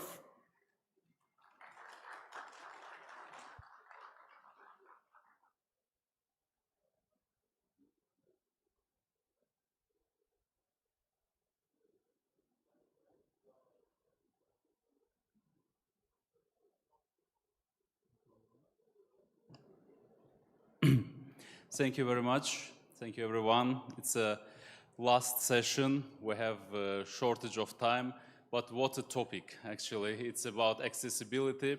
It's about inclusivity.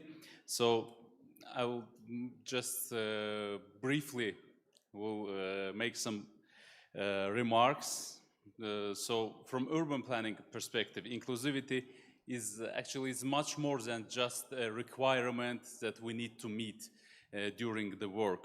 It's actually a part of the whole planning process. So inclusivity, it's about including. So That's actually what master planners, urban planners are doing. They are including whatever is needed for communities, for the governance, for the whole ecosystem. They're carefully including all the needs to the product of their creative process.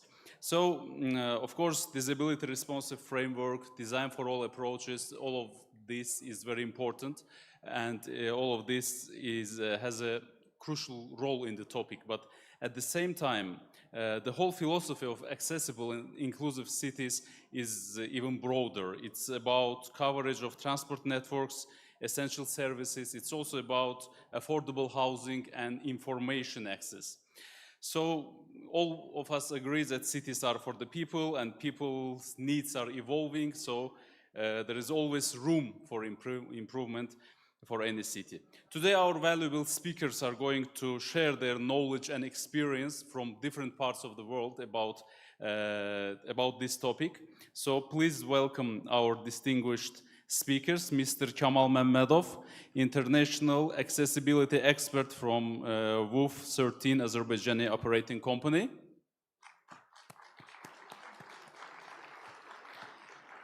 Ms. Nguyen Thanh Nga from Vietnam. She is the director of the Institute of Policy Administration and Development Strategy. Ms. Irina Vaganova. She is an architect and business development manager for Asia for Orange Architects Company. And Mr. Alan Raposo, he is lead project coordinator for the International Federation of Pedestrians.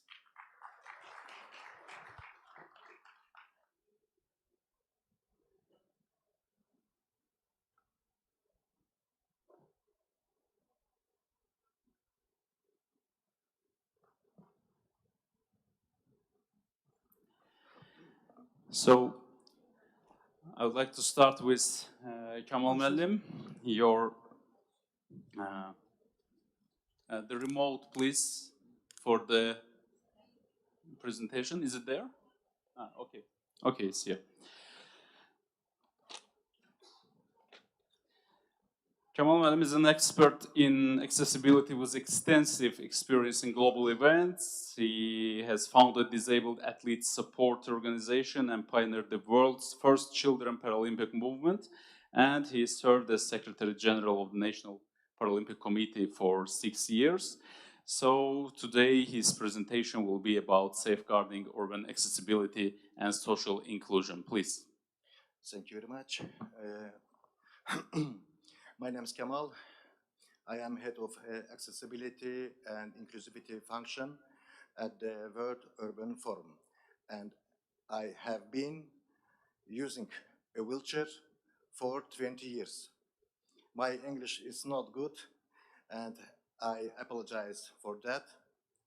For this reason, I will continue my speech in my native Azerbaijan language. Thank you for understanding.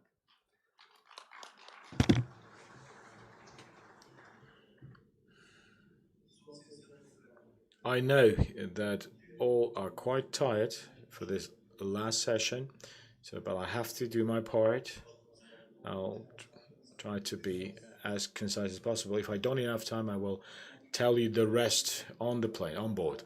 So now I'm in Karabakh, I'm in Khankendi, so this is my first time, and I would like to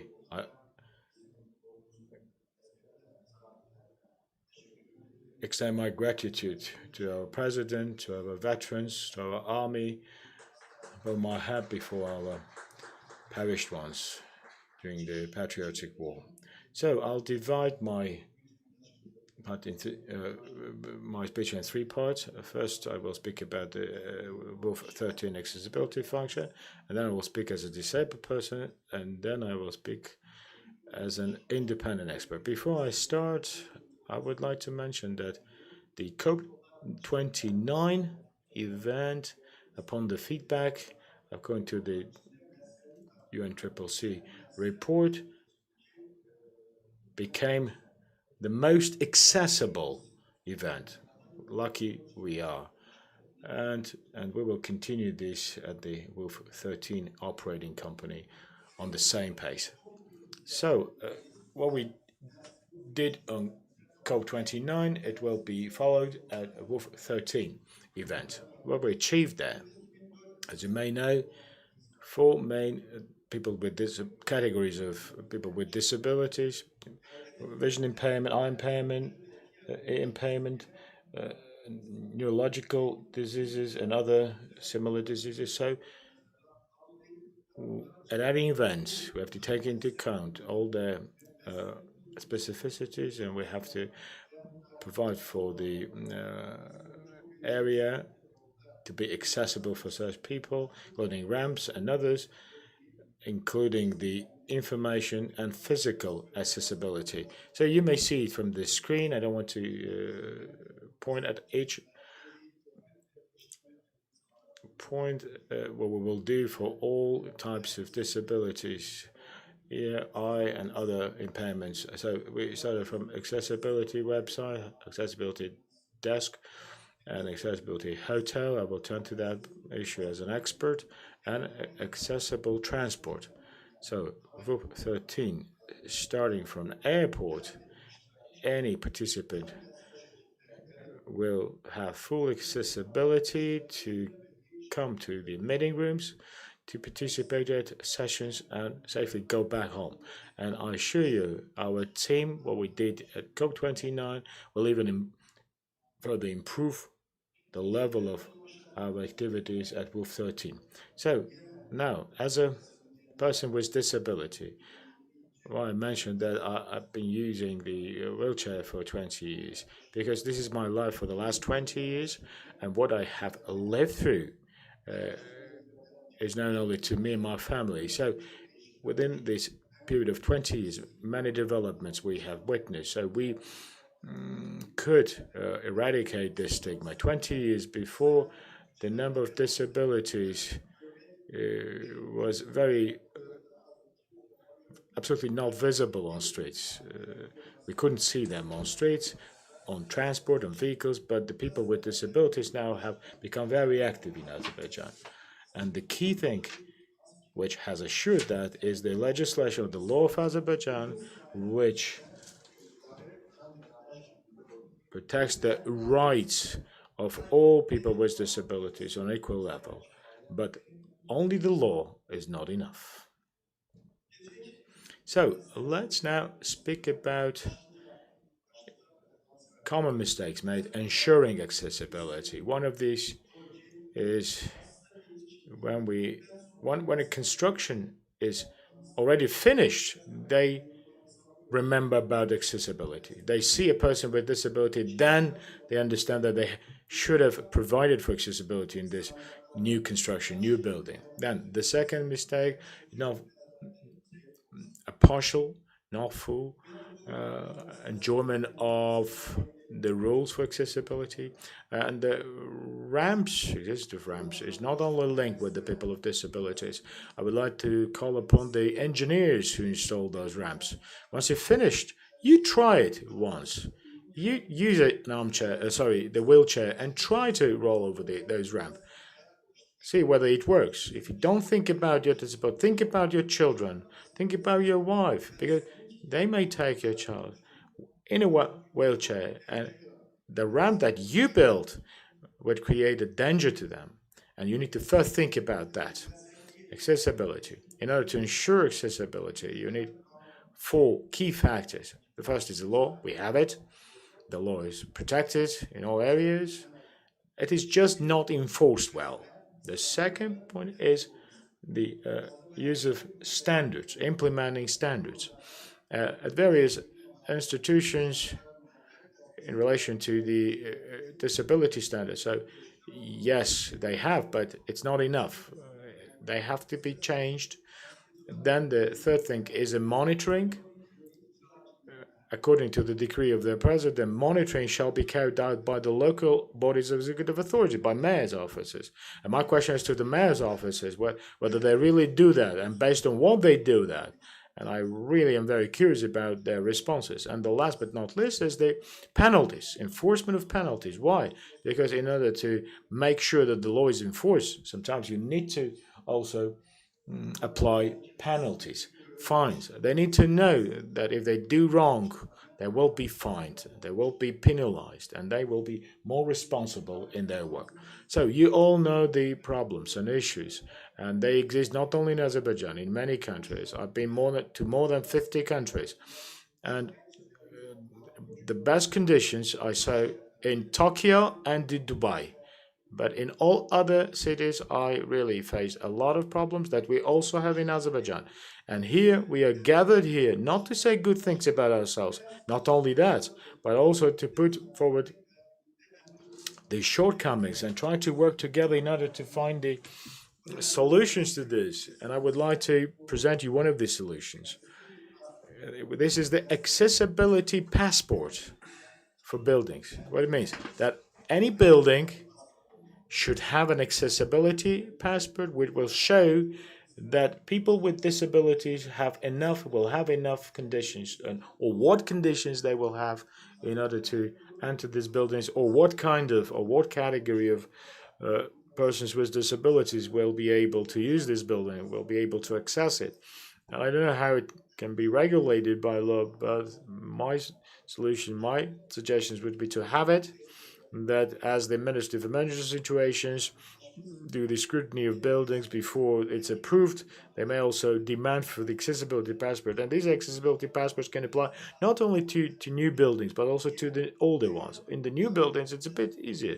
If they did the right design, if they call in the proper experts on that stage, and then later they will not have any issues to get the accessibility passport. But it is much, much harder to do it in the old buildings, of course.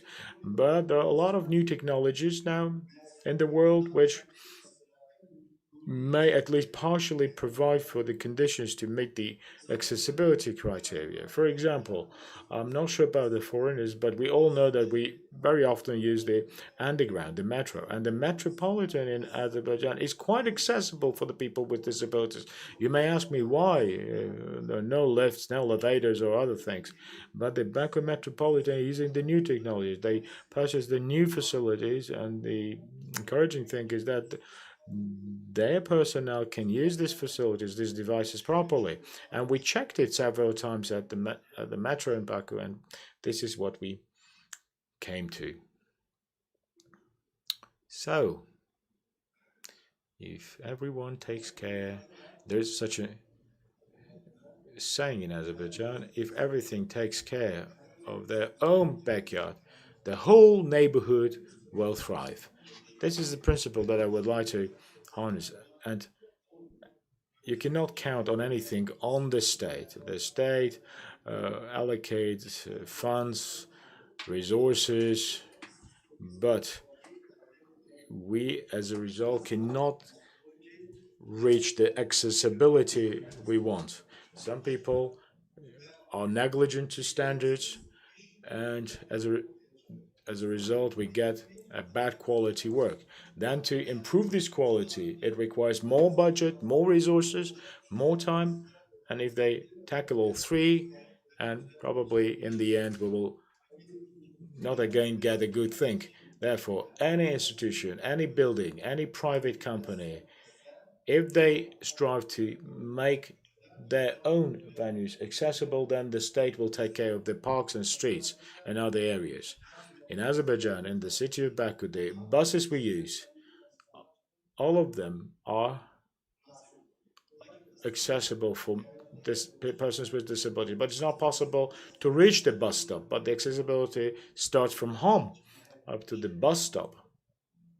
Not only good for on buses, but also on your distance to the bus stop. I would like to now touch upon the hotels. It's not only in Azerbaijan, but it is across the world. The full accessibility is provided for at only 5-star hotels with high prices, and the persons with disabilities may not afford it. If we touch on the business sector, I've never had any business, but I have no idea how to do that. But if I had a business, I would research the market. What is the main issue for business to have more customers. There are more than 500,000 persons with disabilities in Azerbaijan. They receive pensions and work, and they have a certain budget. They want to travel with their families. But in Baku, there are only a handful of restaurants having such accessibility for persons with disabilities that they can go and have their families recreated.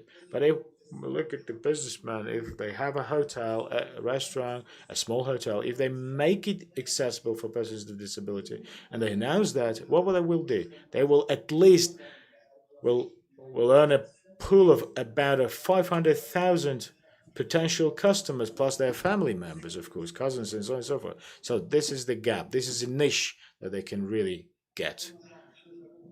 So these were my concluding remarks. And yesterday evening, dance the Azerbaijani Yali dance when you have to hand in hand perform this dance. And as from the law to the fines, if none of them or one of them is not applied, as in the whole chain, it will not work. All of them need to be applied. Therefore, all institutions need to be hand in hand if we really genuinely want to have the accessible environment across us. Accessibility and inclusion, sorry. And for this, we need accessibility. Thank you very much for your attention. Thank you very much, Kemal Malim. Thank you for your practical deliberations. It's really great to have such a team member with 13 team, and I'm very grateful to you. I switched to English. Our next speaker is Tinga Lenguin. Sorry if I have any mistakes in the pronunciation. She's the director of the Institute for Policy Governance and Development Strategies in Vietnam, and she leads the national project From Policy to Life. She serves as chairwoman of the Policy Research Council for Young Vietnamese Entrepreneurs, and she's representing over 25,000 member enterprises, quite solid number. And today she will present us her presentation, Integrated Urban Planning and Community Inclusion with emphasis on heritage restoration, approaches and lessons from Vietnam. Please, the floor is yours. Thank you, Mr. Jamil. Good afternoon, everyone, and congratulations, organization, and thank you invite me to here today, and I share with you my story about my Vietnam. And you can see the picture of Vietnam, and I can have a speech.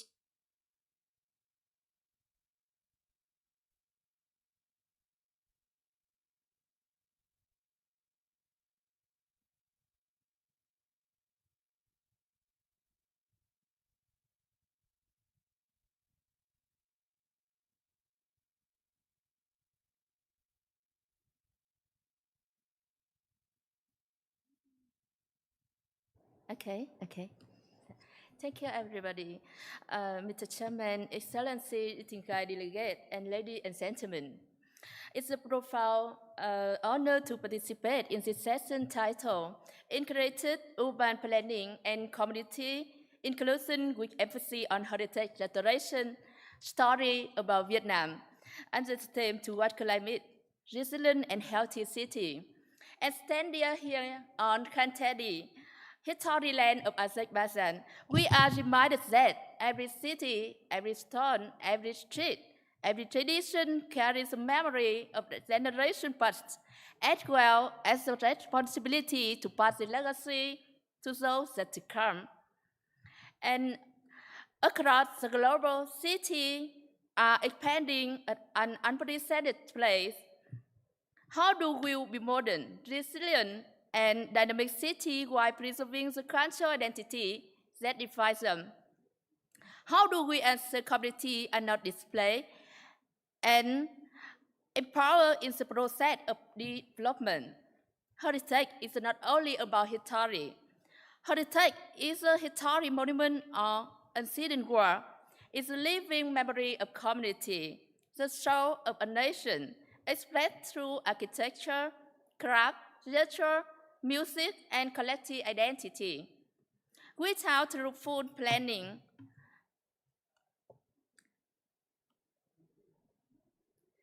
and without full planning, urban expansion risks erasing the legacy and the global context. From Vietnam, around the world, we see that heritage preservation is not a constraint, it's a catalyst for sustainable development. And in Europe, historic quarters have become thriving center of cultural tourism, and we have many history in Vietnam.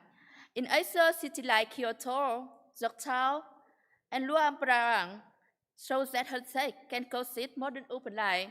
In Vietnam, offer a unique story, and we have a country span 331,000 kilometers with nearly 1 million people. That's 100 million people in Vietnam. In Azerbaijan have 10 million people, and Vietnam have 1 million people from high mountain places to a 3 and 100 kilometer coastline. And now in Vietnam, we have many UNESCO World Heritage Sites like Hội An, like Huế, like Mỹ Sơn, and which Asian Vietnam very important place. In Vietnam, heritage is not looked in museum. It is a live and part on through daily ritual, craft, and community practice. As you know, despite achieving change, remain economic pressure, and development reflect local identity. Education and war-related festivals, school and public programs build pride and stewardship, especially among youth, become guardian of cultural continuity, reviving traditional and now Vietnam and Azerbaijan relationship very stronger. We have international tourism, and as you can see, story about Vietnam tourism. When we have UNESCO heritage, and we have per year 18 to 20 million visitors per year, as you can see. And in Vietnam, the old town and village, traditional house were built with natural vegetation, local material, fruit resilience, and a deep understanding of local ecology. And in Vietnam, we have a closing message. Natural and deep urban home coming in Vietnam City are not just a response to land scarcity, and reflect a century of adaptation to open destiny, airflow, and multi-function compatibility. These small but efficient homes show how traditional architects often sustainable model for today's compact, low-carbon city. By embracing traditional knowledge system, we are not only preserving cultural identity, but also finding solutions for climate resilient, low-impact living. Vietnam's journey offers practical lessons for another country, especially the rebuilding after conflict or disaster, and rebuilding smart city, but we share compassion and love and legacy heritage history. Cultural driver inclusive growth from tourist to job and boost the economy while strengthening identity. While this presentation has focused on heritage, dialogue, restoration, Vietnam's broader urban development strategy also emphasizes inclusive housing and post-conflict recovery rooted in community identity and truth. And from Baku and my Hanoi, many activities we have organized. And ladies and gentlemen, cities are not merely physical space. We are living ecosystem shared by culture, memory, and our city to face the future with identity and sustainability. Heritage is not just memory, It is a gift to our children, a sort of resilient and bridge to the world, and let us power human and earth not only at benefit, but as leader in shaping the future of our city and safeguarding our shared heritage.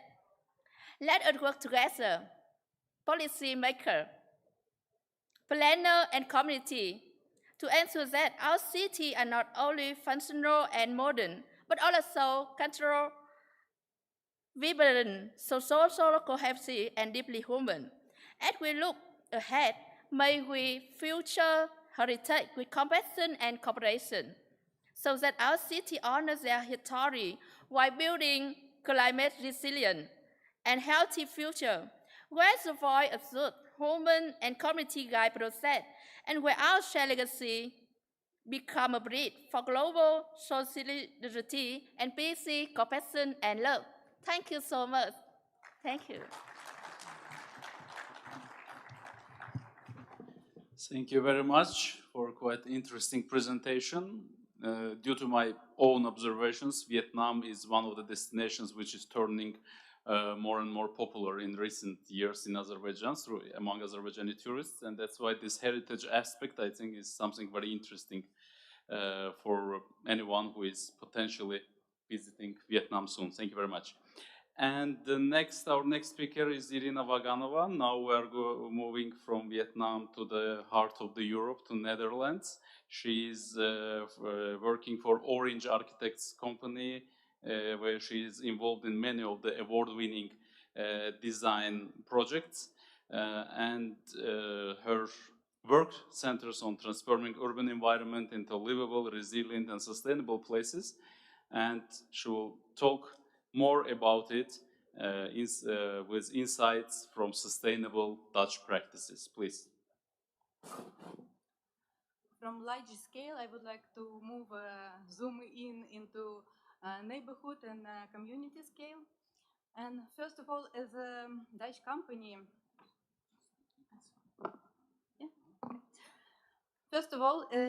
company, we always travel on our sustainable transport, bicycles, as you can see here.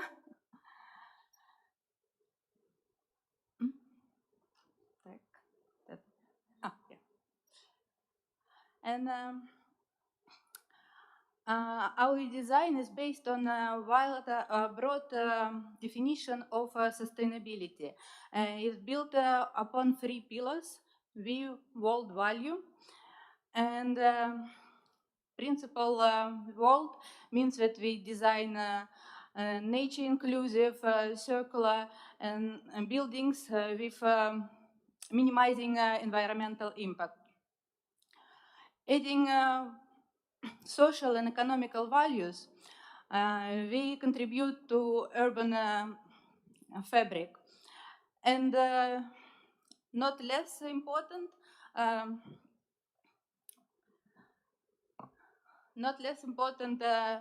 third principle,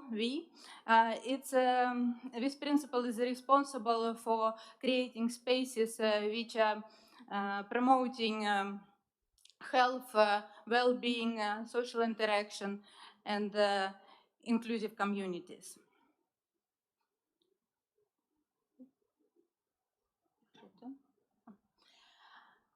In many cities, new development is usually intended for people with high or mid-income, leaving vulnerable communities behind.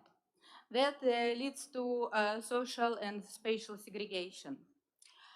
But in Netherlands, on the contrary, our governmental policy, but also our urban professionals, they aim to create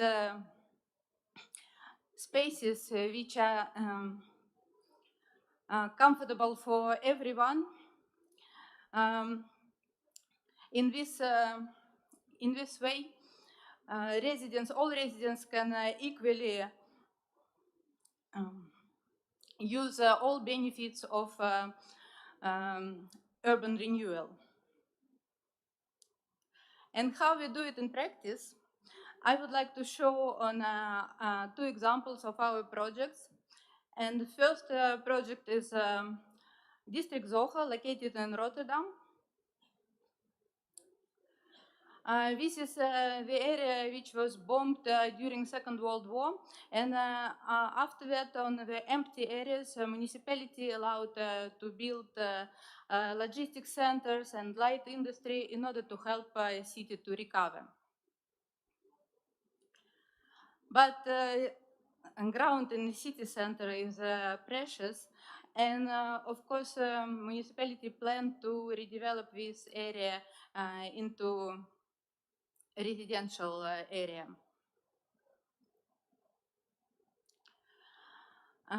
Instead of doing full redevelopment, Orange architects propose to create layered development. We keep existing buildings. We form a first layer called lab.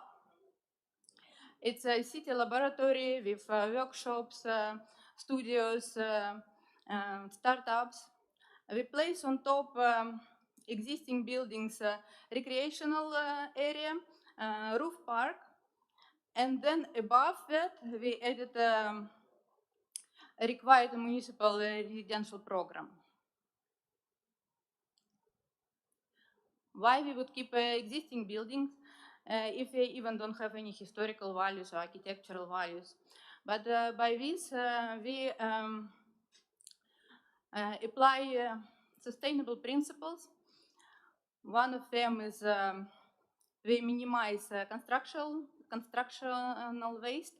Another one is we keep already existing activity and functions in the area which are beloved by citizens. And then another one is that we provide spaces for different type of spaces for different users with different rental price range.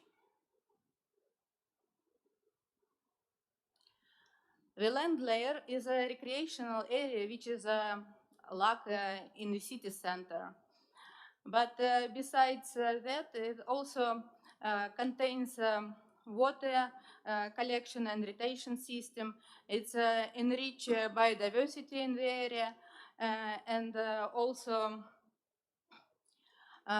it's a space for interaction and connection. A city layer is a residential program, but in spite of very expensive price of the land in the city center, there is still 30% of social housing. You see this dark green buildings. Light green is mid-rent housing, and only very light green is a houses for sale at market price.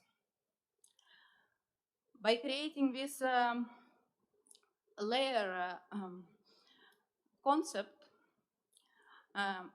city on top of the city, we provided different type of spaces, different suitable for different functions, different uses, and by this we ensure inclusivity in this area.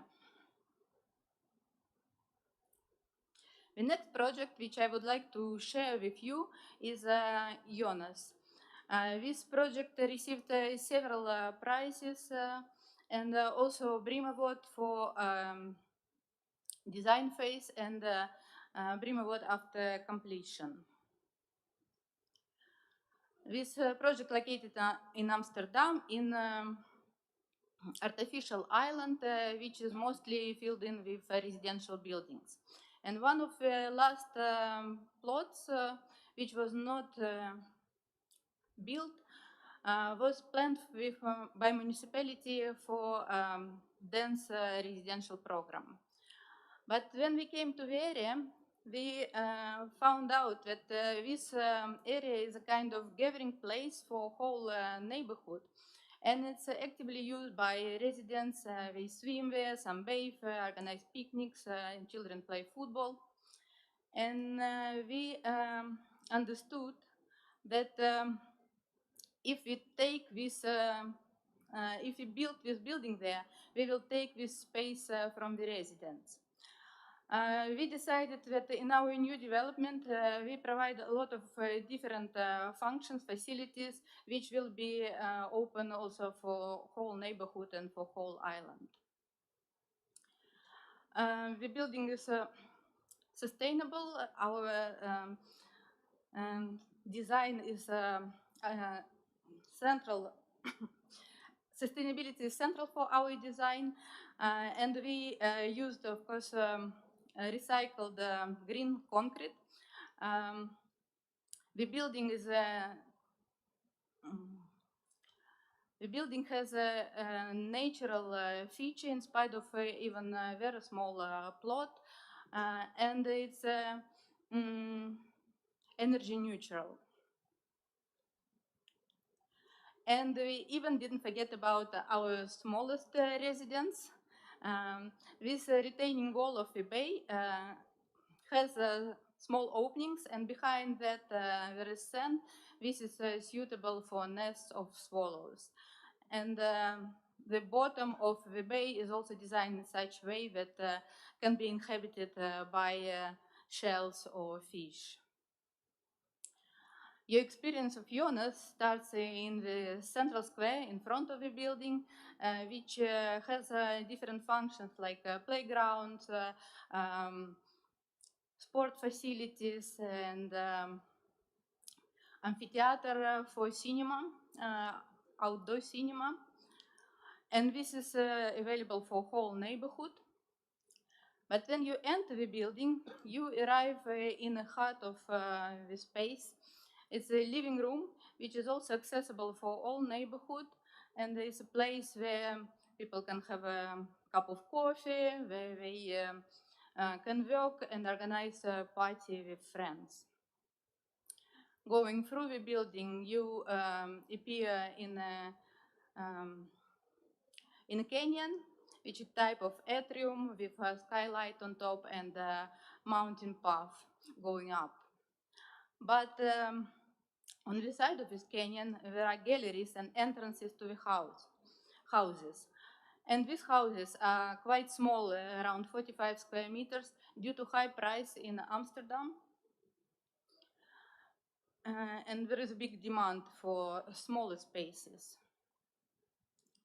Going up to the roof, you can experience sea, shore landscape with water features and dunes.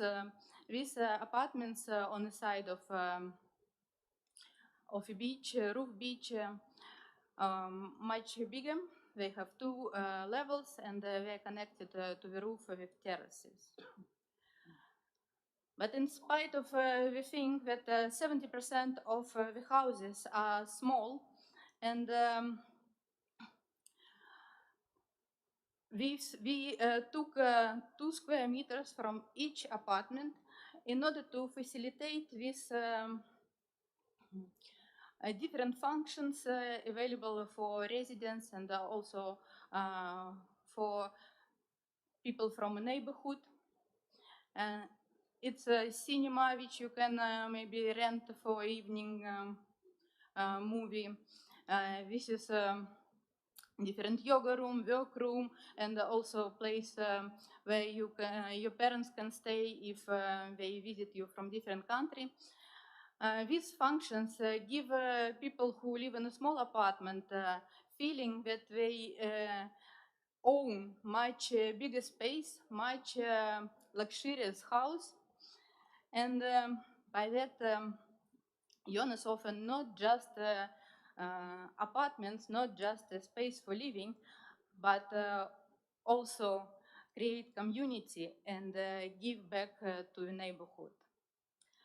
And in order to conclude, we believe in investing in inclusivity, inclusive urban design. We can create communities which are strong, resilient to ecological hazard, economical stress. And designing for diversity also makes a city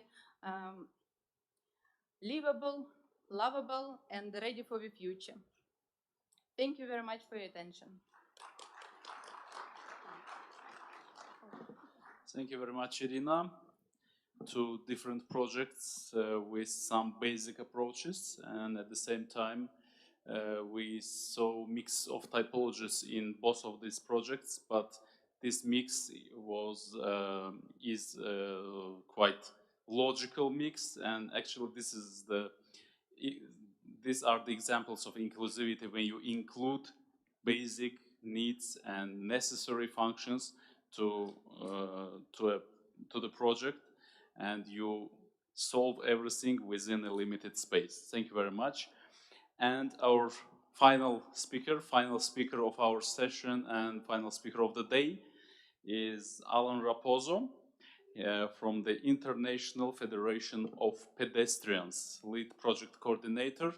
I think the name of the organization is already kind of a teaser that we're going to hear some interesting thoughts and interesting views on the topic of accessibility and inclusivity. Mr. Raposo, please, the floor is yours. Yes, thank you very much. Let's enjoy this last presentation of the day. I'm from one of the coolest organizations that exist, the International Federation of Pedestrians. We have more than 50 members in over 40 countries all over the world. It's a UN-accredited NGO that was started in the 60s. It's been working all this time advocating for the right to walk. We understand the right to walk as a human basic right. We're working, as always, we work with UNEC's Global Forum for Road Safety, but also on another bunch of all these different European projects at the moment, which are quite interesting. Anybody can ask me about them later. So my first question is, who is the city for? So when we make this question, we're kind of exploring and finding those hidden or not so hidden hierarchies within the city. Urban design, of course, still privileges cars, paid work, and male mobility patterns, and it normally forgets about caregiving, walking, and community life. But if you look at who actually uses most of the public space, who moves around the city, you'll see that it's often women that are caregiving, it's children going to school, going to extra school activities, or older people who are just going down to the market to do their groceries. And this, of course, if we recognize these movements, this means that we're recognizing that the city is a shared space of interdependence. It's not a space of competition. So the question is not simply who moves through space, but whose needs define that space. So as a proposal, as an alternative view of how we could understand the city, and which many of my colleagues have spoken about today in different terms, is the idea of the caring city. So the concept asks us to plan, to not plan around cars or capital, but plan around life itself. It places well-being and interdependence, as we were saying together, at the heart of urban systems. It recognizes that, that the most fundamental urban act is care, and ensures that the space and time needed for caregiving, social life, and self-care are built into that urban design. As you know, traditional planning has focused very much on the productive sphere of life, but what we kind of need to do is bringing all the other spheres of life equally into our urban designing, into how we understand cities, to avoid reproducing the same errors that we've been doing so far. Oh, sorry. Yeah, so, but we can't understand that a caring city is not an efficient city. The difference is that we're looking at long-term efficiency rather than what's been understood as short-term efficiency. The way we've thought about cities at the moment, we've been thinking about speed, about throughput, and about economic kind of benefits in the very short term, but in the long term, a caring city will be much more focused on these long-term ideas around health, and actually they'll be more productive than the current city.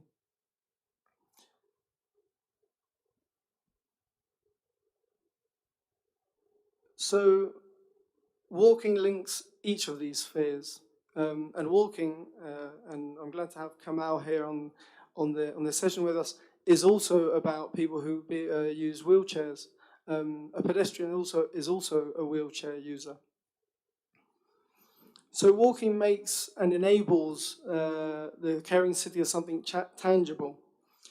It's also the most democratic form of movement because everybody's a pedestrian. Everybody in this room and everybody outside this room is a pedestrian, like it or not.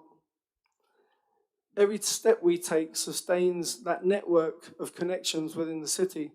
It creates those relationships that enable a different form of understanding urban space and public life. Unfortunately, the different ways we move in the city are rarely valued, and streets are mostly designed for traffic flow rather than care flow. And of course, as many of the people today have already mentioned, when we promote and work and facilitate towards walkable cities, we're doing much more than just improving mobility. We're improving the health of everybody in our society. Walking is the most simplest form of equitable public health, and it's very kind of simple to focus our efforts on walking. Of course, cities mirror those social inequalities that already exist in society, and these are, of course, spatial as well, not just social. Women's movement and experience of the city is structured by all these different inequalities.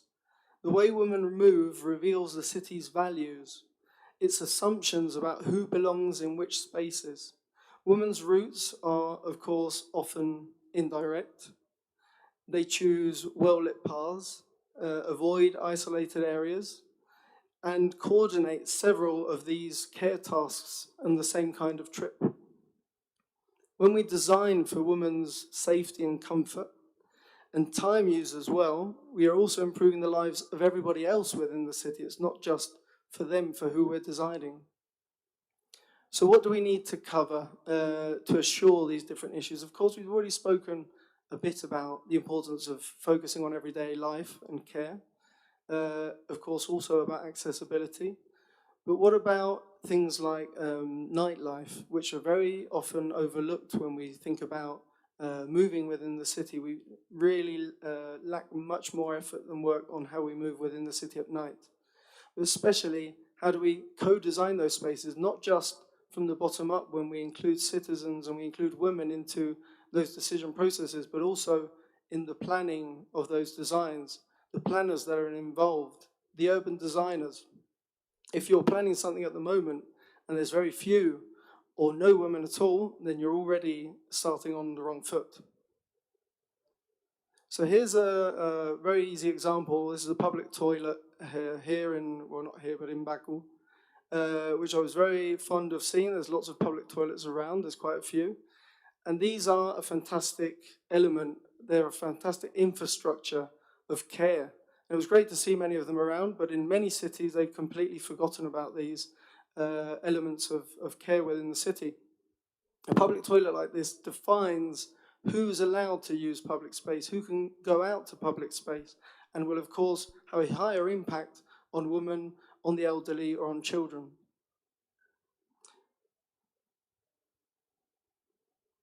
So then, children's experiences, of course, exposes the success or failure of urban design. When children can walk, play, and explore their neighborhoods safely, that means we're creating a much better city.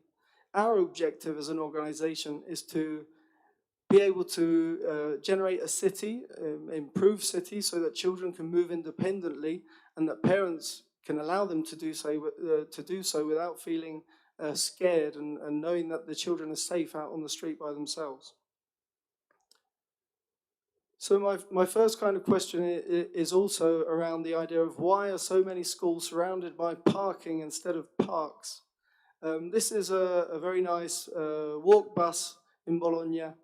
And if you've ever been on a walk bus or if you've ever just been with your children walking to school, you'll be able to see how happy they are just walking to school instead of being stuck in a car, possibly looking at their phone.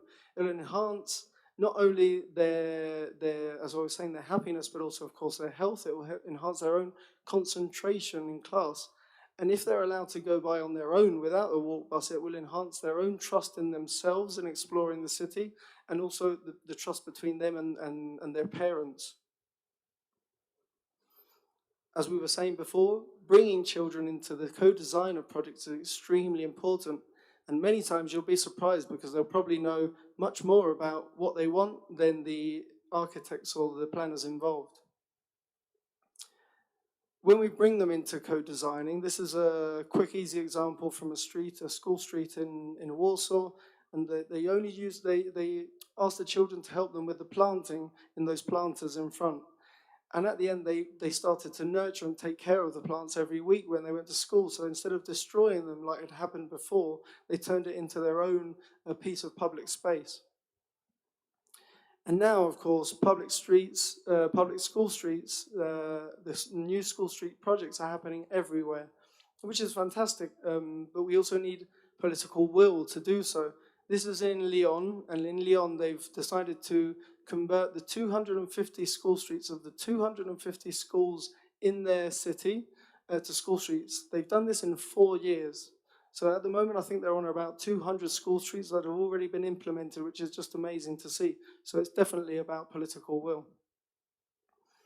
So how do we create these kind of engaging spaces which aren't just about now going to school and dropping off the children, but also staying there, meeting with people, enjoying the spaces, having fun?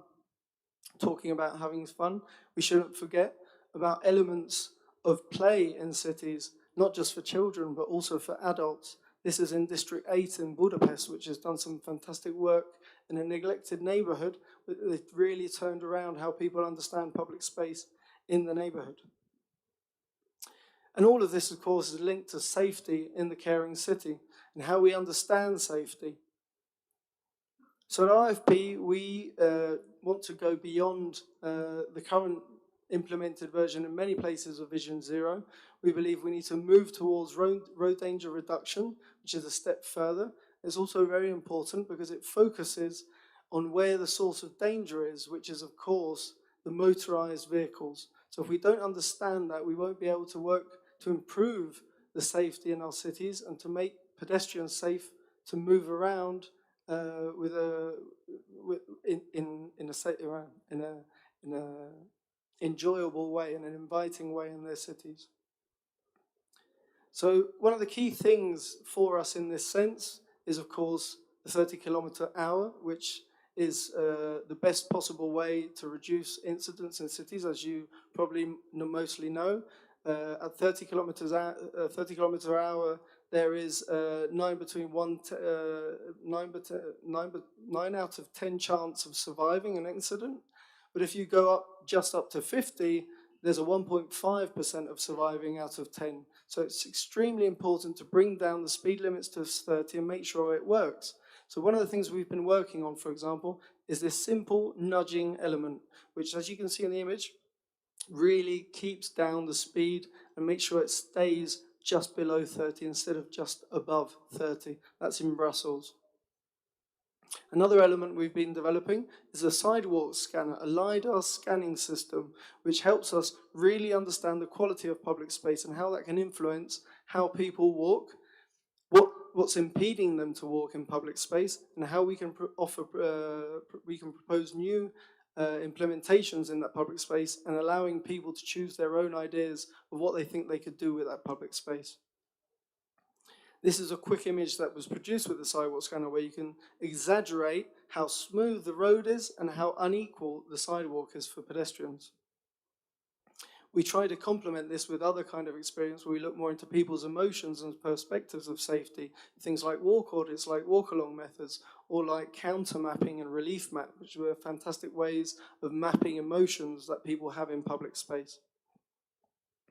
And as a final, easy to say reflection, never better said, I would invite you, not today because we've got to fly, but to walk around your city and just reflect a bit on how you understand urban space and your city, and see if you can turn it into your own caring city. Thank you.